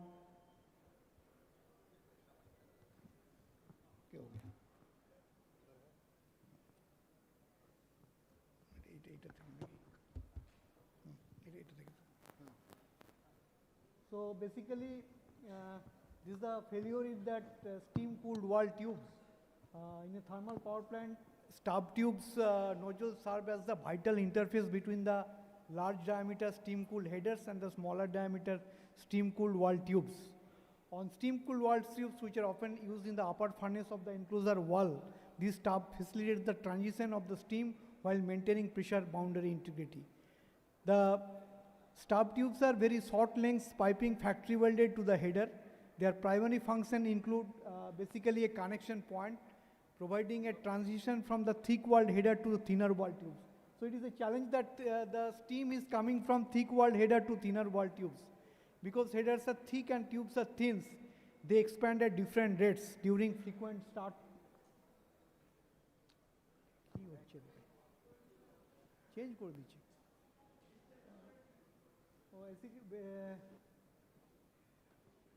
So because the headers are thick and tubes are thin, so they expand in a different rates, which may create problem during frequent start-stop transients, thermal transients. The stub tube weld must absorb this differential expansion. So this is the key challenge for this, and thermal fatigue is one of the predominant damage mechanisms for premature cracking on the tubes due to several thermal load on the tubes during startup and shutdown period. So this problem is given by mostly in MTPS DVC media. They experiences repeated failure of the tubes, which needs some scientific assessment and also in the mitigations of the cracking problem. For example, the remaining life of high temperature superheater header, the site ND data, allowable service stress and virgin master curves are used for predicting of remaining life. So as per this, apart from this RLA, we have done this scientific assessment of the present damage and root cause of the failure of SCW tubes in various units of DVC. So this is the case study we have presented. The assessment methodology, we have done some experimentations, ND characterizations at that site, on-site. Basically visual examinations assessed erosion, corrosion, distortions and denting and overall integrity of the steam-cooled wall tubes. Magnetic particle examination, basically we are doing that wet fluorescent magnetic particle. It is a very higher sensitive test to detect any fine cracks under UV light as per STM E709 to detect surface and near surface discontinuous cracking. This method is very sensitive to tight fine cracks which is revealed due to thermal fatigue. We are also doing some, because the problem is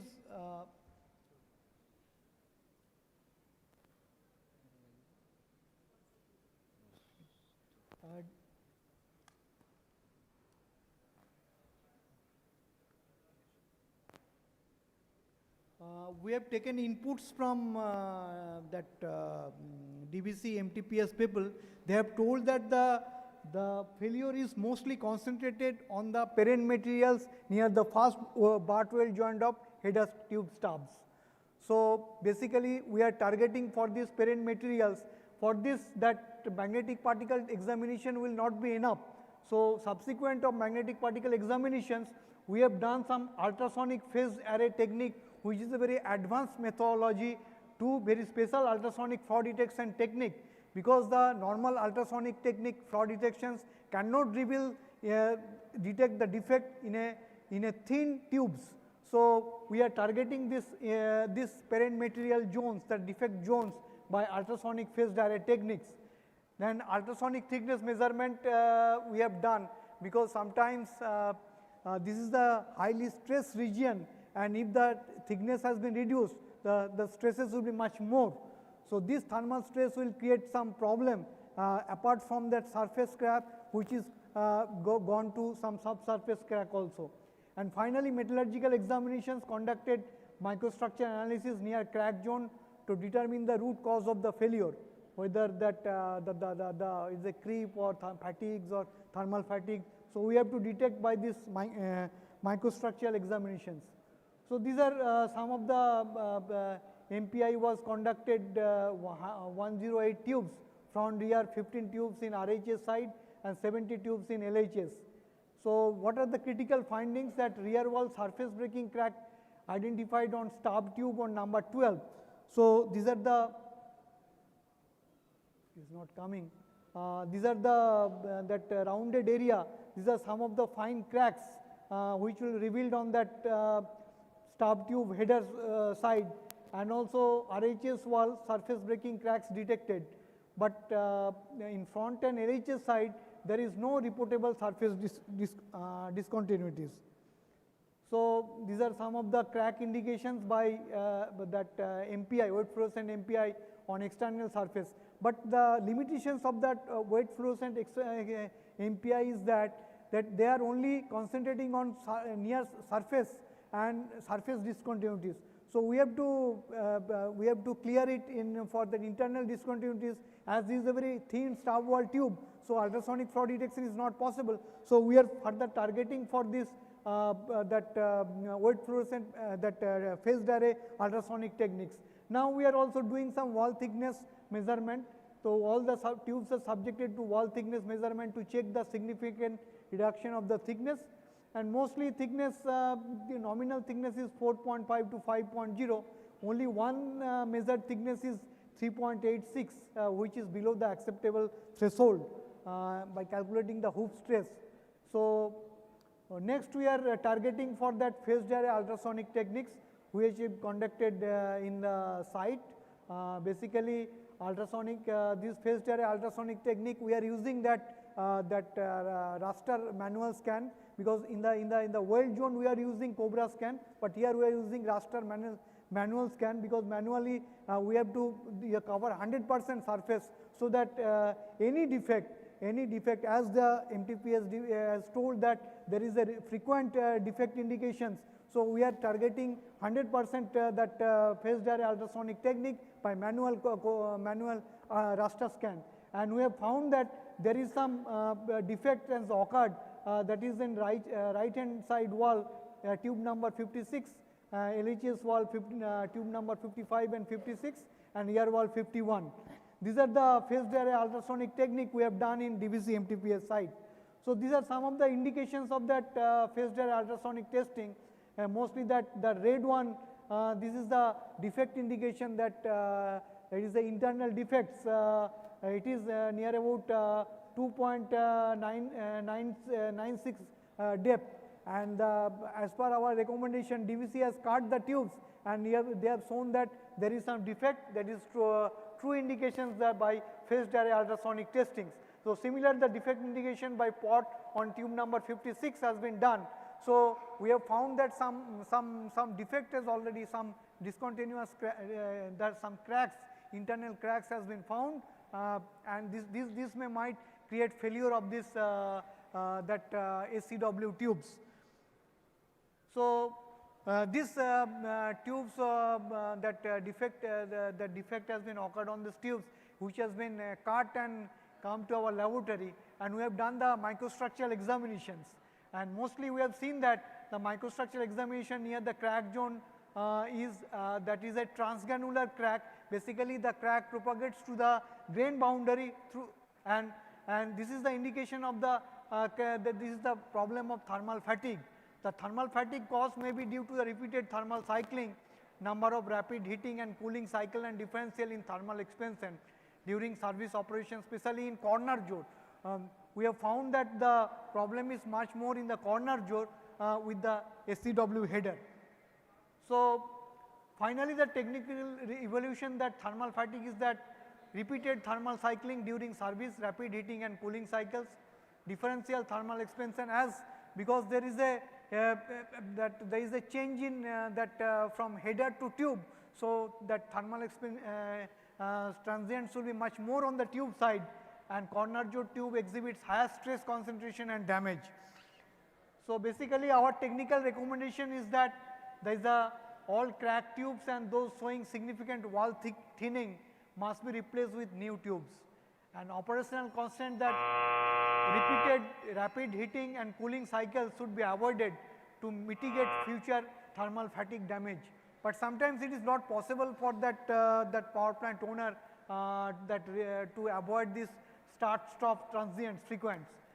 So that's why we have given for monitoring inspection, that is regular interval, preferably 2 to 3 years interval of NDT, especially that phased array ultrasonic testing and MPI are recommended for all tubes connected to SCW header. And finally, that design alignment, different thermal expansion should be maintained within design limits in consultation with the original equipment manufacturer. So these are time has given for 10 minutes, so I could not give much more details on this. So these are some of my recommendations, and this is the case study we have done. Apart from this, we are doing some failure analysis and RLA works in all the units in DVC, and for last 28 years.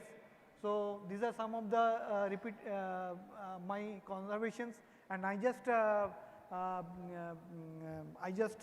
request DVC to take care of these things, SCW tubes failure things, to other units in different DVC installations, so that they will take much more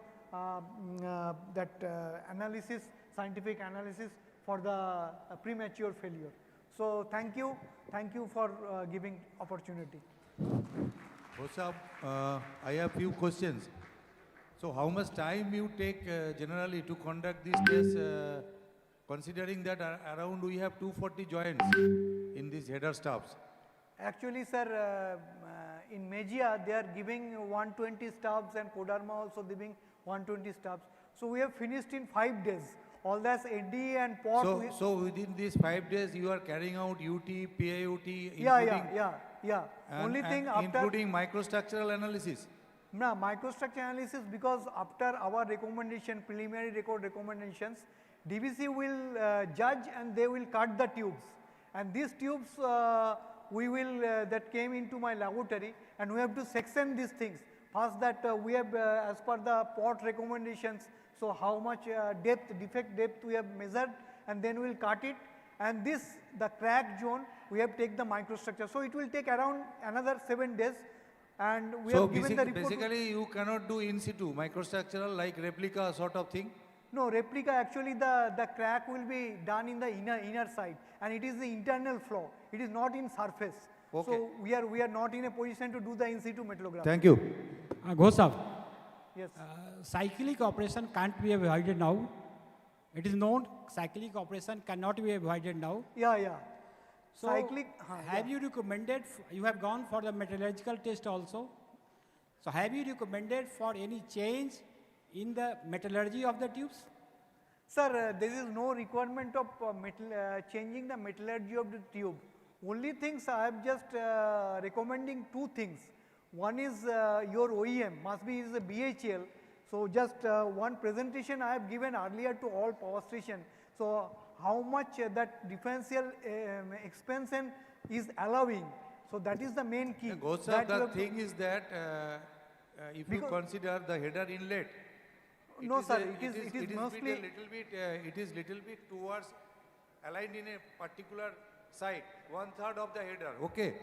So Sir, there is a possibility of differential expansion. What BHL is telling, because it is designed to this base load operation, there is very little scope to go for a realignment. For this particular case, we do not know. We may further interact with BHL. Sir, that's why I am just asking for that if you have some premature failure, so we have to do all the tubes PaU2 analysis. Why we are targeting PaU2? This the reason is that because this is a parent metal problem and the wet fluorescent magnetic particle and ultrasonic fraud detection cannot be done. So PaU2 is the targeting to give a very finer very specialized condition you can detect the internal flow. Yeah.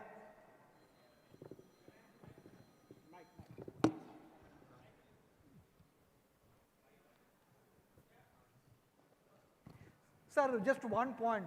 You were just told that it is a for flexible operation. If you can request DVC that they can change the design for next future units.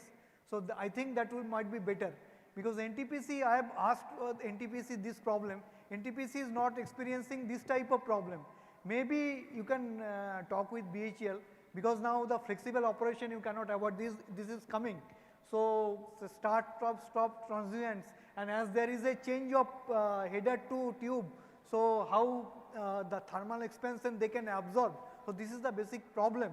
So for flexible operations. Yes, Pandaji. Yeah, Gosab, first of all, thank you. Thanks from all my DBC team members that you are doing a work which we are also trying to minimize this tube leakage, boiler tube leakage, which is a real basic, persistent problem for us. So my point is that now, the new units are coming up at Raghunathpur and Kodarma. My view will be that you, along with our team members, you please visit those plants also which are coming up. Sir, yeah, sir, already I have that time, Thakur Sahab, chief engineer the.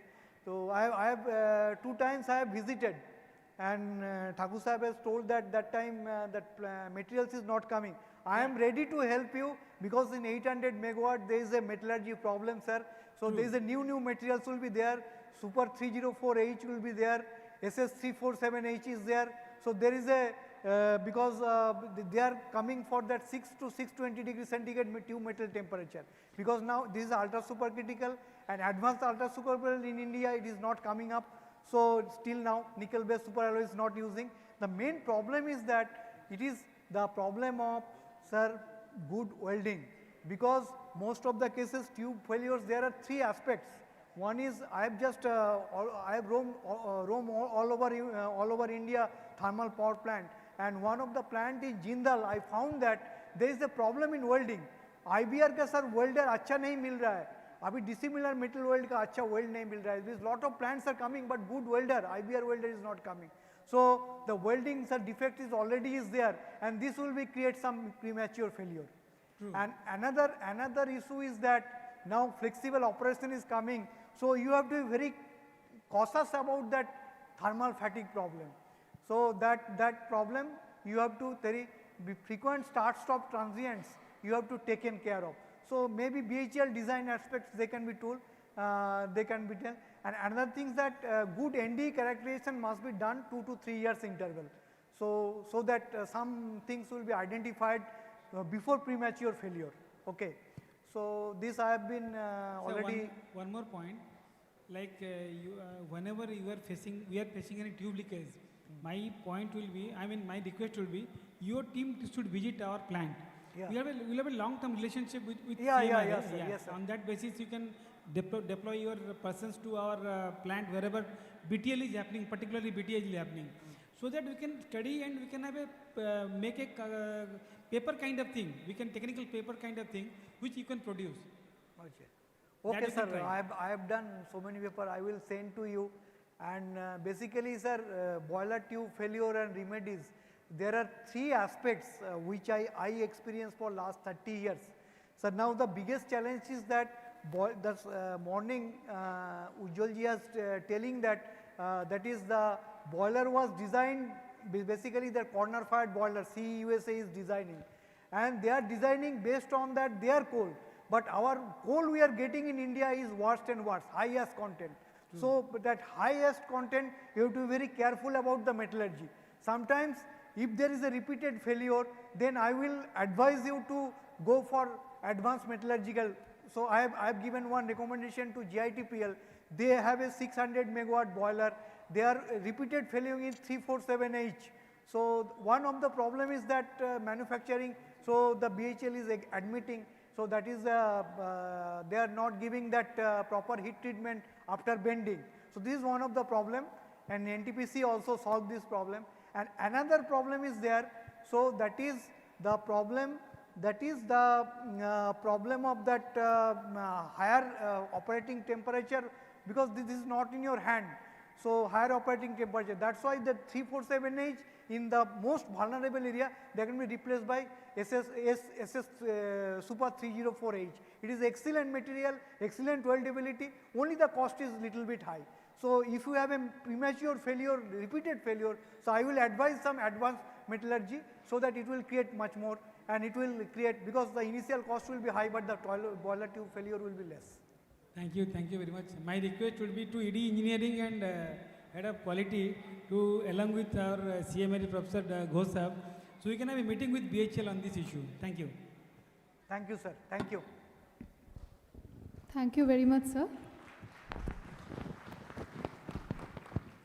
I request the esteemed session judges to kindly present our presenter with a note of appreciation.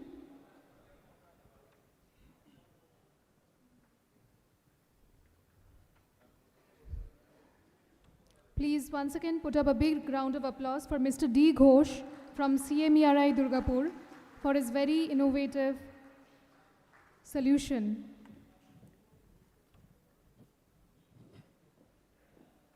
Thank you very much. Before we move on to the next presenter, there's a small announcement to be made for all the presenters. Since we are running short of the time, it is requested to make the presentation within 10 minutes. A bell will be rung at 8 minutes and the final bell will be rung at 10 minutes. So it is requested to all the presenters to kindly stick to the time so that we complete all the presentation in due course of the time.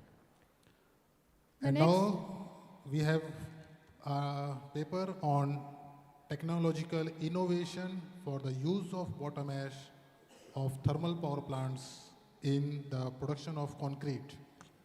And to present this, we have Mr. Surajit Basu, Technical Head Construction Management from SDG Consultants. Sir, please. It is once again requested to the presenters to kindly keep your presentation restricted to 10 minutes. Thank you.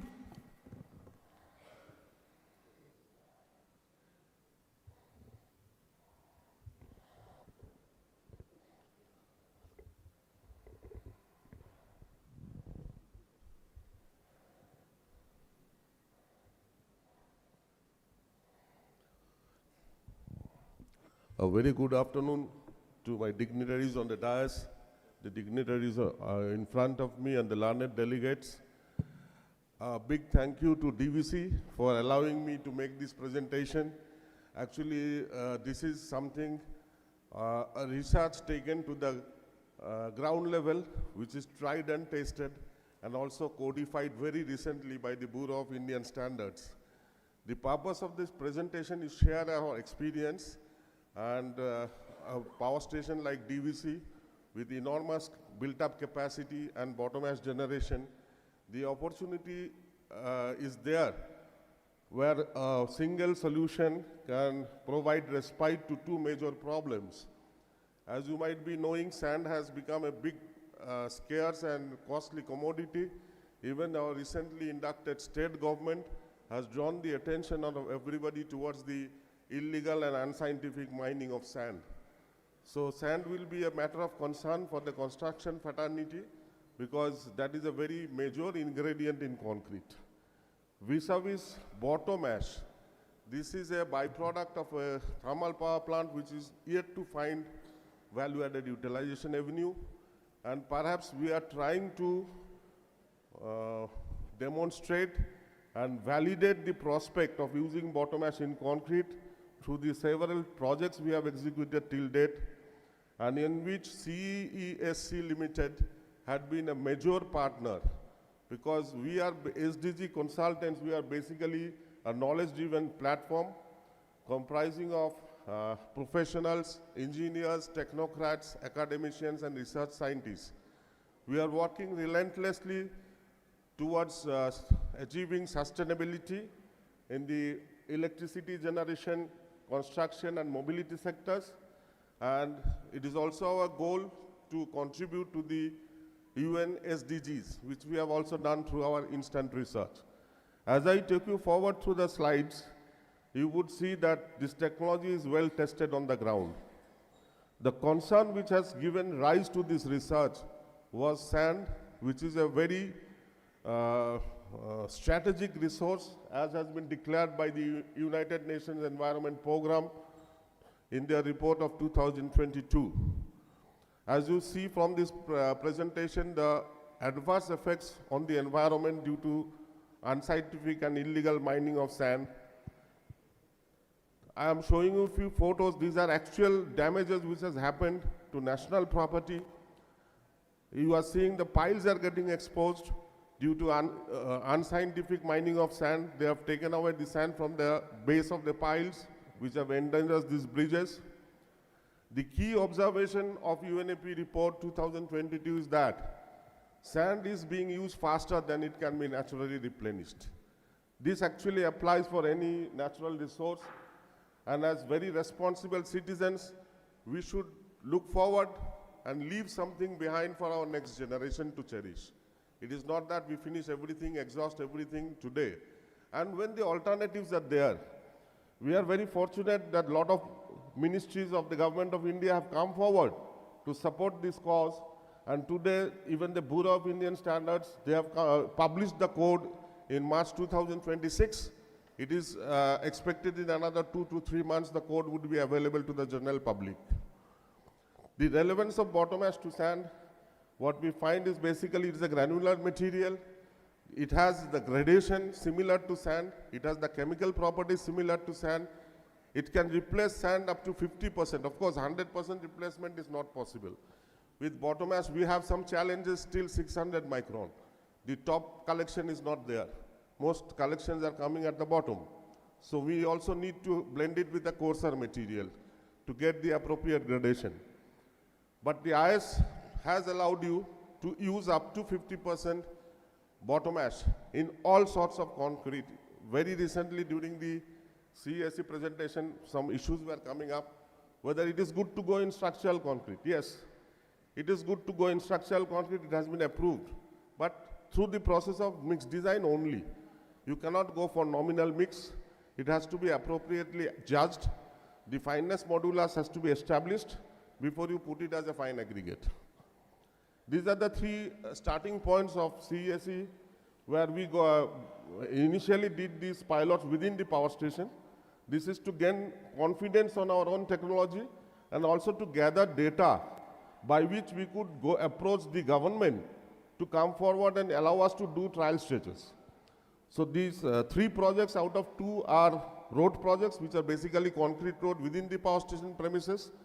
And the third one is very interesting. This is a shore protection block, which they carried out at Haldia Intake Pump House. This was precast within the power station premises and then laid on the shore. And as you would be knowing, this Haldi river is a tidal river. Twice in the day, the sea water comes in.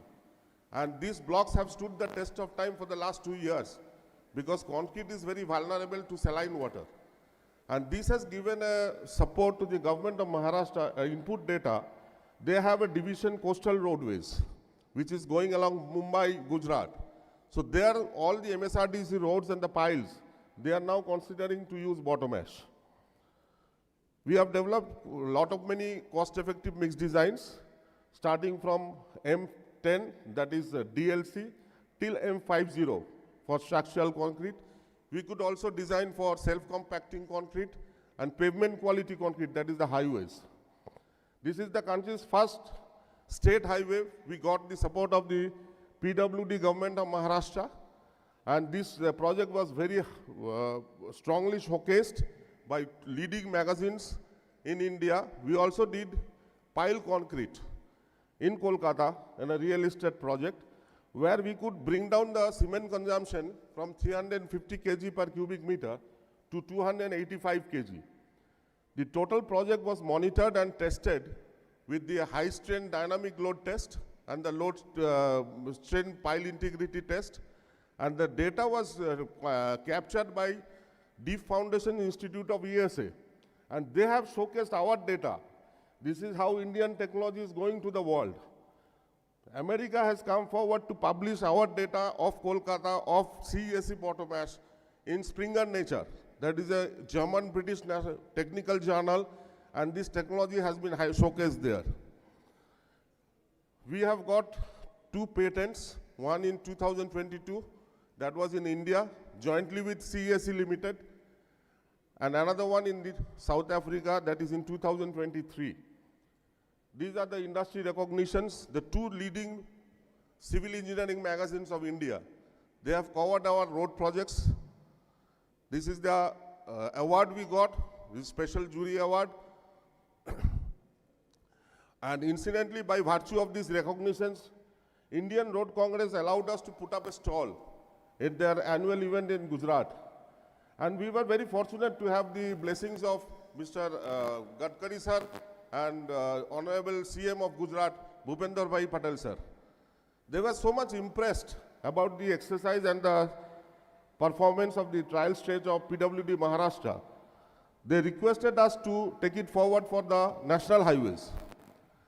Interimly, we got selected for the sustainability. Actually, we are contributing, by the use of bottom ash, we are contributing to 4 SDG goals. SDG 9, SDG 11, SDG 12, SDG 15. The Controller General, who has adjudged us as one of the top 80 IP solutions meeting the UN SDG needs, has classified us under SDG 15, that is life on land. And that because bottom ash or any ash is blocking huge amount of land through the dikes. So that is the main focus the government is putting, that perhaps when we use the bottom ash, this land can be freed up and used for better applications. There are a lot number of benefits. I am not going into too much detail because I have other points to touch.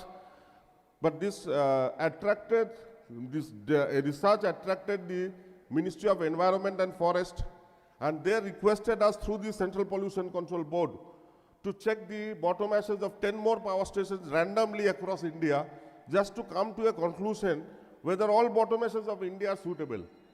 And we could establish that through this data, that all bottom ashes are good to go.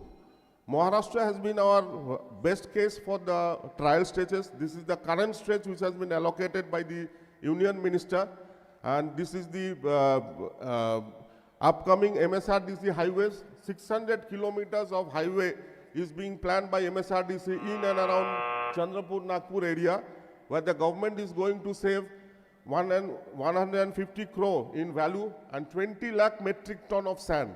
This 20 lakh metric ton will be substituted by all the power stations within the close proximity of the road. BIS, as I told you a little while ago, has already published the code.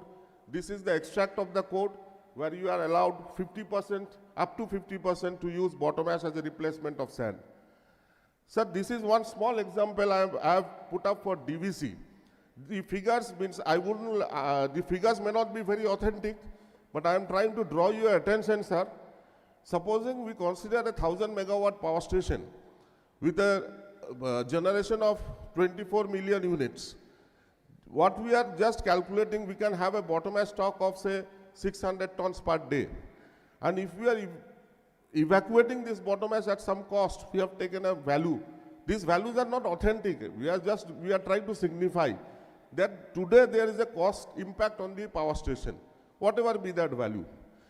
But if we can use that bottom ash, where the avenues we have already explored, we have established, we have demonstrated, and we are ready to offer this technology to the power stations to take it up.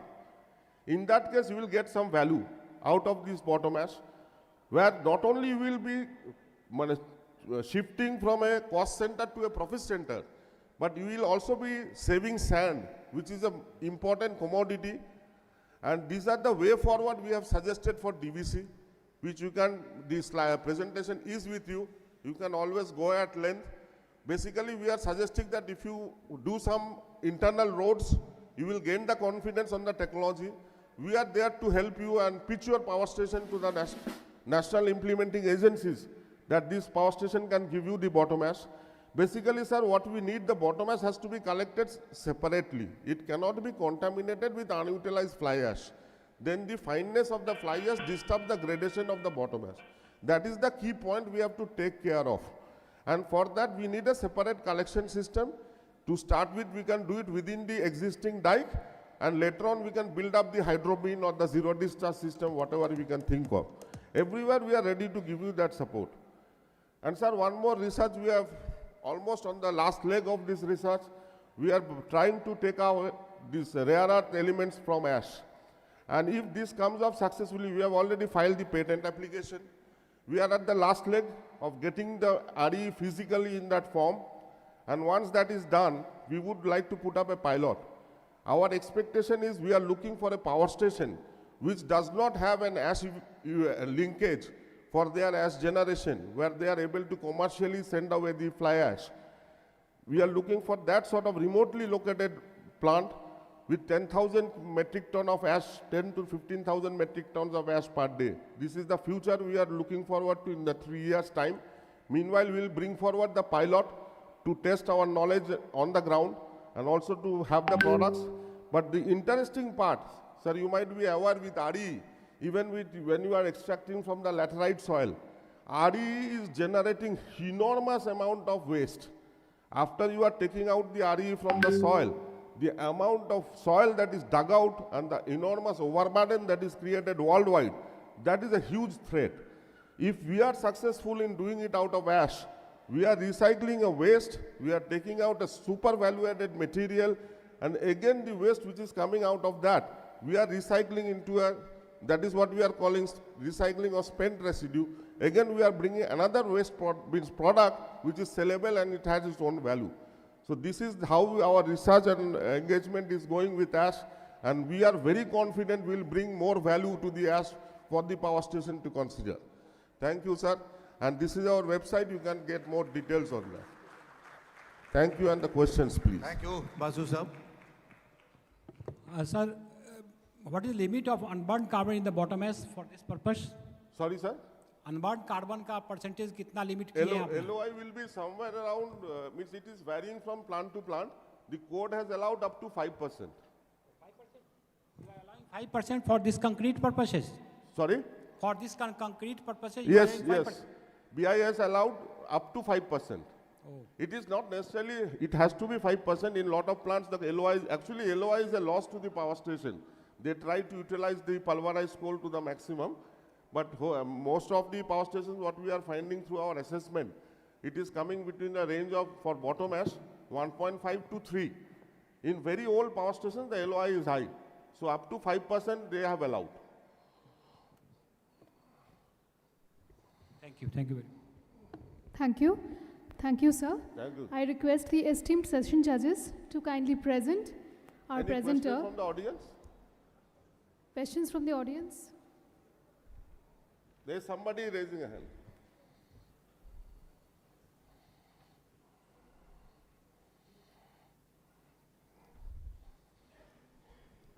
Sir, as you said that the bottom ash should not be contaminated with... Sorry, I am not getting you clearly, sir. Hello? Hello? Sir? Yeah. just as you said that the bottom ash should not be contaminated with dry flash ash. Yeah. As per 500 megawatt design, 5% of dry flash is evacuated through APH hopper and 5% through eco hopper, and it goes directly to ash pond. So will it affect our, as per your suggested system, will it affect our ash quality? Sir, these are present situations of a power station, but when the power station will get an opportunity of considering that their bottom ash will bring in revenue, then obviously we can give them solutions. Firstly, this solution immediately I cannot answer on the dais. My senior colleague is with me who is an expert in power plant and material handling. He is with me today. We can keep engaging with you, means once you get connected with us, we can engage with you. This typical problem, what you have said, this exists in lot of power stations. But what is actually happening today, they are also sitting with us, coming to some resolution so that this problem can be sorted out. Ultimate objective is to get the remuneration out of the bottom ash, the money, revenue out of the bottom ash. So for that, if you have to build up certain processes or some capex, that we have to do. But that cannot happen over a light dialogue. That needs some introspection. Thank you, sir. Okay, welcome. Sir, I have a question. Sir, yeah. You have told that it has we can mix 50% of sand in place of ash. Sir, I couldn't get you. Sorry, sir.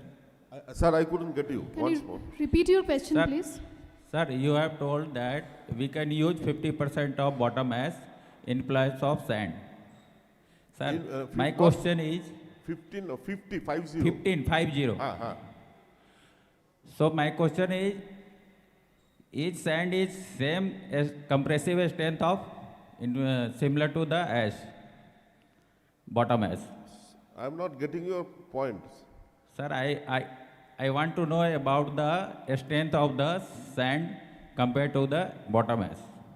Means why it has been restricted to 50%? Yes, sir. Actually, firstly, bottom ash, if you see the gradation on a IS sieve means for sand, you are using the sieve as per IS 383, where your sieve starts at 4.36 and like that it goes to 75 micron. You will find the bottom ash collection is mostly concentrated between 600 to 75 micron. There is hardly any material, means generally what we are finding. There may be some typical power stations where you are getting slightly more granular material. But generally you will not get material which are more than 4.5 mm or this range 4.5 to 600 micron. So how do you fill that gap? For that you have to have the coarser sand and you have to blend the bottom ash. If your bottom ash is very coarse, that it can be used to a greater extent, the code is suggesting today this technology is just taking off. So the code is not giving that much liberty that people start adulterating it. The code is taking that caution. Supposing your bottom ash is good to go for 70% replacement. If the mixed design permits, you can do it, but you cannot take the shelter of IS code. Today the code is suggesting that you do 50%, let more data emerge. Data means when you do in the site and those failure and success, both sorts of data can emerge. Let those data emerge, let us sit in the technical committee and discuss.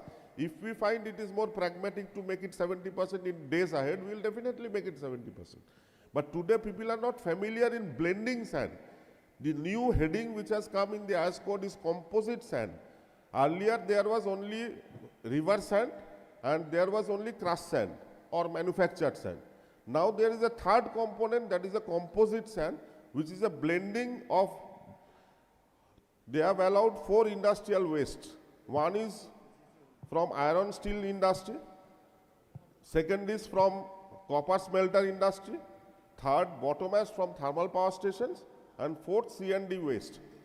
All these 4 materials are eligible to be mixed, out of which iron steel slag sand is tested to go up to 100%, because that data has been generated with the support of ArcelorMittal Nippon Steel and JSW. But for bottom ash, perhaps NTPC, being our big brother, they have done some good work, and we have done through CSA some good work. But only 2 data are there. Tomorrow, if more data comes in, like you are saying that if there is a possibility that coarser bottom ash is available, if you can do some practical field work, generate those data both of mechanical properties and durability, submit it to the Bureau of Indian Standards, they can perhaps review that. So I can understand that these are very engaging sessions, and I request all of you to not let the buck stop here and carry forward your questions and queries and conversations over the networking breaks that we have. So I request the esteemed session judges to present Mr. Basu with a token of appreciation on behalf of Damodar Valley Corporation. Please put up a big round of applause for Mr. Surajit Basu. He has been very patient in deliberating and answering your queries.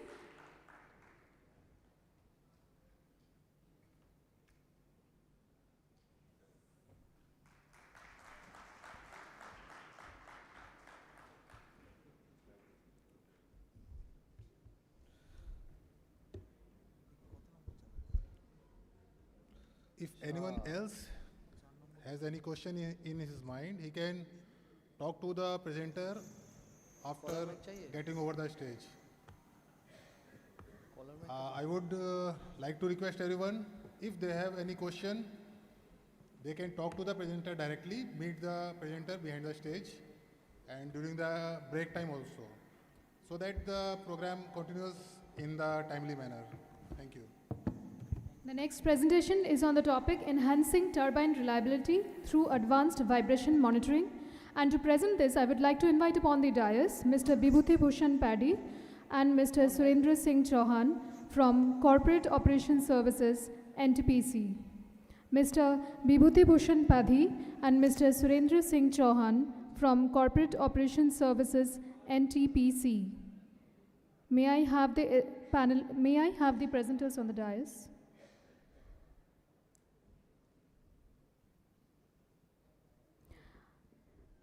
I request you, sirs, to keep your presentation limited to 10 minutes kindly. Thank you. A very good evening to all the senior dignitaries. Myself, Surendra Singh Chauhan from NTPC. We are 2 authors. My boss, Shri B.B. Paddy sir, he is not present here. And he has got a vast knowledge about steam turbine. He has helped me in preparing this paper. So basically the topic of my presentation is enhancing the turbine reliability through advanced vibration diagnostic and fault diagnosis. So we all know that in a power plant, steam turbine is a very critical asset. It is a very high inertia rotating machine, and the failure of a turbine can be very, even for safety wise as well as outage wise, it is very critical. So basically, like I will give an example. Like in an aeroplane, what is all happening is being recorded in a black box. And if something happens, then we get to know about that thing from the black box only. So similarly, for our steam turbines, we have got the vibration monitoring and analysis system, which has got various plots which tells about the health of the machine. And this system can detect the failures even before it appears in the form of the symptoms. So I will give an example, like what kind of plots are there. So like the shaft centerline plot. So basically the rotor, it tells about the coordinates of the rotor position. Suppose our rotor is running at a very high eccentricity. That means our rotor can have rubbing symptoms or preloaded symptoms, misalignment symptoms can be there. Similarly, if our machine is running with rotor position of very low eccentricity, that means our machine can have fluid instability problems. So it's not just like single plot we do. We use a multiple plots like shaft centerline, orbit plot, then we have got full spectrum plot. Like in this picture I have given an example, like this shaft centerline as it moves towards the bearing wall. The orbit plot, orbit is basically the shaft is tracing this path. So as it moves towards the bearing wall, the orbit is getting flattened. So this shows that preloading is increasing. So today I am giving a small case study. So what exactly happened in this case study?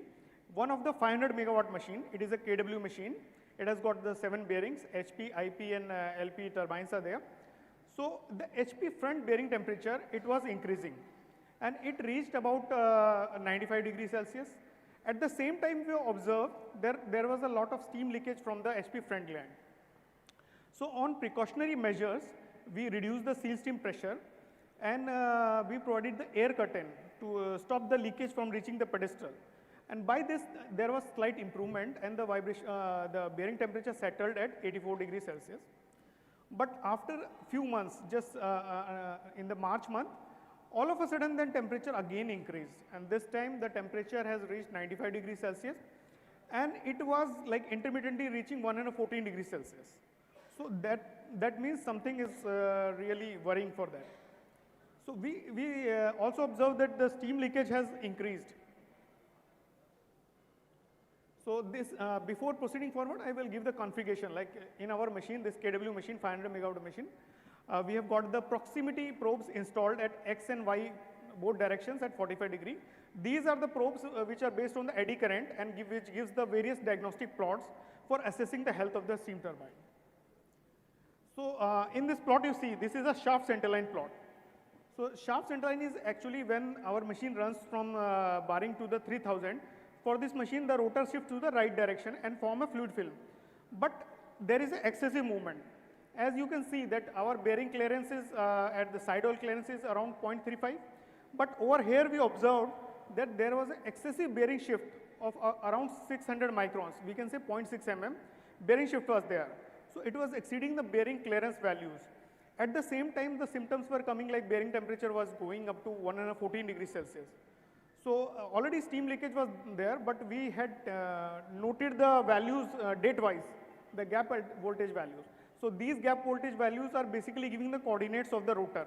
So as you can see, the X probe gap voltage is continuously reducing in negative, and the Y probe reading is continuously increasing in negative. So both these probes, independent probes, they are indicating that the rotor is shifting towards the right side. As I said that not just by single plot, we analyze the other plots also. So this is a full spectrum plot. We see that there is a rise of 2x component, that too in the reverse precision. So it is an indication that some kind of rubbing or preloading is happening. At the same time, that the next is the orbit. As you can see, this orbit is getting flattened and it is getting scattered. And if we correlate with the bearing temperature is increasing and this orbit is changing the shape. So it was a symptom like rubbing is happening. And also this is a polar plot. Polar plot is basically a circular representation of vibration vector. What is vibration vector? It is amplitude and phase. So for a steady state condition, it should be steady. The amplitude and phase should be steady. But as you can see, there is a shift of around 60 degrees. 60 degrees phase shifting is there, as well as amplitude is varying. So that means something is wrong with the bearing and rotor condition. And in the another plot you can see, this is the gap voltage plot. On 13th of March, all of a sudden, there was a change in a gap voltage. Then both X and Y probe gap voltage changed. As well as we see that vibration also changed. So this was a confirmatory, like something is happening, vibration has changed, gap voltage has changed. That means that there is actual rotor shifting towards the right side. And as we do a pi vision monitoring of the various process parameter, you can see the bearing temperature trend. The bearing temperature was climbing, and after reaching the highest point, it was falling by 8 to 10 degrees.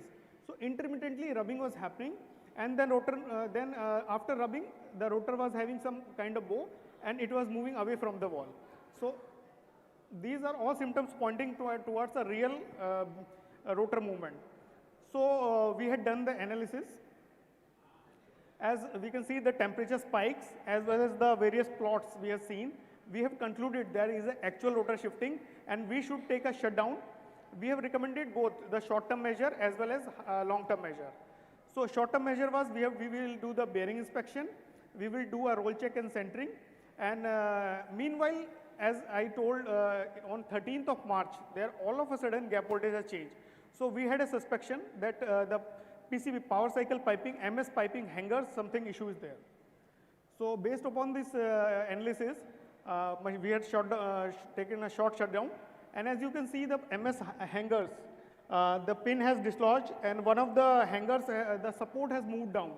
So this is creating a distortion in the casing. And this is the bearing condition. We have removed the bearing. As you can see the right side, both the top half and the bottom half, there was babbitt peeling as well as wiping, and the clearance has increased. And this thing was observed in the dismantling reading also. As you can see the seal bore reading basically tells the rotor position with respect to the pedestal. There was a shifting of the rotor towards the right side by 0.56 mm. It is breaching the clearance value. That's why the bearing had damaged. So now the actual question arises, why this rotor shifting has occurred to the right side? So we had identified the two causes. First one, there was interstage off-centering in the steam turbine, HP turbine. And whenever there is off-centering, as the load is increased, because of the fluid forces, the steam, the rotor keeps on shifting towards one side. That was the main reason. But all of a sudden, with this condition already present, the hanger had some damage, and because of that, all of a sudden, excessive movement was there in the right side, and the bearing got damaged. So these are basically the two reasons. So now, what I want to tell with this case study, this is a small example, being like short time was there. Only by this kind, we can solve the complex cases.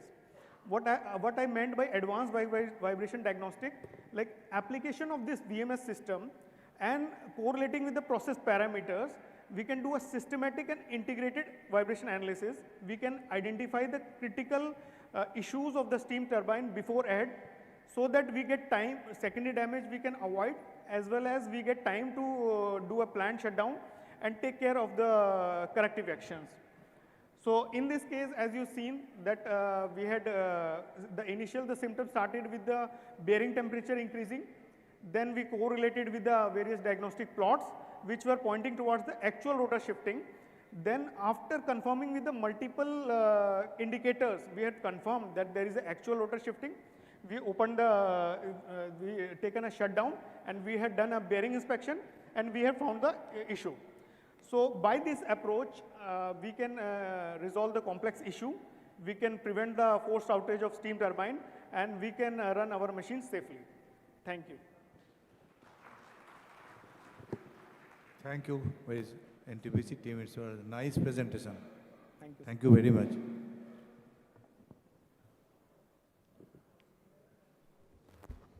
Any questions from the audience? Please give the mic. Mic, please. Hello. Yeah, how did you get the suspicion regarding the hanger, failure in the hanger, turbine hanger? Sir, what was the symptom that you observed? Sir, as you can see, on 13th of March, this plot. I think you have shown it as a difference in voltage gap. Yeah, reference on 13th of March, all of a sudden there was a appreciable gap voltage change. So two things could happen at that time. Either some kind of mass loss is there, and or some kind of pull is there. So we had inspected at that time only. We had seen one hanger issue was there. So that thing we had then eliminated, that mass loss is not there. This hanger is the cause. The 13th March event was the main thing which we concluded that we have to stop the machine and inspect.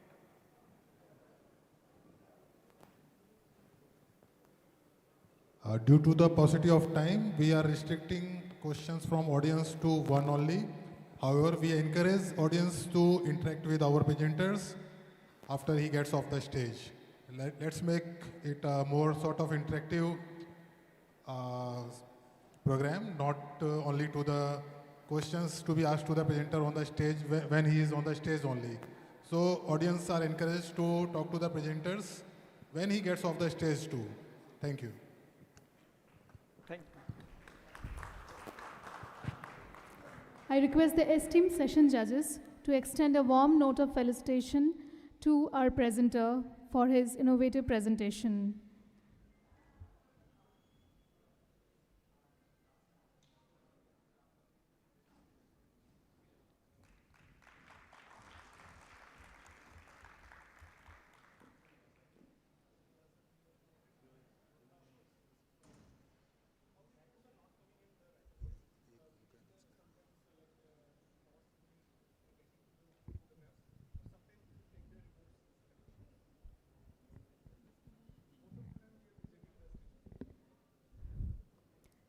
Thank you. With this, we come to the end of this technical presentation session 1.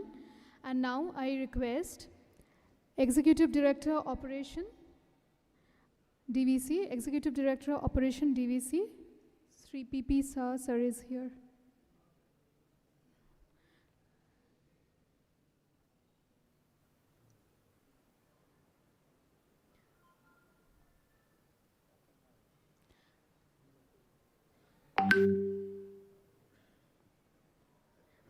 I request Executive Director System, Sri DK Singh Sir, to kindly come upon the dais and felicitate our esteemed session judges, Executive Director Engineering Sri Abhijit Das and Executive Director Fuel Sri SK Pandey, Damodar Valley Corporation. Please put up a big round of applause for our esteemed session judges who have very efficiently and skillfully chaired this session.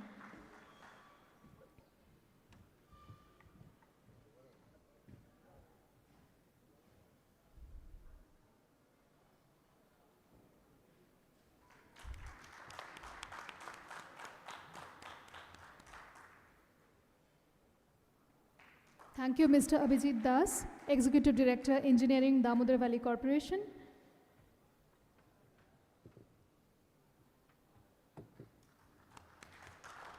Mr. S.K. Pandey, Executive Director, Fuel, Damodar Valley Corporation. Thank you, ED System, sir. With this, we come to the end of the technical presentation session 1.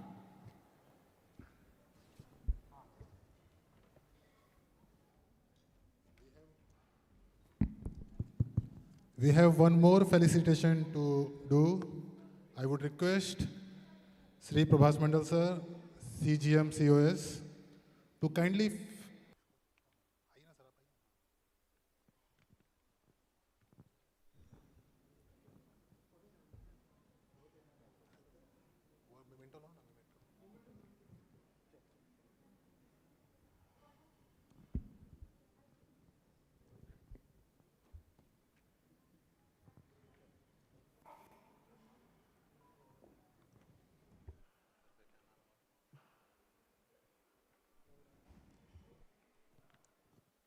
huge round of applause for Sri Ashish Dab for a beautiful presentation from Corporate Operation Services on the O&M conference.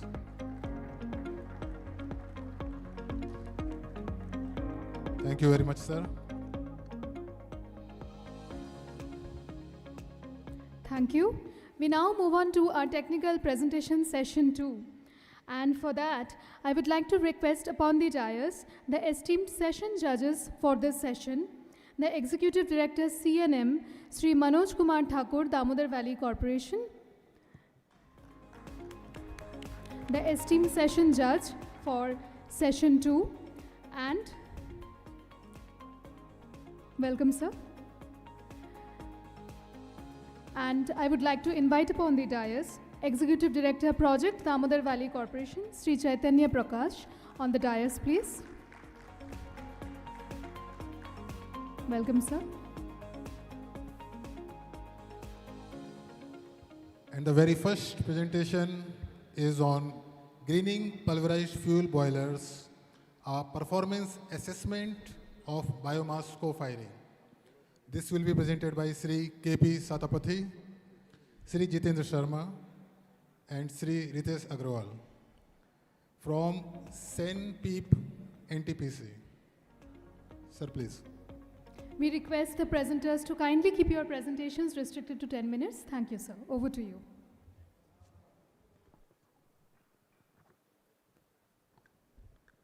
A very warm good afternoon to all of you.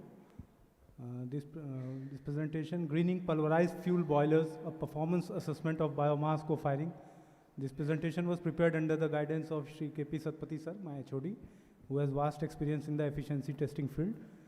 And basically, during the biomass co-firing, there is a deterioration in the heat rate and APC. So there was no methodology to quantify that heat rate and APC loss. Presently, whatever BSEN codes or ASME PTC4 which we are having, that is applicable to coal. So with a lot of brainstorming and among the team, we devised a methodology how to assess the heat rate and APC deterioration and to quantify it. And based on this methodology, we have conducted the test in a number of our plants. So the methodology is basically, initially we carried out the boiler efficiency test, followed by the APC data collection for fans, mills, and CHP power consumption. Then we calculated what is the net heat rate deviation between the pure coal and biomass co-firing test. Means two tests we carried out, one with pure coal, and the second test we carried out with biomass co-firing. Here the biomass is basically non-torrefied biomass, and we restricted the blending percentage to 10%. We also studied what is the impact on the emission parameters, SOx, NOx, and SPM. Then we carried out the physical inspection of mill internals, reject chamber, feeder, pre and post test to see if there is any accumulation or any clinker accumulation. And we did the analysis of the entire biomass co-firing parameters through DCS. And there were certain challenges which we faced. The first and foremost challenge was to ensure that the coal quality was uniform between the two tests, between the pure coal test and the 10% biomass blended fuel test. And because many of our plants are non-pithead stations, and there we are getting coal from more than 50 mines. So there is a challenge of ensuring the uniform coal quality. Then there were ambient temperature fluctuations during the test, and maintaining the same mill combination, same operational parameters perfectly during the test, that is again a challenge. And based on these two tests, we carried out the delta, that is the difference in the draft power, milling power, boiler efficiency between the pure coal and the 10% biomass co-firing test. Now coming to the reasons why this boiler, during these biomass co-firing, there is a performance loss. Basically what happens is that there is a devolatilization temperature. At this temperature, the volatile matter comes out of the coal particles, and what is remains, we know it as char. And this devolatilization temperature is the first starting point of the combustion process. So it is basically 90 degrees Celsius lower for non-torrefied biomass in comparison to coal. That is, this material is easily combustible. So for fire safety, we have restricted the mill inlet temperature to 240 degrees Celsius instead of the 290 to 300, 310, which we are maintaining during the pure coal test. So this deterioration in the mill temperature of 50 to 60 degrees Celsius, it is causing basically a loss in heat rate. Now why? It is because that increased amount of cold air gets bypassed the primary air heater. We increase the quantity of cold air to maintain this lower mill inlet temperature of 240 degrees. And this cold primary air, which bypasses the air preheater, it leads to higher APH flue gas exit temperature to the tune of 18 to 20 degrees, and it leads ultimately to a higher dry flue gas loss. And the biomass has a certain fibrous nature, because of which it doesn't get pulverized easily, and it leads to increased unburnt loss. Then the flue gas exit temperature also leads to lower density of flue gas. So the ID fan, which is handling that flue gas, it consumes a higher amount of power for the same mass of the flue gas. Like in the case of summers, if we see, when the flue gas exit temperature increases, all our ID fans at the older stations go into the saturation zone, because its density decreases, and for handling the same amount of gas, it has to make a more number of rotations. And during the biomass co-firing, we need to take extra mill in service because of the capacity restriction in mills, and we increase the PA header pressure also by 50 mm water column, which is an additional power consumption.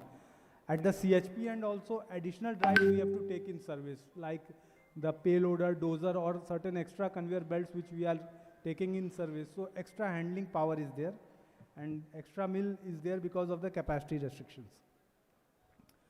Now coming to this methodology, we have captured the power consumption during the both 10% biomass and pure coal test, and we can see that there is a fluctuation in the total amount of fuel. Like in the case of pure coal, the fuel fired was only 336, but when we did the 10% firing test, the total fuel became 390. So how to balance both these cases and get the true picture? So for that, we have calculated the specific energy consumption in both the cases. That is the energy per ton of required for pulverization of fuel. And we find that in case of biomass, it is higher at 8.38 kilowatt, whereas in case of pure coal, it is only 7. So this 8.38 we multiplied by the amount of fuel during the pure coal case, that is 336. So instead of the mill power 3265 in the case of 10%, the true power is only 2814 after applying the correction. And with the help of this true power, had the fuel been exactly the same, we calculate the difference and it comes to 463 kilowatt. And we have to take an additional mill also, so that power is also there. So this is the true picture. Now coming to the delta in the draft power. Again, with the draft power also we face the similar challenge, because with the change in the coal quality, the flue gas quantity also gets changed. So how to apply those corrections? We developed a methodology in that we calculated the specific energy consumption for the case, for the pure coal case. And we know that for the PA fan, it is a double stage fan, the header pressure is high. So the specific energy is of the tune of 4. While for the FD fan, the specific energy is lower, 1. So we calculated the difference, and this comes to around 3. And we noted down how much extra PA flow is happening during the biomass test. And half of that extra flow we loaded to the biomass and to be on the conservative side, assuming the other half happens because of the variation in the fuel quality and other factors. So only we have loaded it very conservatively, 50% of the additional PA flow that is happening in the case of biomass, that we have considered and multiplied by the differential specific energy of both the fans. So we are getting the extra amount of power cumulatively for the PA and FD fan that is required. And then we calculated the change in the flue gas exit temperature during both the tests based on the actual site readings. And the fan power is proportional to the temperature of the gas it is handling in kelvins. So with the help of this basic formula, we have calculating how much additional power is required. And we accumulate the power of the 3 fans and get the increase in draft power and mill power. So cumulatively it comes to around 828 kilowatt. This is the actual case study of Jhajjar. Then in the boiler front also there were certain challenges. We found with the ultimate analysis reports that hydrogen content in this biomass is higher than coal. And perfect blending is not happening actually. Whenever we take the sample from the feeder suits, 100% perfect blending of biomass and coal is not happening. At some points we can find that there are chunks of biomass, whereas at other points there may be pure coal. So whatever sample we are taking and sending it to our chemistry lab for analysis, that may not be 100% representative. So how to overcome this? We did the analysis of, ultimate analysis of pure coal and pure biomass, and then we did the interpolation method, and we calculated how much is the hydrogen percentage that should be there ideally. And then with the help of these basic first principles and the formula, we calculated this hydrogen loss. Because whatever be the amount of hydrogen in the fuel, it escapes in the form of water vapor from the chimney and carries away the latent heat along with it. So it is a huge loss. So by this method, we calculated the boiler efficiency delta, that is the change between both the cases of pure coal and 10% biomass. And then with the help of this hydrogen correction, which we superimposed, we calculated the true impact on the boiler efficiency. And then we developed a commercial impact assessment model, like how much is the increase in the net heat rate if we take both the boiler efficiency factor into account and as well as the APC change into account. So we simultaneously clubbed both these factors, and for the 10% case of Jhajjar, it came to around 23 kilocalories. And then we quantified in monetary terms how much is the impact. So it roughly came to around 500 rupees per ton of biomass. That is, we developed a commercial model that how much is the impact if in terms of per ton of biomass, monetary impact due to the heat rate and APC compensation that is occurring on the system. And additionally, we added the CHP cost, that is at the CHP side, how much is the diesel consumption in our dosers and payloaders, as well as the extra electricity consumption for the blending equipment. Like we have different mechanisms in different plants. In Jhajjar, we are using the mobile belt feeders for this blending. So cumulatively, it came to around 580 rupees per ton. So we did this test in a number of plants at NTPC, And if we plot this, it is roughly coming to the tune of 500 rupees per ton. Although it is varying depending on the ECR of that particular plant, the technology used. But this data we are continuously in the process of testing in more plants at our NTPC. And the compensation, this is the formula which we have developed for this. Basically, how much is the change in the net heat rate multiplied by the weighted average cost of the blended fuel, that is the coal and biomass. And we divide it by the quantity of biomass fired in an hour. So by this method, we are calculating how much is the financial impact of this biomass which we are firing in our system on the heat rate and APC. Now coming to the future roadmap. So for the commercial feasibility aspect, this biomass co-firing involves a loss in the net heat rate because its devolatilization temperature is 90 degree lower than coal. For fire safety, we have to keep the mill inlet temperature down to 40 degrees Celsius because perfect homogeneous blending will not happen, and there are chances that isolated chunks of biomass can come in the system. So safety aspects require that we should fire it at a lower temperature. And when we fire at lower temperature, there are higher dry flue gas loss. We have to take extra mill, extra CHP equipments, and fan power also increases. And those plants that are firing biomass, if they are given preferential merit order, then it will serve as a motivation for them. And there should be some incentive under the renewable generation or obligation and renewable purchase obligation mechanisms. And there is a need for strengthening of this torrefied biomass manufacturing.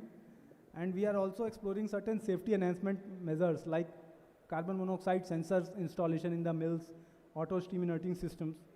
And certain infrastructure upgrades are required for this, like storage silos, separate covered shed, automated blending system, and automated biomass unloading and handling systems. Thank you. Yes, it has many challenges, sir.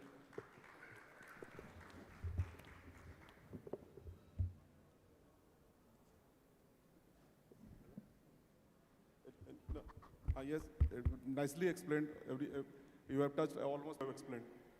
Yes, sir. Ultimately, sir, we can proceed in the AMUL model, like if we combine all the farmers in the villages and proceed like we can get a reliable supply chain of the biomass also. Nearby supply chain. But that model. We are nearby rice producing estates, yes, Bengal, Bihar, UP, but still we are getting biomass from Haryana and Madhya Pradesh, like so. Sir, we can club the farmers in that particular area like AMUL model. And it requires more integration, but very nicely explained. Thank you, sir. Thank you. Any questions from the audience?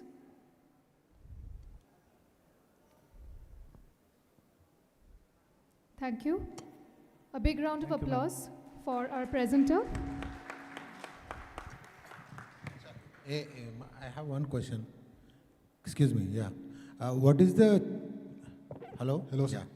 Yeah. What is the increase in the ECR when you are blending 10% biomass in the this, and what is the differential?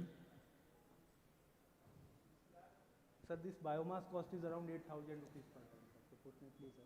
8,000 rupees per ton.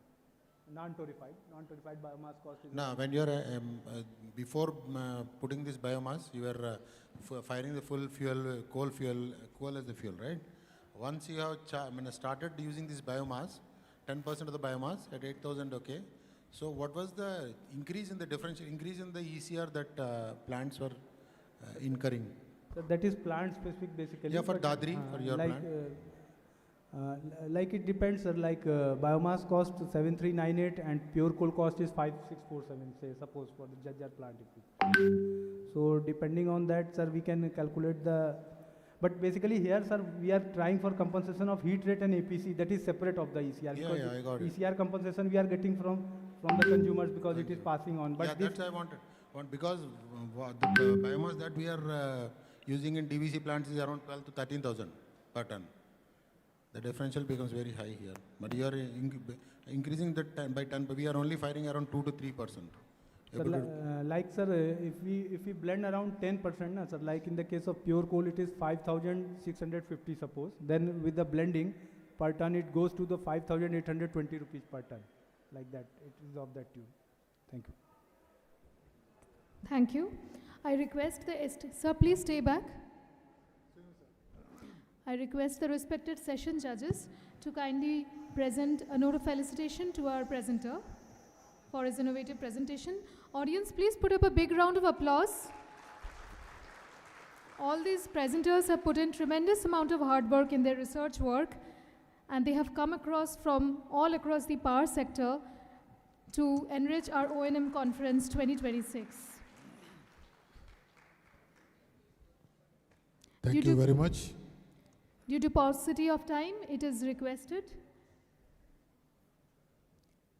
Due to paucity of time, it is requested to kindly engage and converse with our presenters during our networking breaks. Moving on. Now we have another presentation, and its topic is Powering Progress 2026, Integrating Green Initiative and Thermal Excellence in Mathan Power. And we have a team from Mathan Power Limited, Mr. Satish Vaman Prabhu and Mr. Parveen Raut. They will be presenting. Sir, please.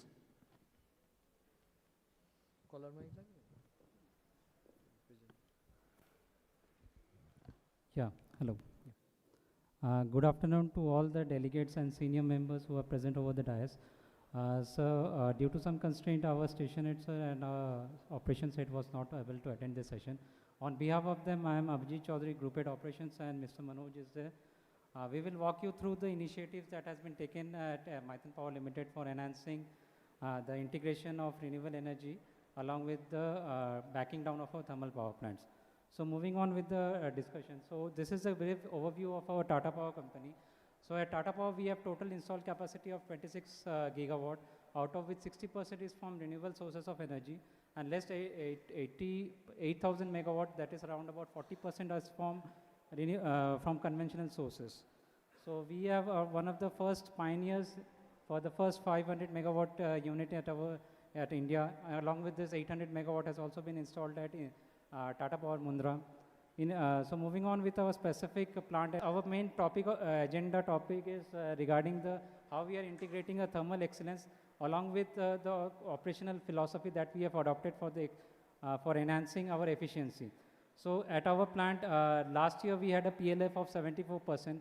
So owing to this, there was a main beneficiary side forgo that we have customers from West Bengal, TPDDL, DVC, and Kerala.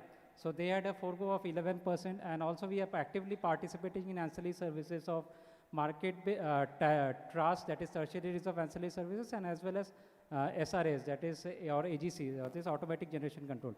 Owing to this, there is a load down of by 5.6%. This has ultimately led to integration of renewable systems in our grid.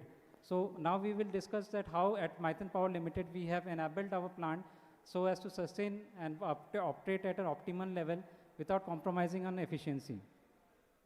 And in the first aspect, on the heat rate front, so we can see on year-on-year basis, the PLF has been decreasing. In FY24, the PLF was 88% with a heat rate of 2339, and in the year FY26, the heat rate has increased to 2348. That is one of the main factors is reduced PLF of 75% along with the commissioning of the DNOx system.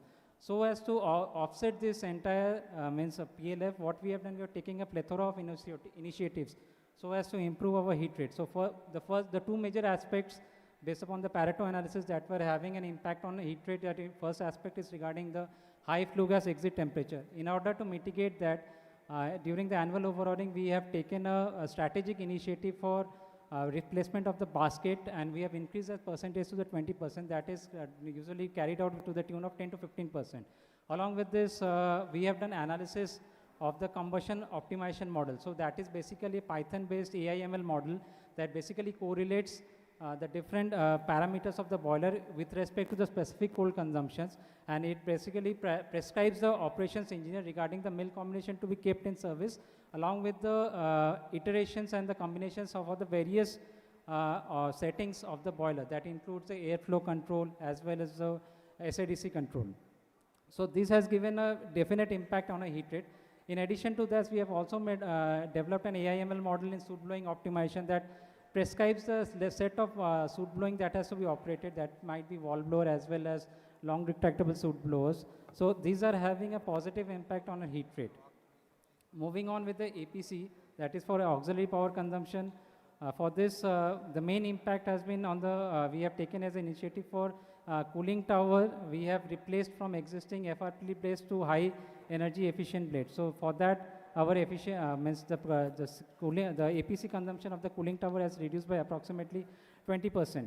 Along with that, we have also carried out the destaging of the condensate extraction pump. That has again led to reduction of 20 ampere, near about 20 amperes at full load conditions. For another fact, in addition to this, the availability is another aspect that owing to integration of this renewable energy, the availability of our systems has gone down to the tune of, due to increased BTL, it had gone down, but to 87%. But owing to this means number of initiatives that we have taken up for mitigating this boiler tube leakage, the availability has increased in the last financial year to 91%.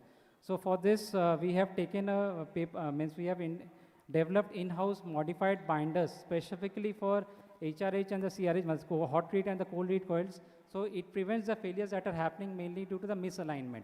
In addition to that, also the upgradation of the coils of the CRH has been done, that sir has already described regarding that. We have upgraded from TP34, it has upgraded from TP347 to SS also. And also due to the high ash burden in the coal, we have also carried out the provision of 270 degrees shields so as to mitigate the erosions in that. Next, we move on with the emissions control. According to the Ministry of Power guideline, we have also done co-firing of biomass 5%, and we have observed the specific reasons for increase in specific energy consumption that we that has been described in the previous presentation. Along with this, DNOx system has also been commissioned in both our units with a significant drop in NOx emissions, as well as there has been a certain increase in LOI, that is the unburned carbon loss. And FGD system has also been commissioned in our Unit 1, and we are in the process of integrating in Unit 2. We have installed the RECD, that is retrofit emission control device, and the DNOx systems in our DG sets. So in line with our Tata Power sustainability for net zero commitment, we are committed for carbon neutrality by 2045, along with water neutrality by 2030, zero waste to landfill for 2030, and no net loss of biodiversity. So based upon this, our main thrust areas include regarding conservations of raw water and the rainwater harvesting that has been also been carried out, that will be discussed in details in the subsequent slides. Accordingly, we are also promoting clean energy with the high usage of electric vehicles for transportations within our plant. So the major KPIs that we can see over here is that although the PLF has increased, but there has not been substantial increase in heat rate with respect to the drop in PLF. So the PLF is dropped by 3%, but heat rate has only partially increased by 8 kilocalorie. The specific oil consumption has also been in line with our normative ECM. So these are the innovative projects that has been adopted at our plant. So the innovative projects, first of all, is regarding the soot blower advisory model. So basically, this is a AIML based model. So it prescribes the operations engineer regarding the soot blowing that has to be cooperated, and it basically compares with the historical data. And based upon that, it advises what needs to be operated and this is on a real-time basis. In the same manner, optimization model has been developed in the combustion, which operates and which guides the control room engineers regarding the mill combination that has to be kept, such that our flue gas exit temperatures has been optimized. We have also implemented the online heat rate monitoring system, and prescribes the process FMEA, that is the failure mode effect analysis of the different parameters and the KPIs that needs to be improved. APC optimization tracker has also been developed in this same Python model for prescribing the increase in the specific energy consumption of the significant energy users, and it also guides the steps that need to be taken so as to further curb the increase in APC.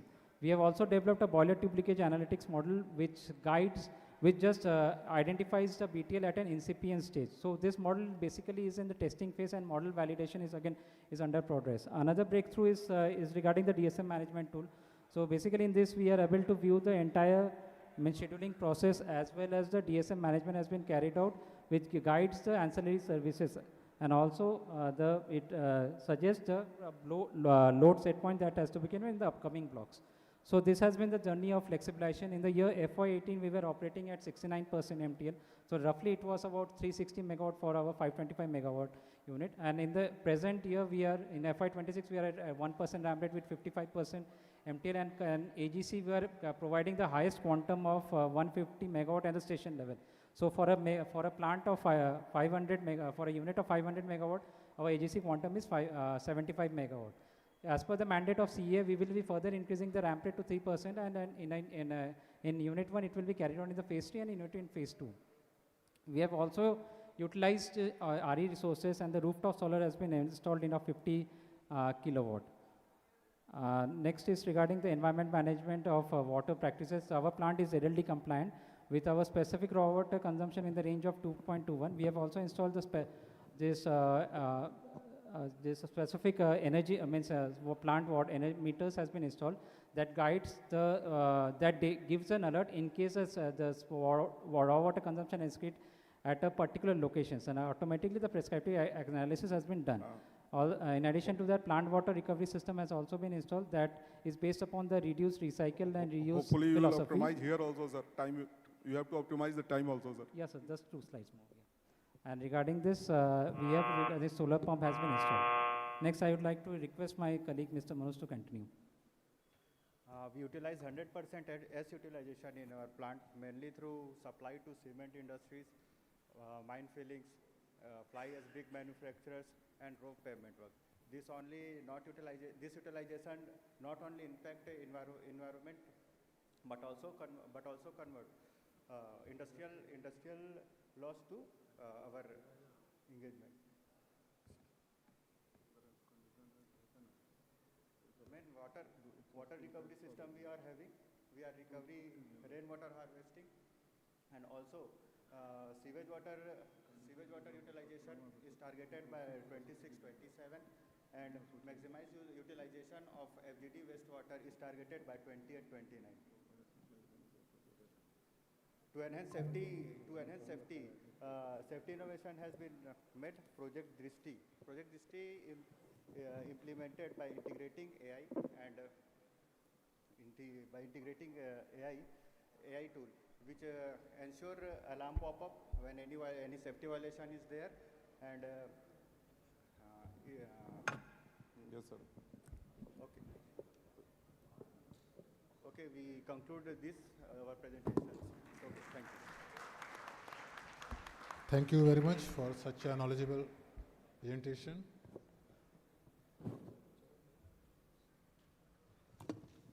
Regarding these 270-degree shields, what made you make that decision? So basically, the OEM had already provided the shields that were there, but based upon the computational fluid dynamics that was carried out, so we found out that particular areas, that is the economizer and the LTSS zone, were having a higher erosion rate. So based upon that, it was decided to provide a shield such that the tubes that were facing the maximum velocity of the fluid, they were given a protection over there. But this insertion will be also a problem. You have to cut the pipes. You have to cut the pipes to insert the shields, right? Yeah, so that is why mainly what we are doing is the annual overhauling. Though the economizer entire set has been replaced. Means we have 2 banks over there, so entire bank has been replaced with along with this shields. So that is why the time taking is not so much, because we are already going for the entire replacement. And you mentioned about the HP heater overhaul, which is giving you a 3 to 8% this one. Yeah. What do you do for the HP heater overhaul? I said during the HP heaters overhauling that we observed that there was a parting plate passing is there. So there was a drop in feed water outlet temperatures of the HP heaters. So basically that has been taken care of during the annual overhauling. And that is after every 2 years we have overhauling of the units. So this is one of the problems that we face, and it has been taken care of. Thank you. Thank you very much. I would now request our session judges to kindly felicitate the presenters. Very nice. Nice presentation. Not only maintaining your achievement, but setting new benchmarks also. that Python program you have written in-house or taken some Yes, help it of? was done in-house because in our organization we have a digital academy is there. That is a Tata Power level. So we have our engineers trained in this Python model, and already the coding has been done. Regarding the development part, that has been taken care of our corporate teams.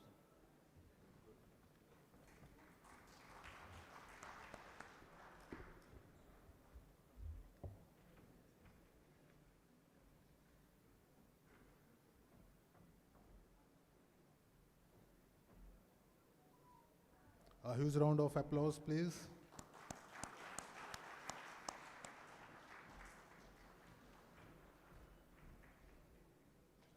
Thank you, sir.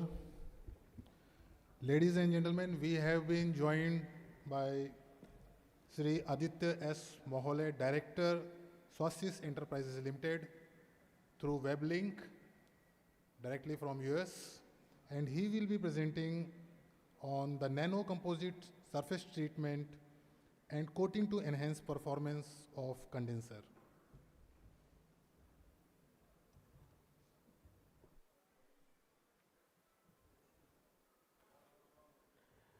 Very good evening, all of you. Myself, Aditya, along with our director, Mr. Satish, are personally present over here. And Mr. Jay Krile and Mr. Ajay Pimpria has joined from USA. And entire solution is about efficiency improvement of condensers in the thermal power station. So it is about a nanocomposite coating solution that we apply on ID of the condenser tube, which makes the condenser tube self-cleaning kind of nature. So I would request Mr. Jay to take it over and present the solution.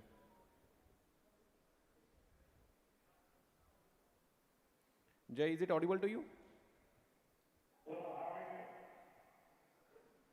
Yeah, go ahead. Okay.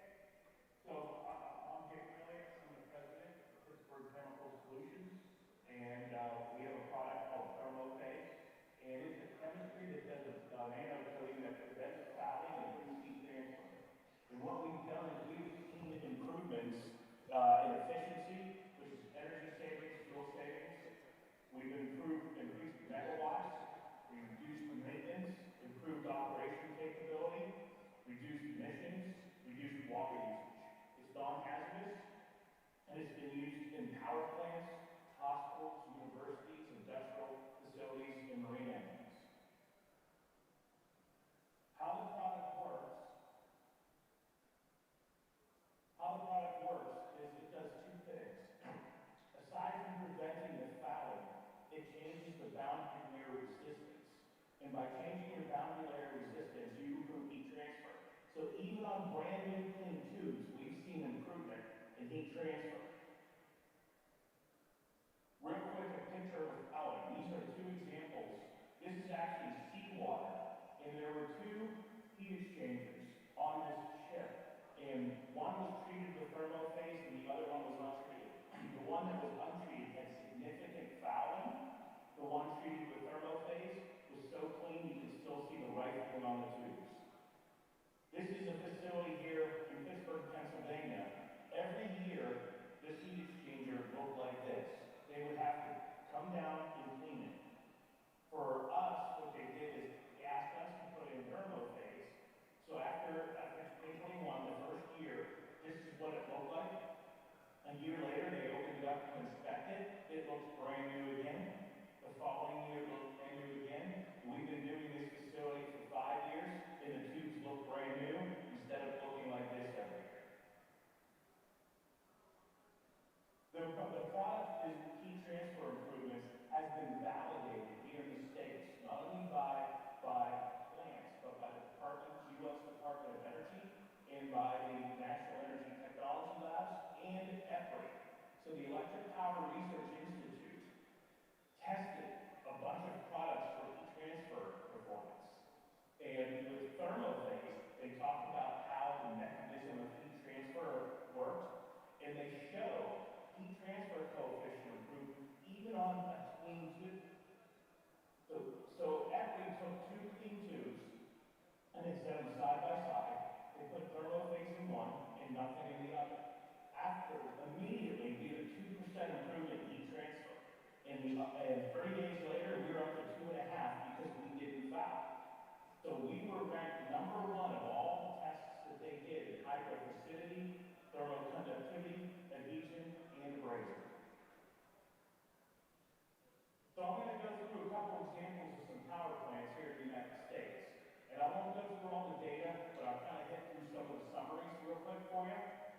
This was a 770 megawatt unit, and they actually took thermophase, and there's two ways to apply it. You can isolate the condenser and recirculate it through the condenser and you're done. Or if they're online or they can't isolate their condenser, they added it to the cooling tower basin. That finds its way to the condenser. It uses more product, but it still works very well. This plant had not cleaned their condenser in 10 years, but they applied it to the cooling tower basin. And just so you know, for the first 2 years, we've been running this plant for 5 years. For the first 2 years, the Department of Energy, United States Department of Energy, and National Energy Technology Labs actually validated this data, and the success is so high that the Department of Energy put it on the Office of Scientific and Technology Information, OSTI website. So the report for this 770 megawatt unit is on the website of the Department of Energy. We applied it by dumping it in the cooling tower basin, and the results are absolutely phenomenal. They have not cleaned this during this entire time, yet cleanliness factor, the greatest via application of thermophase, climbed by 10% after thermophase. The condenser back pressure had a double-digit, over 10% improvement in condenser back pressure. And this is important because this is 5 years of data prior to thermophase, and this is 2 years of data with thermophase. The condenser heat duty, the condenser actually performed better than when the condenser was new after thermophase. Mass water flow. The water flow was reduced because of the better heat transfer. So we had a 1.3 billion gallon reduced water flow over 24 months. The heat transfer coefficient improved, as well as other things such as cooling tower approach temperature, LMTD, temperature rise, all of these things improved. For this plant, their heat rate went up significantly, and they ended up saving $3.35 million every 24 months in coal costs. They had less CO2 emissions by 136 million pounds, 1.3 billion gallons of water saved, less NOx, less SOx, less mercury, less ammonia use, less lime use, less water use, less ash disposed of. All of these are a benefit, and they have been using our product now for over 5 years with significant improvement in back pressure for the entire 5 years. Here's another example of a coal plant in the United States. So the interesting thing on this one is there's 2 units here. Both units are 560 megawatts, but Unit 7 has a smaller condenser, which has a tendency to run less efficient than the Unit 8 condenser. So what they did here is they isolated the condenser and they recirculated thermophase. On Unit 7, they did nothing on Unit 8. So they cleaned them. On Unit 7, applied thermophase. On Unit 8, did nothing. Our back pressure on Unit 7 improved significantly, where the back pressure on Unit 8 did not change. The plant sent us this data. This is August, which is pretty hot here in the Midwest, because this is in Ohio. The blue is from the year before, and you can do a comparison because no thermophase was applied the year before. And the back pressure at lower surf water temperatures and higher had a significant Here's the unit number 8 that had no application. They had no improvement in condenser performance, back pressure. As a matter of fact, the back pressure was getting worse. We went through and we did some other analysis, like terminal temperature difference. In the unit we applied, we had a huge improvement in temperature. Lower is better. We had a huge improvement, where the unit that we didn't do, after 3 months, actually was degrading with terminal temperature difference climbing. The condenser efficiency on the smaller one typically ranges around For the prior year, we had it at 82%, where the larger condenser typically ran 87, has already seen a degradation to 85.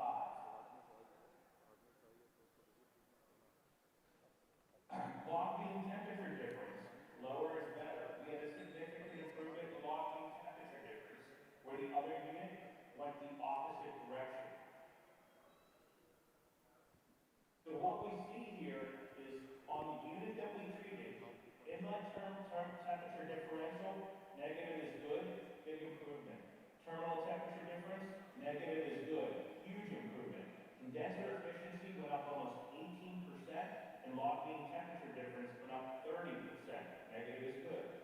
The unit that was untreated, the terminal temperature difference is in bad shape. It's 11% worse.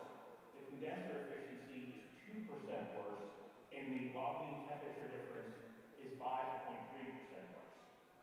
What this means to this plant is they can gain 3 megawatts on this plant, and that's $1 million a year in additional revenue. So after we did Unit 7, a year ago, we now did Unit 6 days and do so on this facility, they're going to have saved $2 million a year in additional revenue.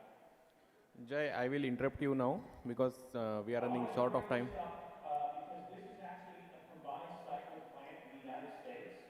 We treated both units through their cooling towers here, and this is a zero discharge facility, so the water looks very brown.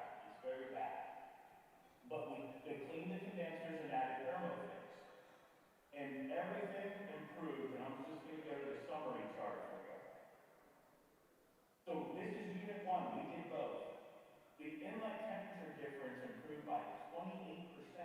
The terminal temperature difference by 71%, and condenser efficiency by 38%. The log mean temperature difference by 50%, and back pressure by 24% on Unit 1. And we have similar numbers also on Unit 2. These guys will make more megawatts. It's a big deal for them.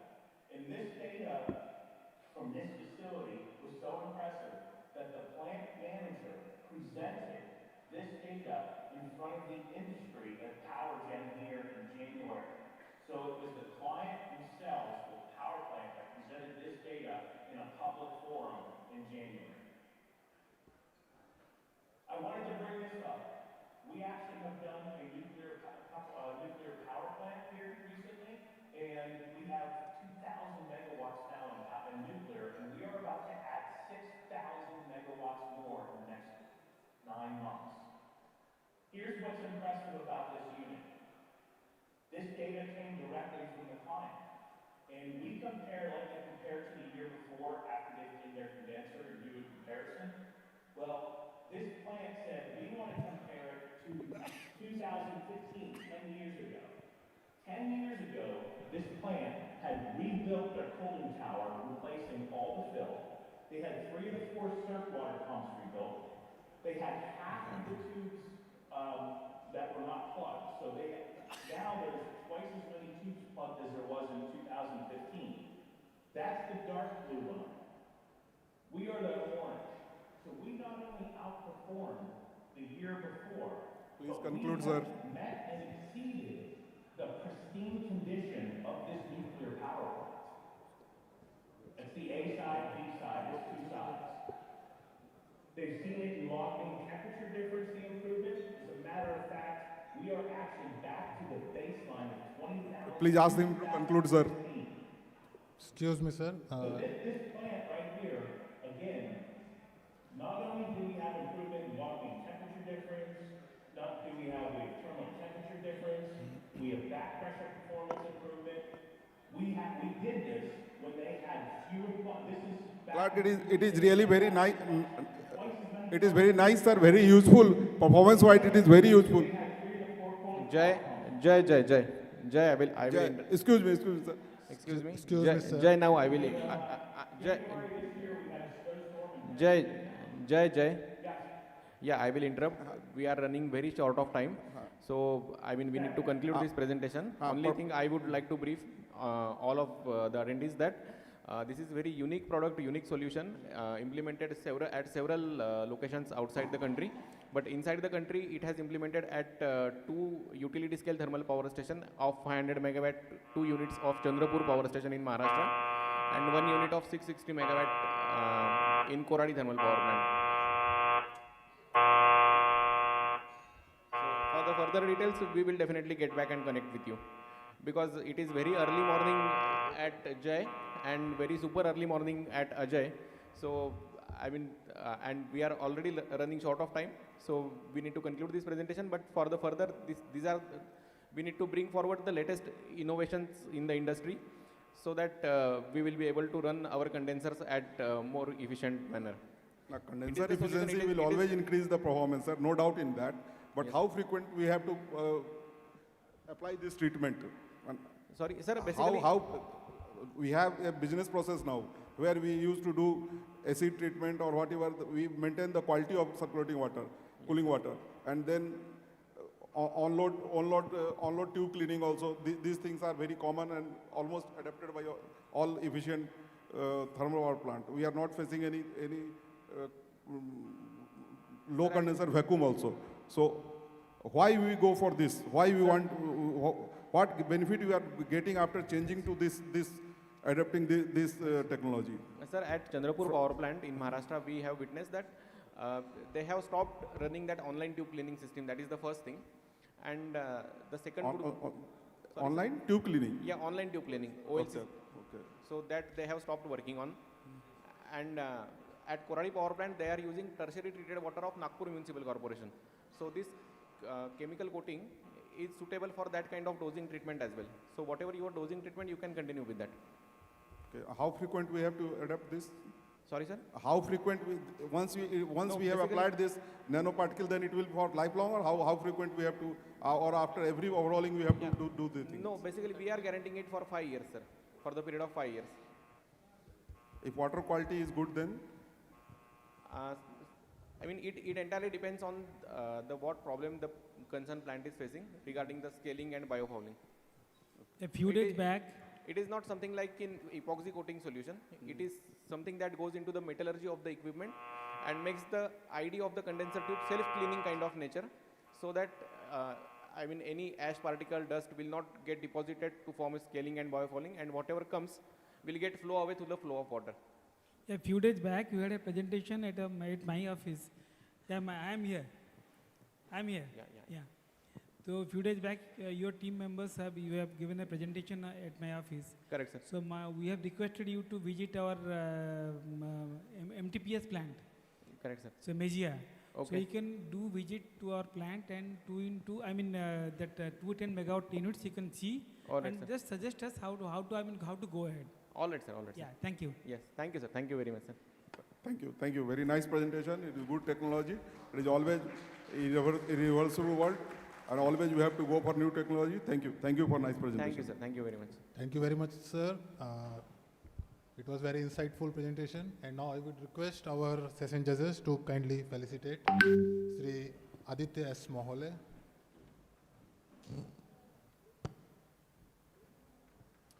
This is a small token of gratitude from Damodar Valley Corporation.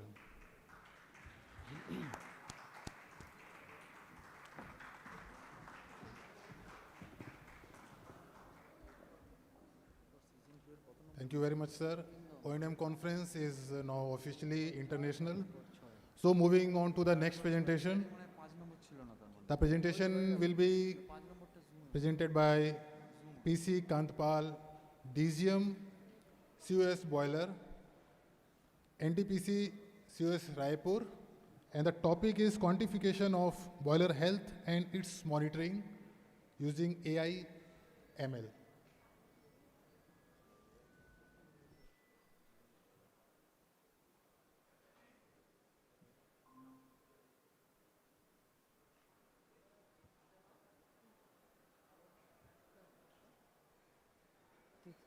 PPT 3 दो हाँ PPT 2 हो गया session 2 में कितना 3 number तो चला Good afternoon, all the dignitaries on the stage and on the dais. So, my today topic is on the quantification of boiler health and its monitoring using AI/ML. Actually, the story starts in early 2022 when we are facing a lot of corrosion-related failures in some of our power plants, particularly Ramagundam and Kahelgaon. So, our higher management asked us to make some type of predictive model so that the failure can be detected early. So it was a challenging task for us. Actually, we are from boiler maintenance only. So initially, we were hesitant that this model can be made or not. So we hired an external agency and collaborated with them, but due to some data sharing issues, then we took the model with our digital initiatives groups, and after that, this model was also patented. So basically, this is the insights of the machine learning tool that we are using. First is the supervised learning, where we are both X and Y. Second one is the unsupervised learning. Third one is the reinforcement learning. We are using the supervised learning for the boiler failure prediction. And these are the various algorithms that we are using. In this model that I am showing, it is the linear regression model. The second one is the classification model. It is basically used for classification of the various boiler tube failures like short-term overheating, flue gas erosion, well joint failure. But today we will be focusing on the linear regression model only. And basically this is the process how the model was built. First the problem was defined. The problem was that we are facing lot of corrosion-related failures and it was repeated in our some of the units. And after that, the relevant tags related to the corrosion-related failures were identified. And after that, the most relevant tags was selected by the feature engineering processes, which we use various AI/ML tools. This is the steps that were used for the model building. First, we split the data into the train and test data, and after that, our modeling approach was finalized based on the past failures, and after a dashboard was prepared, and these are the pipelines where the data was collected. These are collected from the OS pipe, and the data was cleaned and processed and calculated. So, likewise, I told that two of our units were selected. First is the Kahelgaon Unit 7 and Ramagundam Unit 7.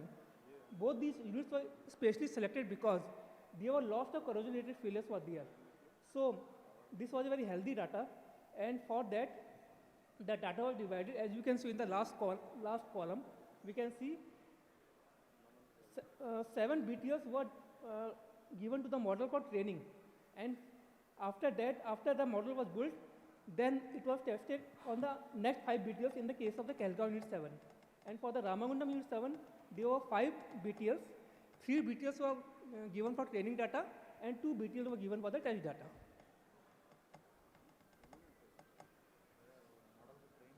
So first we did the data import and data cleaning was done. Basically different parameters were selected.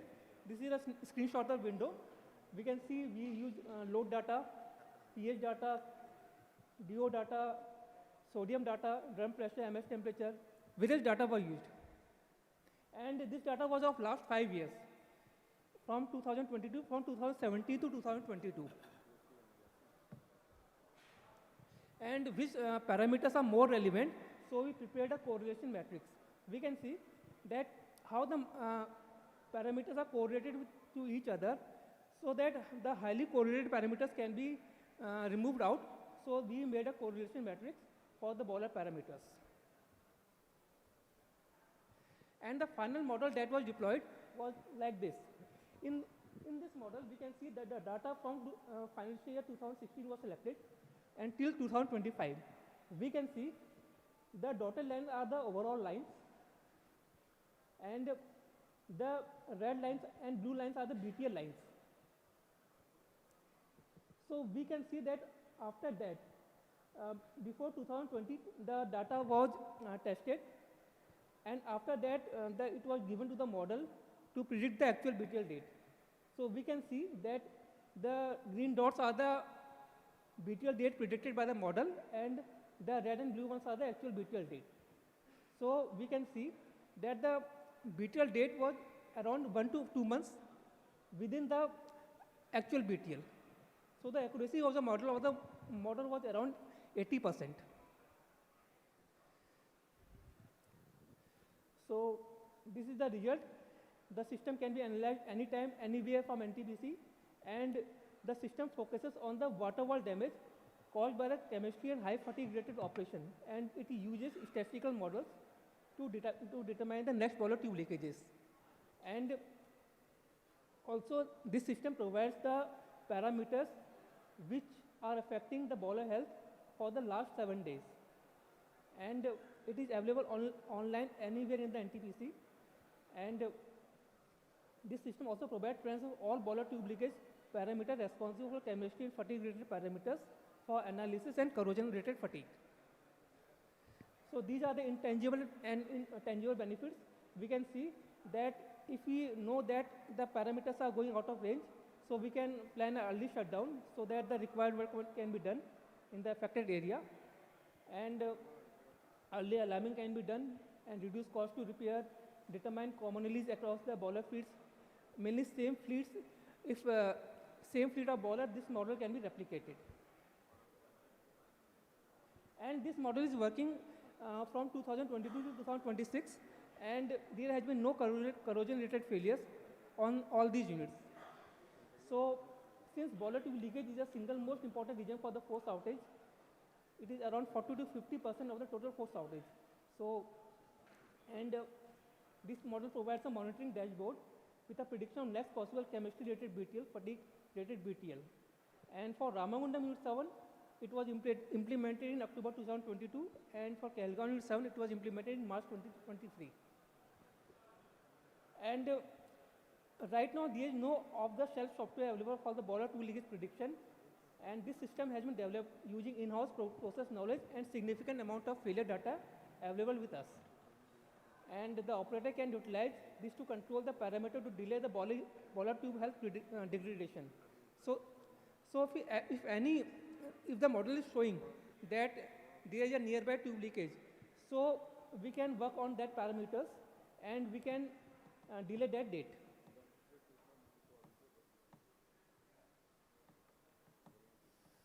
So going forward, after the successful implementation of this model, we tried this model to quantify the fatigue rated BTL.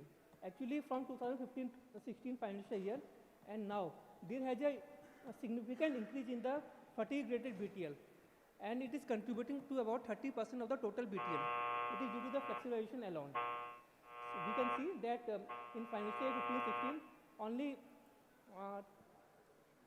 only around 30 BTL were due to flexible operation, but right now, in last financial year, it was 65 in number. It has more than doubled. So we tried this model, but because flexibilization related BTL is a very complex phenomena, and it incorporates lot of parameters. So the model was not successful. So we are right now trying with some agencies to find out a way so that we can use a neural network like ANN or CNN, and after that we will check the models. So work is going on in these models. We are also working to implement AI/ML in the NDT inspections, and we are trying to integrate these models for the detection of defects in the POUT so that the operator related errors can be reduced. So work is going on these models also. And last but not the least, we are also integrating the AI/ML in boiler tube radiography interpretation. Since boiler radiography testing is used for detecting wall thinning, corrosion and weld-related defects, so if we use AI/ML, it can enable us for automated, fast and consistent interpretation of radiographic images. And our key objective is that we have to do the early detection of tube degradation, reduction in inspection turnaround time, and improve reliability and availability of boilers. So what are the benefits of that? The defect segmentation and sizing can be done accurately, and if any low contrast RT image is there, we can enhance the image. We can also do the classification of the defects and severity ranking, and we are also we can also do the consistent and objective RT interpretation. And we can reduce the dependency on the expert manpower and early warning of high-risk zone boilers. And it will also support the predictive maintenance and outage planning. Thank you.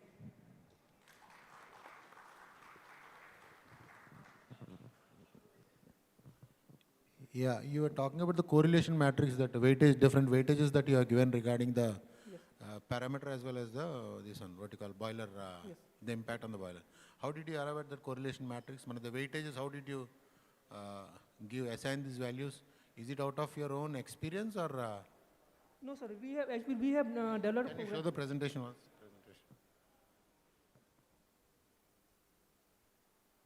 Yeah, this one. Yeah, this particular thing. Actually, we made this program, and the screenshot of the program is there. And based on the Python software also, it has given the correlation matrix. And after that, based on our experience also, we determined that it is accurate or not. And we have put these also in the API. We have studied various API papers also, that any illogical correlation is not given or not. What is the confidence level of this prediction actually?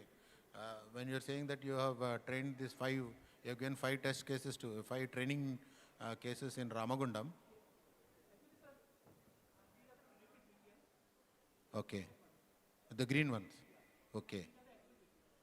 Okay. Okay.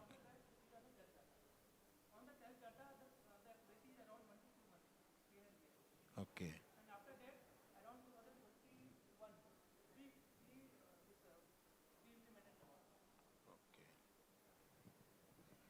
Good. Thank you. Thank you very much for this Wonderful presentation. Very nice. But challenge is here, we are using AI to increase and optimize the power generation, whereas AI has potential to double our power consumption. So there should be optimization. This is requirement, need of the time to optimize the AI. But salvation is the mission. We cannot reverse the entropy. We have to adapt AI anyhow. So judiciously we have to use. And actually, sir, we have a lot of apprehensions starting also that it can be done or not, but slowly we get confidence. Very nice, very aggressive, very good, and very nice. A lot of effort you have put. Really appreciable. Thank you. Thank you very much. I would request session judges to kindly felicitate the presenter, Sri P.C. Kandapal.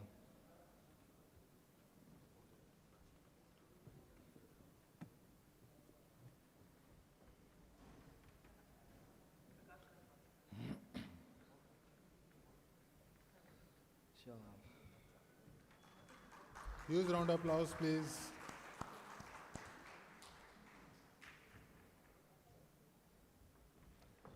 And now, from AI/ML, we move on to the digital solutions. We have with us Sri Ujjwal Das, Assistant Vice President of Hitachi Energy, Kolkata. He will be presenting on digital service solutions. Sir, please.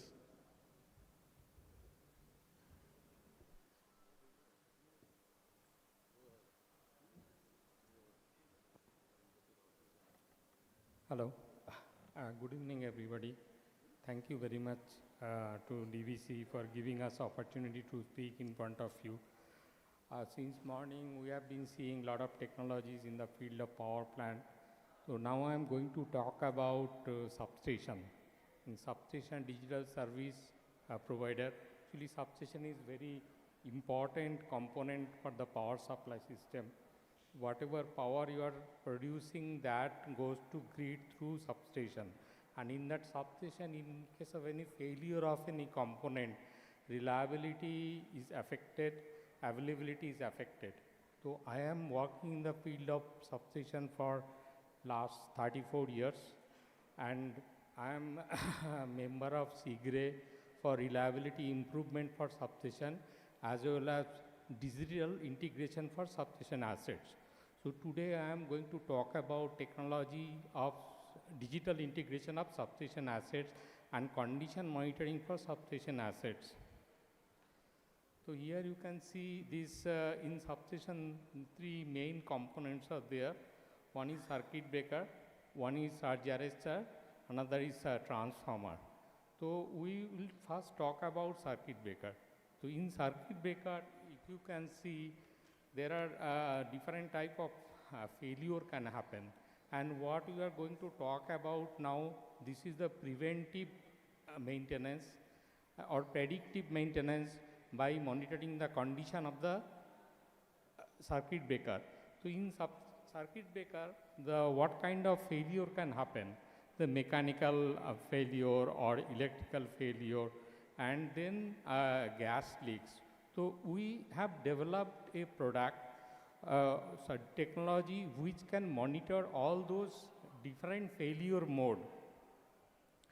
So here we tell it the MSM, this is a modular switchgear monitoring, which detects the SF6, and it has got two different type of module. One is that MSM1 and then MSM2. In MSM1, we can detect the gas failure, and then MSM2, we have detection facility available for other types of failure, like mechanical contact failure, then wire failure, then accessories failure, connectivity failure. Ultimately, one equipment is a combination of multiple components. So different components have different probability of failure as per the SIGRE.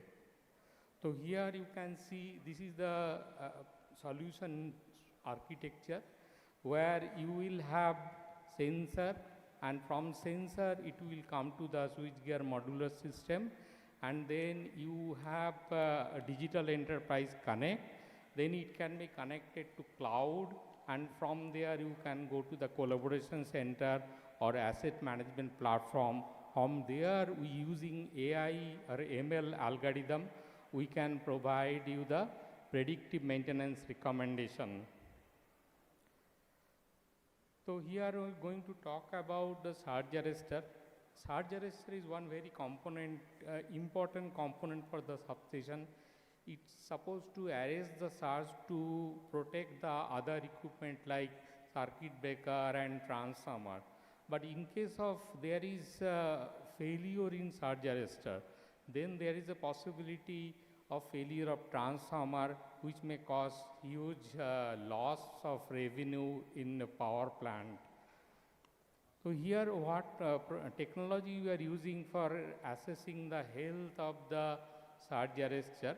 If you see, we are measuring the leakage current and resistive component of the leakage current, and we are doing the trend analysis as per the IEC.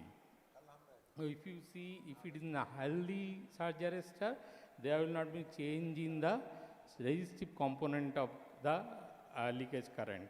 But when there is an upward trend, we give the early warning signal. So we need to take some productive action for the surge arrestor.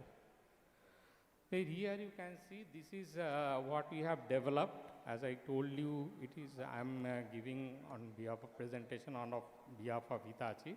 But we develop, I am member of international team of experts. We are developing product which is brand independent. So this solution is applicable for all existing make of surge arrestor. So here we are using the universal communication protocol IEC 61850, and here is the different components. You can see field probe, then power supply, and then it can be connected to local computer also. It can be connected to the APM solution also. Next, I am going to talk about the transformer failure. Transformer failure mode. Transformer is a very important component. We have seen there are three main areas where failure can happen. One is the tap changer, then you have winding, then you have bushing. And this is as per failure location analysis and failure mode analysis for based on 964 failures. So if you can detect those particular areas, then we can avoid transformer failure and we can take predictive maintenance action. So what kind of failure we can detect? One is the short circuit, winding displacement, then windings looseness, then partial discharge, over voltage and through fault, and the arcing. No, then thermal cooling faults. So different stress like mechanical, thermal, dielectric. So if we can detect all those different kind of stresses, then we can avoid all kind of failure. So for that we have developed a complete transformer ecosystem. It comprises starting from the sensors. So it senses temperature, then dissolved gas, then power quality, partial discharge, then bushing tan delta, and tap changer. And from there, those sensors will signal to the, we tell you the T-expert hub. So from there, we will send signal to the APM, Asset Performance Management. And when you get the data, those data will be used by the AI and ML algorithm using transformer expert. They will analyze the data and they will give recommendation for early action. So here you can see this is the transformer performance where mainly three locations of fault in the transformer where as per Segre or as Alper fault analysis for transformers all over the world we have found. So we have to take care of windings, then tap changers and bushings. So here we have different sensors available. Here you can see this one.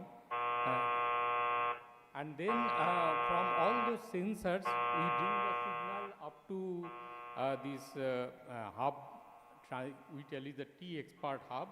And then from there, we bring signal to the control room. It could be collaborative control center. It could be APM. And that we use the IEC 61850 communication protocol, which is the open communication protocol. And from there, we analyze and we give recommendation for the transformer health report, and we can the predictive analysis for the maintenance action. So this is the end for my presentation. Thank you very much.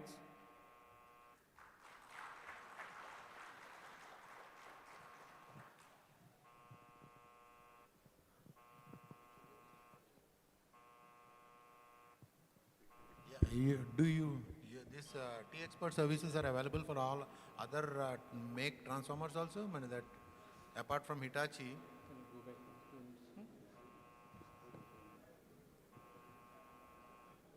Where are the use cases for this T-expert system in India? I mean, where are the use cases? I mean, where you have installed this one?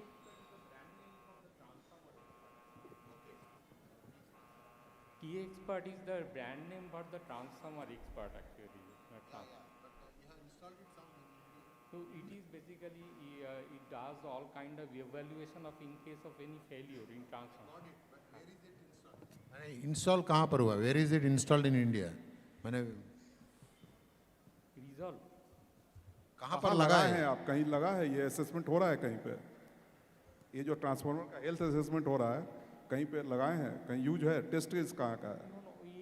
This will do the trained analysis. Suppose when there is one component, say oil value, ending value, from there it will give signal before the failure. We are not asking about the use of this one. What we are saying is where it is installed. मैंने India में कहीं पर लगा हुआ है कोई transformer में लगा हुआ है कहीं पर? We have installed all over the world. कहाँ पर? Installed it. You are talking of at site where it is installed. It is.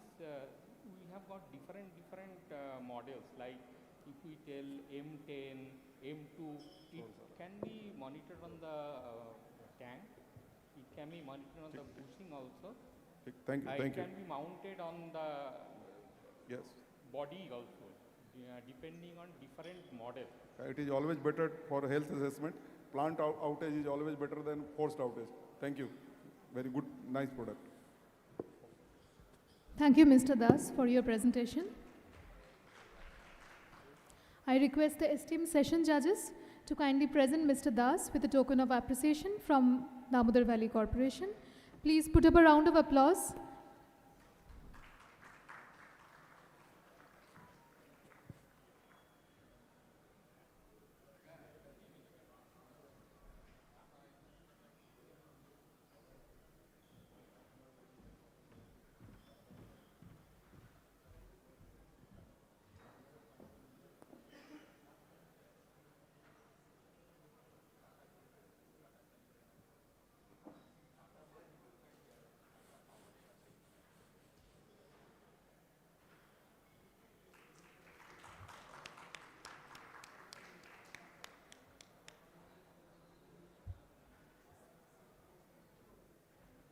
Thank you once again.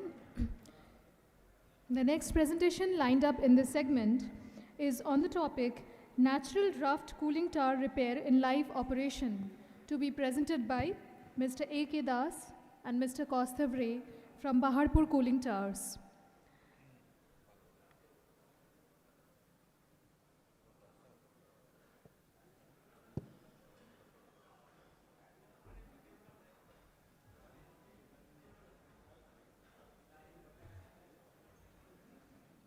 Good afternoon, distinguished guests. Before going any more further introduction, I will show you some glimpses what we have carried out in the repairing work of Bokaro cooling tower when the cooling tower is in the running conditions. So I will shortly scan through the pictures, how we have carried out there. There is a challenge to carry out this repair work in the running conditions. So every time what happened, the shutdown is coming, annual shutdowns coming, and it is within the 30 days. But what happened, that within 30 days it cannot be carried out if we are not getting the shutdown. So it has triggered way back in the 2021, and after that 2024 there was a failure in the primary beam structure and all these things. We have to repair it. So then we have called our partners, Hilti was there, partners was there, and we have made it clear that how it can be carried out in the running conditions. So in the running conditions, we have carried out this way. These are the 9 critical constraints are there where the perfect storm is coming out, that whatever the droplets of the steam droplets are there, in the steam droplets in these conditions at a height where the multi-elevated structures are to be carried out for a scaffolding, and all these things are to be carried out on the online systems. After getting this online system, we have to carry it out. The suspended beam, what the beam was there, the primary beam, what was suspended, and one side it was going to fall. So the challenge is there, without destructing further more damage to the downstream, we have to take it out through a slice structure. We have to cut it slice pieces and so that no debris should fall out in the basin also. So we have to take it out piece by pieces and take it out. After that, we have to, in situ, we have to carry out the RCC. After RCC carried out, we have to fix it out. So next, these are the terms. Okay. Okay. These are, you will see that the multifacets or the multifaction team there, we have called Jadavpur University also. We have to vetted our whatever the engineering is there, whether it is strong or not. After that, we have to specialize that through local contractors. These are, we have carried out this one in the 2 phases, execution phase 1 and execution phase 2. In the execution phase 1, what we have seen in the picture here itself, that upper platform has to be made first of all. After that, distribution pipe is that it has to be cut it out so that further storm of vacuum, where storm of that droplets should not come out to that. After that, we have to isolate the environment where we have to carry out the work, so that the zero tolerance safety for the workman should be there. And through this diamond cutting also we have take it out, and after that with the steel wire rope also we have taken out that, we have made it support to that actual pictures how it has been carried out.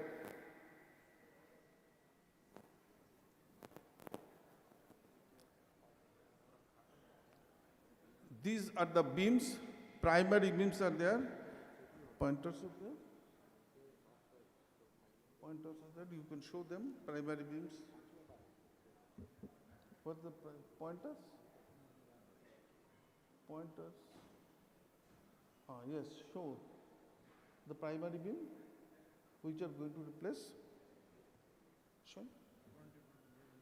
Pointer is not there? Okay.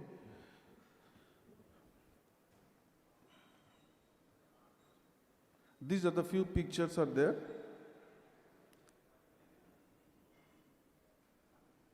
After that, GI sheeting has been carried out. We have made it completely isolated. These are the 45 degree centigrade vaporized system. Some executions have been carried out. After that, dismantling of this, once it is totally isolated in the sector which we are working, we have dismantled all the downstream V-bars and distribution piping system. These are the precision cutting, controlled cutting is carried out piece by pieces. These are the controlled cuttings have been carried out. This is the real picture. We have snapshot we have taken. So video was there. Show video.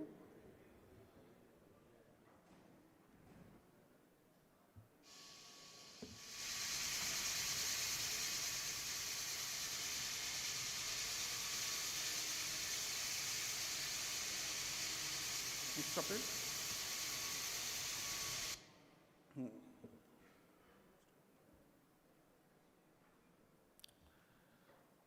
These are the reconstructions of the then. This is the execution phase 2. This is execution phase 2.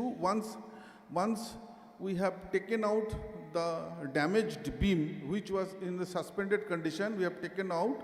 After that, we have removed all the downstream mechanical item.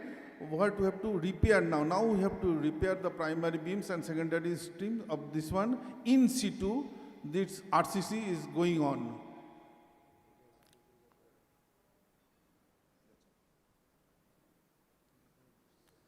These are the corbels rear fixings, anchoring using Hilti method. These are the real relay systems. These are the real snapshots of the sites. These are the structural reinforcement of the high street concrete.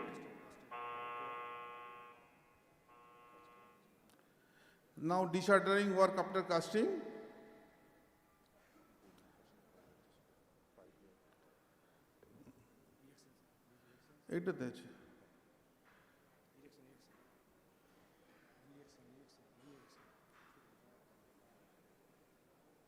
These are the acrylics from the DVC we have taken after pipe jointing.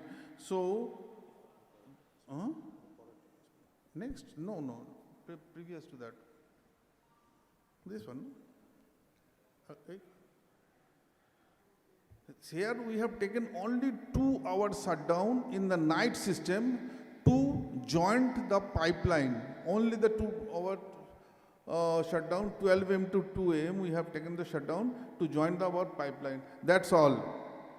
So in this manner, we have saved DVC's revenue of around 200 148 crores of that revenue. Otherwise, we have to, if we carried out this system through a shutdown, we have to lose these generations.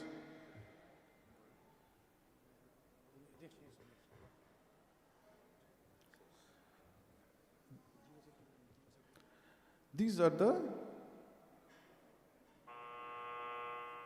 thank you.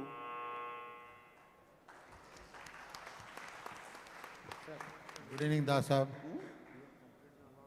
Yeah, I have been associated with this project, and with this cooling tower since the inception. There was a problem with this because of the soft soil before, just beside the river.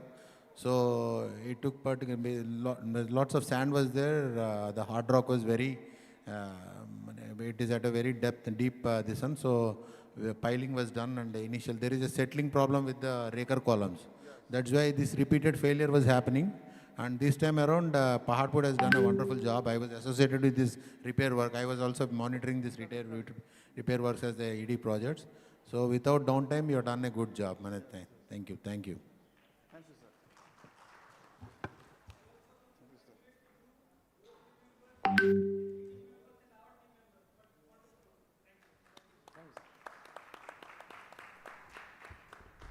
Thank you, sir. Bokaro is also here.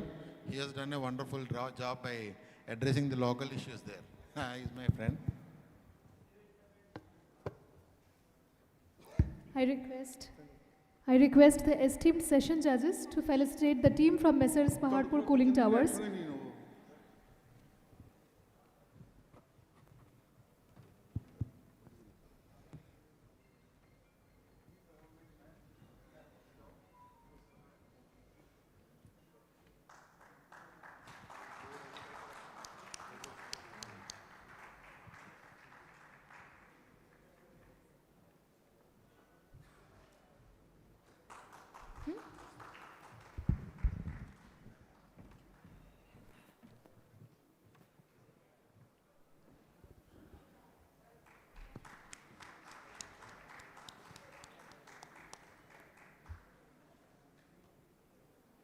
Thank you very much, sir. With this, we come to the end of session 2, and I would request Executive Director Operations, Sri P.P. Sasar, to please come up on the stage and felicitate our esteemed session judges. Our session judges for this session, Executive Director C&M Sri Manoj Kumar Thakur and Executive Director Project Sri Chaitanya Prakash, Damodar Valley Corporation. Please put up a round of applause for the esteemed session judges of this session for skillfully taking you through this session of technical paper presentations.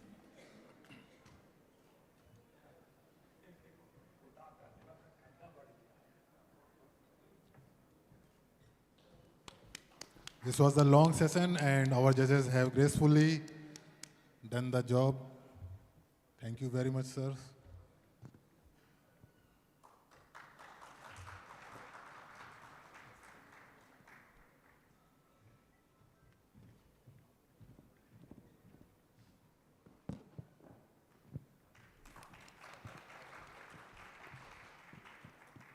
Thanks once again, sirs, for doing the honors. Thank you.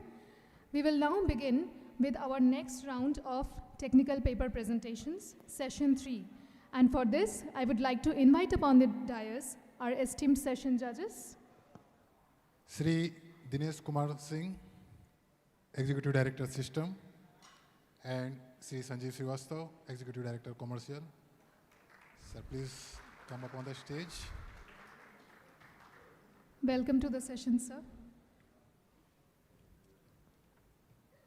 And the first presentation is a case study in transformer DGA and other oil test analysis. This will be presented by Sri Dharmendra Tripathi, GM Electrical, and Sri Sudipto Mehti, DGM Electrical Engineering, CTC Mathon, DVC, and Engineering HQ, DVC.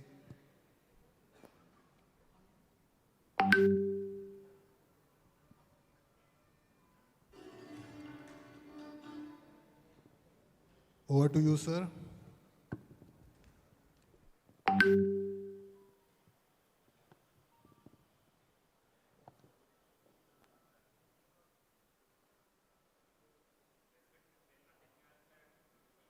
respected all session judges, and all the dignitaries of the dais. We want to present some case studies depending on DGA analysis for power transformers. As we know that power transformer is the most critical equipment in power system, and any failure in power transformers gives a big high lead time for repairing or for new transformers. Like GT, ICT or any station transformers, the procurement or lead time is very high. The condition monitoring of the transformer is most important, and for that DGA is the most useful techniques for health assessment of power transformers. Gases are produced in power transformers by decomposition of oil and insulation when transformer goes under major thermal and electrical stress if fault occur inside the transformers. By measuring that gases, gases which is dissolved in the oil, fault in the transformer can be assessed. As we know that gas chromatography is a very old technique. First in 1904, this gas chromatography has been invented, and it is a very well-proven technique for analysis of transformers, for health assessments of the transformers. Similarly, on that DGA invented in 1970s, and from that dissolved gas analysis systems through gas chromatography is the proven techniques.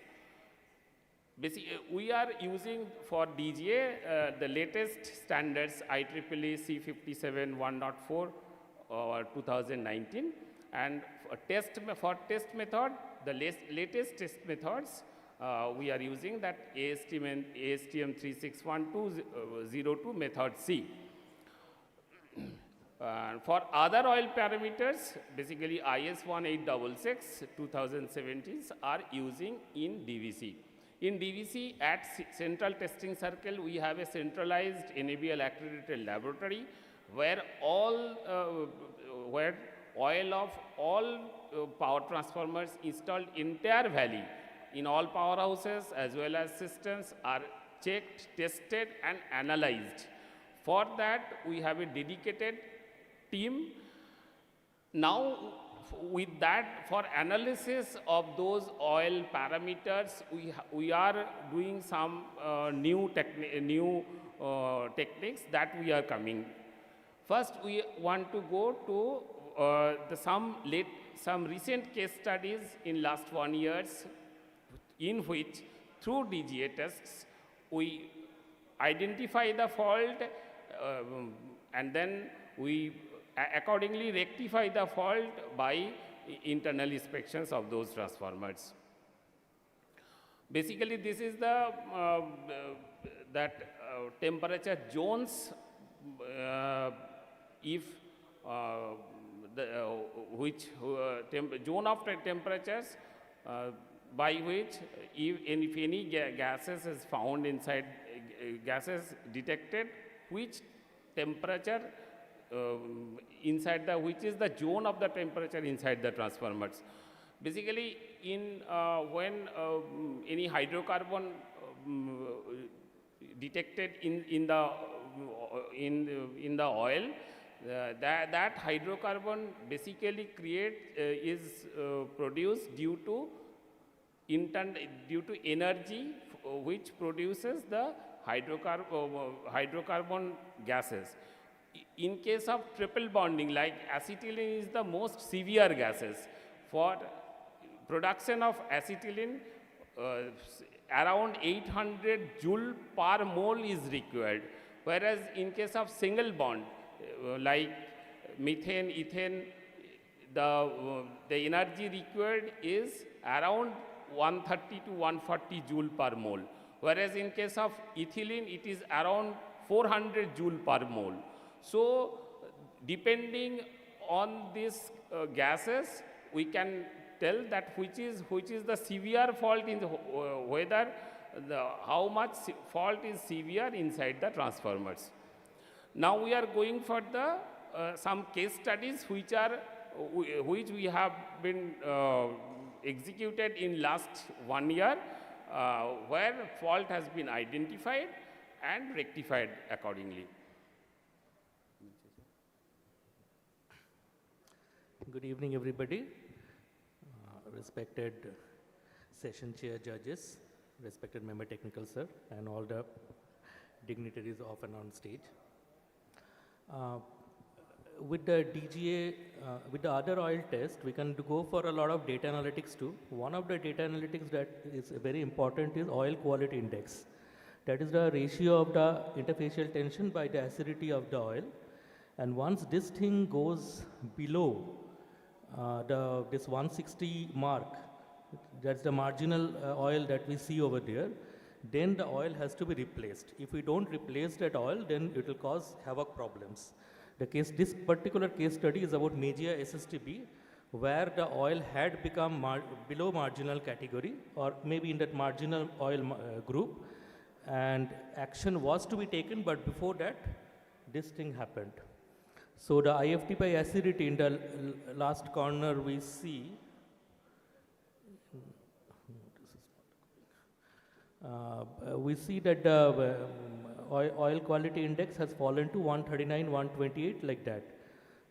And there's a consistent violation in the hydrogen, there's a little bit of a violation, but apart from that, nothing was coming like that.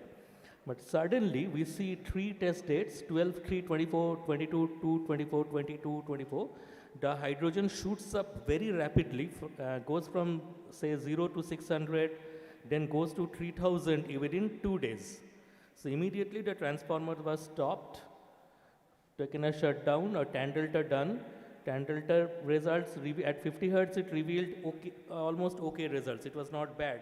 But the sweep frequency tan delta of the entire transformer below 50 Hertz revealed quite bad results. The tan delta values were shooted up to 5% even. The bushing results were okay. The DFRA, the dielectric frequency response analysis, which measures the water content in a transformer, that results were also equally bad. The moisture content was greater than 3%. So after dry out of the transformer, we replaced the entire oil, and then the results became okay, and the transformer is going on right now perfectly oil. All the trends are absolutely okay. This is a case study about a KTPS bus reactor to carbon monoxide violation. There is another along with it. When carbon monoxide is formed when there's a cellulose burning. And there are 3 ratios. Yeah, there are 3. CO2 by CO ratio, 3 to 11 is a healthy. CO2 by CO less than 3 is a strong indication of a fault in paper. And greater than 11 is normal thermal heating due to cellulose aging. So what was happening in this particular bus reactor, although it was new, the ratio was always greater than 11. It was never between the 3 to 11 mark. It was greater than 11. So there's some heat exchange problems over here. So OTI and OTI, WTI readings were always on the higher side since commissioning, but not high enough to create a big alarm. So news was taken from the PGCL Bihar Sharif. They are also, they had a bus reactor similar capacity. There also the cooling was oil natural, air natural, but it was told by them that it was not sufficient. You need better cooling for this. So finally, a new radiator bank was purchased. That middle one is a new radiator fin which was added later. And after commissioning of that radiator fin, the CO by CO2 ratio decreased substantially, and the WTI OTI mark, the temperature shown by the readings were around 5 to 10 degrees lesser as reported from site. This is the KTPS bus reactor. This is a failure of KTPS bus reactor 2. The main point over here was that the sweep frequency tan delta of the bushings had gone above 1% or 2% mark, but we couldn't replace it early enough. So that related to failure, and there was hydrogen violation all through from quite a long time. Let's say 2 years, there was hydrogen approximate violation, means it's 90 is the limit, so 200, 170, 200, 230, that was the zone it was revolving. And suddenly one day it burst like that. The picture, there was a picture. Okay, let me give. Recently, 3 cases arises in case of at BTPS at ETR1, where the major violation was of ethylene and acetylene. Ethylene was 5245. That's huge. Immediately we decide for internal inspections, and after internal inspection, it has been found that the connecting lead of main winding and tap winding inside the transformer got damaged, and the lead has been replaced by our team, and failure of the transformer has been prevented. The similar incidents occurred in BTPS ICT1. In that ICT also, the acetylene found 10 ppm, ethylene is also very high, 1639. Transformer was internally inspected, and it was found that in HV bushing, the pump connector, the flashing noticed in the pump connector. If this continues, the major failure of ICT occurred. Another similar type of incidents occurred at power transformer 2 at Jamshedpur, 50 MVA. Here also that ethylene was very high, and on internal inspection it is found that thimble connection in the bushing found got flashed and damaged. So the point is that similar one incidence occurred in Durgapur power transformer 4. Here also ethylene found high. It was found that internal lead flashing over in the HV lead. Such type of at CTC we are going to implement one AI tool, AI/ML tool, through software, through all this analysis, so that this manual interpretations can be avoided.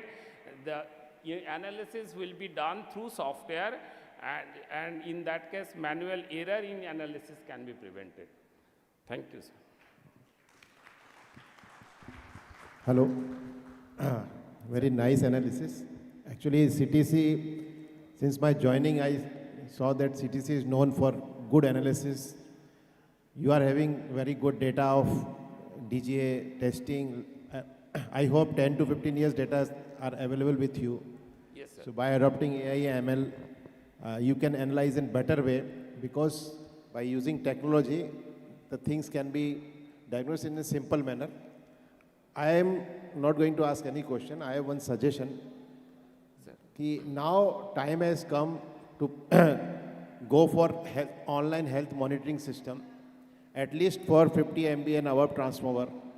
When you are going to adopt AI and ML, you can think about having a centralized control room, and in our next future procurement, CTC can advise that at what rating, what type of online, suppose online DGA, bushing and health, because we can go and monitor on monthly basis DGA, or based on reporting. If we get any report of some issue with the transformer, then we go and take the data and do the testing. But if online real-time monitoring can be done, it will be helpful for us, because at Koderma, after failure of these 2 ICTs, as a ED commercial since last 1 year, I am getting almost firing from each and every consumer whenever there is a load shedding or voltage variation.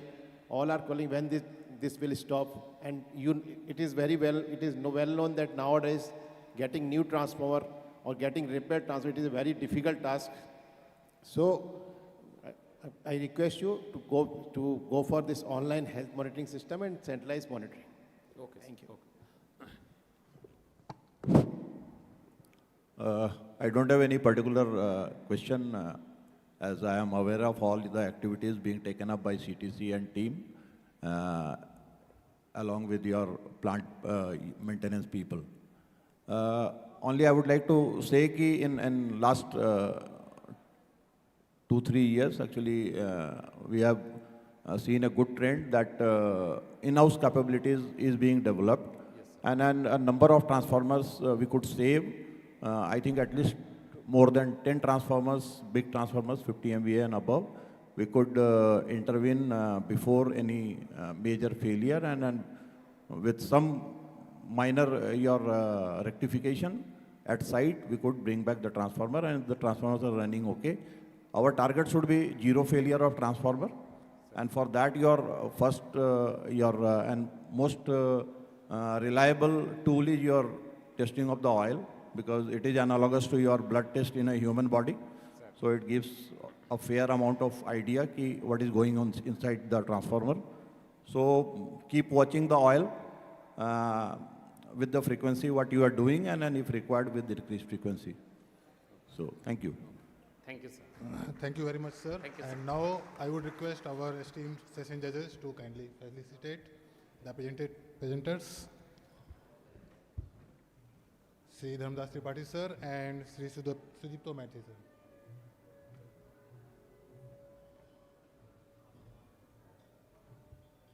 Huge round of applause, audience.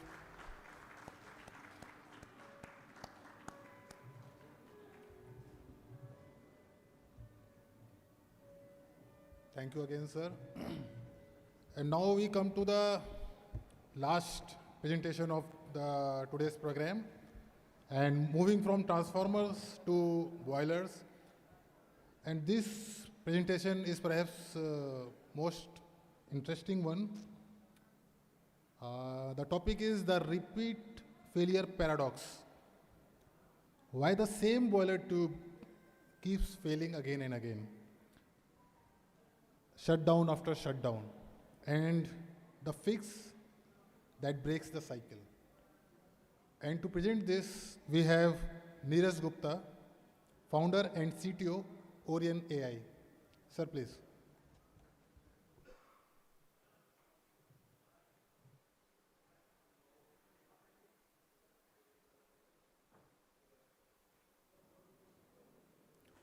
Good evening, everyone. I am Neeraj Kumar Gupta, founder and CTO of Orion AI. I am very thankful to DVC's corporate team for providing me an opportunity to present my technical paper in Power in Progress 2026. It is a privilege for me to be in the room sitting along with the professionals who has the responsibility of keeping the power sector of India running. The title of my presentation is The Repeat Failure Paradox, Why the Same Boiler Tubes Keeps Failing Shutdown After Shutdown, and the Fix That Can Break the Cycle. So, introducing first with the Orion AI, it was built by Web Corporates Private Limited. It is a flagship product of Web Corporates. Web Corporates is a part of Web Groups that has 2 decades of history in industrial testing and inspection services. So, Orion was built by the team of professionals who has spent years and decades inside the India's power sector and India's energy sector. They saw the flaw that exists in the India's reporting system in the inspections. So the prime that no observations or no tubes must fail again and again, and we can predict the failure before the failure happens itself. So moving toward the first slide, this is based out of a real case study where we found that in present scenario, the inspections was done on manual and WhatsApp based, okay? So the inspector who has been assigned the duty of taking the inspection data, he goes on the job, he founds any observation in the boilers, he take a photographic evidence, He reports it on WhatsApp, he notes it down in his notebook and reports it. After a few months, he left the site and the same zone reported a failure again. But this time we do not have a smart layer because the observation which he was carrying along with him was carried away by him only in his smartphone, because there is no centralized way where we are taking the observations or we are highlighting the observations. Everything is based on WhatsApp and Excel based, and the photographic evidence is lost in the smartphones. So there is no at present smart layer that can predict, save the observations in the power sector. So what are the type of observations that are found by engineers on the site, inspection engineers? We can see their type of economizer tube bulging. We can find the external and internal corrosions that are found in boiler tubes. We can find the fatigue zone and the critical zones of the water wall tubes and the rest of the boiler areas. But you know what is the most important thing? These observations are found in every overhauling, every project. But the problem right here is that we do not have a smart layer to gather that observation. Every shutdown, every project, the new team comes with a new paper, blank paper, and once again they do their work from zero. Okay, we do not have a smart layer to capture those data that what prevails in our boiler. This is a number from CEA report that in duration of 2021 to 2025, NTPC reported 692 tube failures. 70% of the tube failures were caused by poor O&M practices and human error. Okay, that was not a failure of equipment. Out of 692 failures, 482 failures were preventable, not by better tubes, but by better data. CA reports that in every forced outage, there is a production or generational loss of nearly 2 to 5 crores, which I believe is an avoidable figure, because if we implement a smart layer to detect all the observations, to store all the inspections data in a very smart way, this data can be purely replaced. Our team has 2 decades of experience, and we found that there is a specific pattern of failure in every boiler. We just need a system that can trace those failure patterns, and we can improve our O&M practices. There are 9 failure modes in boiler tubes. They are high temperature creep, thermal corrosion fatigue, short-term overheating, water side corrosion, fly ash erosion, weld joint failure, hydrogen embrittlement, age embrittlement, improper shutdown practices. These are all the main reasons behind the failure of a boiler tube. These all observations, or you can say these all failure modes, are preventable failure modes. If we have a better practices in while in shutdown, in our operations and maintenance activities, all these failures can be avoided with a smart intelligent layer. Coming toward how we can implement a better system, or better practices that can improve these failure systems. At present, what the system prevails that inspector goes in boiler, he notes the observation in a paper form. Okay, he takes the photo in his personal form, and that photo is not tagged with any asset. In Orion AI, what we does, that inspector raises the observation digitally. Those observations are marked specifically to who raised the observation, inspector ID, asset ID, and photo, zone ID, on which day that observation was specifically taken. Then when the observations are raised, those observations are, you can say, shifted to panel head, the person above inspectors. Panel head sees and reviews all the data in real time, and he approves those data. Like an inspector found that erosion occurred in water wall soot blower. The inspector reports that observations with photographic evidence, and that photographic evidence is shared with panel head. He may be that plant manager or anyone. He sees that yes, this zone is actually having a observation. So he approves that observations, that okay, we need a rectification here. Here, each and every observation has a unique ID. So we bring in an accountability that who raised the observation, when the observation was raised, where, and what is the photographic evidence. And then again, when the observation was closed, who closed it with photographic evidence. So none of the observations must get missed. It was my personal experience while working in power sector that in every overhauling activity, we report near about 250 to 400 observations in every overhauling.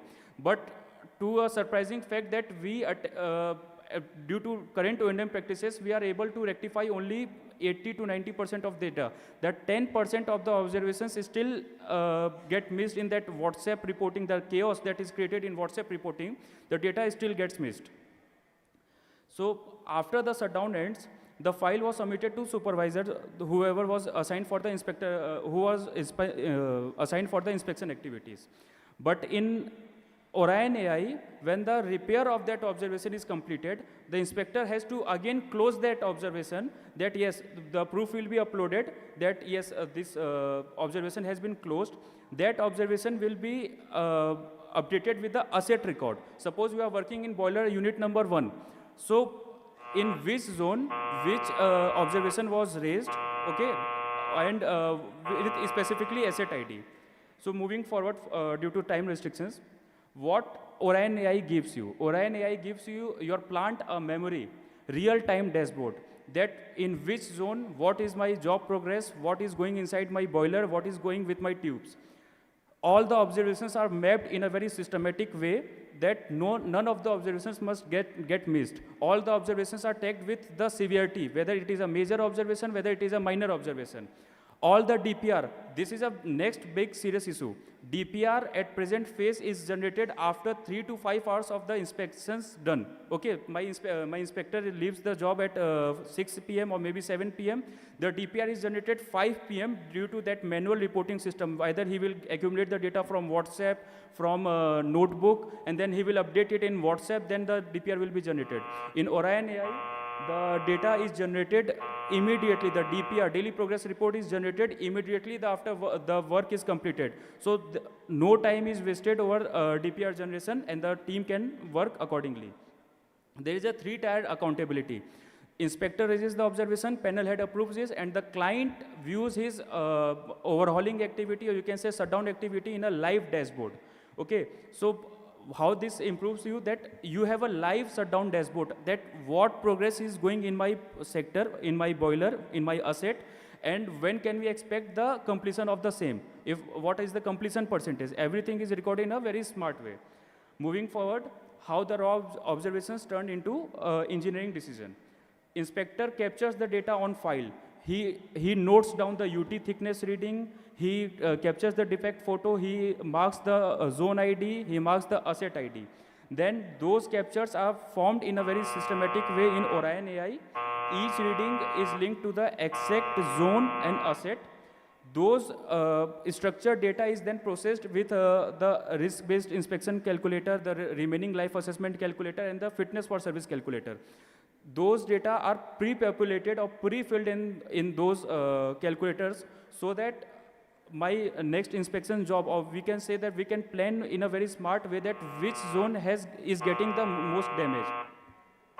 The predictive layer, sorry, just 2 minutes more, within a minute I am concluding it. The predictive layer, that every overhauling, a precious data is generated every overhauling, because we do not have, right now we do not have a smart layer that tracks the pattern. Orion AI tracks the pattern of the observation, that which zone, which tube, which boiler, which asset is getting the most observation in which zone. Suppose water wall or maybe reheater, which zone is getting the most observations. Those patterns are captured in a smart way, so you can plan your next overhauling activity. You will have a pre-inspection data, that which asset, which part has to be given the most attention.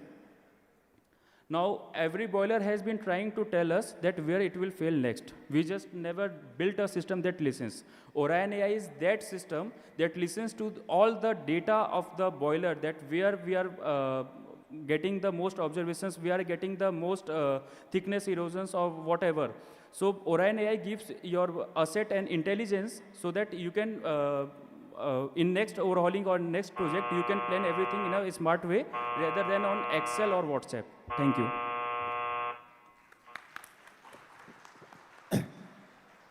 Nice presentation. Actually, data-driven maintenance is the need of the hour, and mainly for repetitive nature of failure, this AI is also useful. And nowadays, we are having ERP, we are capturing we are writing, these logs are maintained in soft form in ERP, and data are available, all maintenance and the problem faced by operation engineers, maintenance, they can record in the ERP. And above this, if AI is implemented, it will really, the organization will be benefited, and one tube failure leads to so many issues. And after this RE integration, this boiler, if thermal plants is not available for 2-3 days, now then it become very difficult to feed the load. Yes. So thank you, nice presentation. Thank you, sir. Actually, we have offered for a free pilot project to DVC so that we can show on real life, not just in a PPT or in a, you can say in just verbal form. We are going to show these real implications with DVC. We are already ongoing, we have ongoing projects with DVC. So we are going to show this in a pilot project where we can show the real life implications of where this Orion will solve your current problem. Sorry? No, sir, we have received various pilot projects from Jindal. We have received pilot projects from, we are in discussions with DVC, and we are also in discussions with NTPC. Okay, sir. All the overhauling schedules start in July, August, you know very well. So all those work will start that time. Yes, my team will go, my technical team will go and will be present at site, so that the main purpose of this Orion is that any plant manager won't have to switch to Excel sheet or WhatsApp never again. I think you have created an innovative product. Yes, to prevent boiler tube leakage in thermal power plants. I think anybody giving a solution to boiler tube leakage in a thermal power plant will be an overnight celebrity. Because everybody knows what happens if a repeated kind of a failure takes place. So only thing is, this product needs to be tested, validated in a real life and in real-time situation. Yes. So we, wish you all the best. Thank you. This product will prove in future very helpful as well as one of the most sought-after product in the thermal power industry. Thank you, sir. Thank you. Thank you, sir, for your innovative solution. Now, I request the esteemed session judges to kindly felicitate.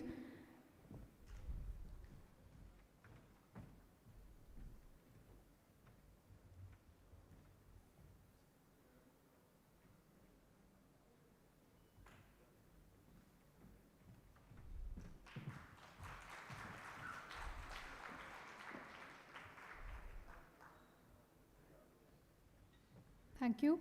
I now request Executive Director Operation, Damodar Valley Corporation, Sri P.P. Sir, to kindly come upon the dais to felicitate our esteemed session judges, ED Commercial, Sri Sanjeev Srivastav, and ED System, Sri D.K. Singh, for chairing the session and taking us through these very interesting and innovative technical solutions to pertinent problems of O&M.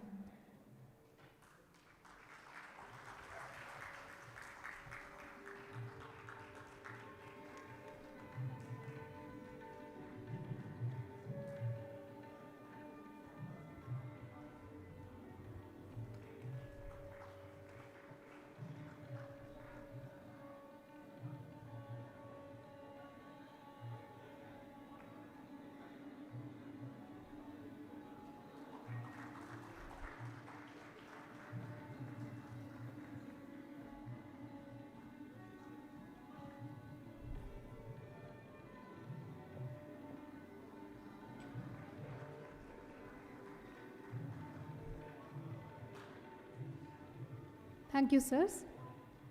Thank you for joining us on this session. With this, we come to the end of the day one of this technical extravaganza, the O&M Conference Powering Progress 2026.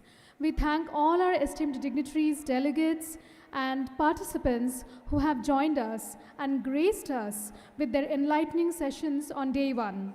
It may be the end of session day 1 for today's O&M conference, but the conversations should keep flowing, the queries, the networking should keep going for the day 2 as well.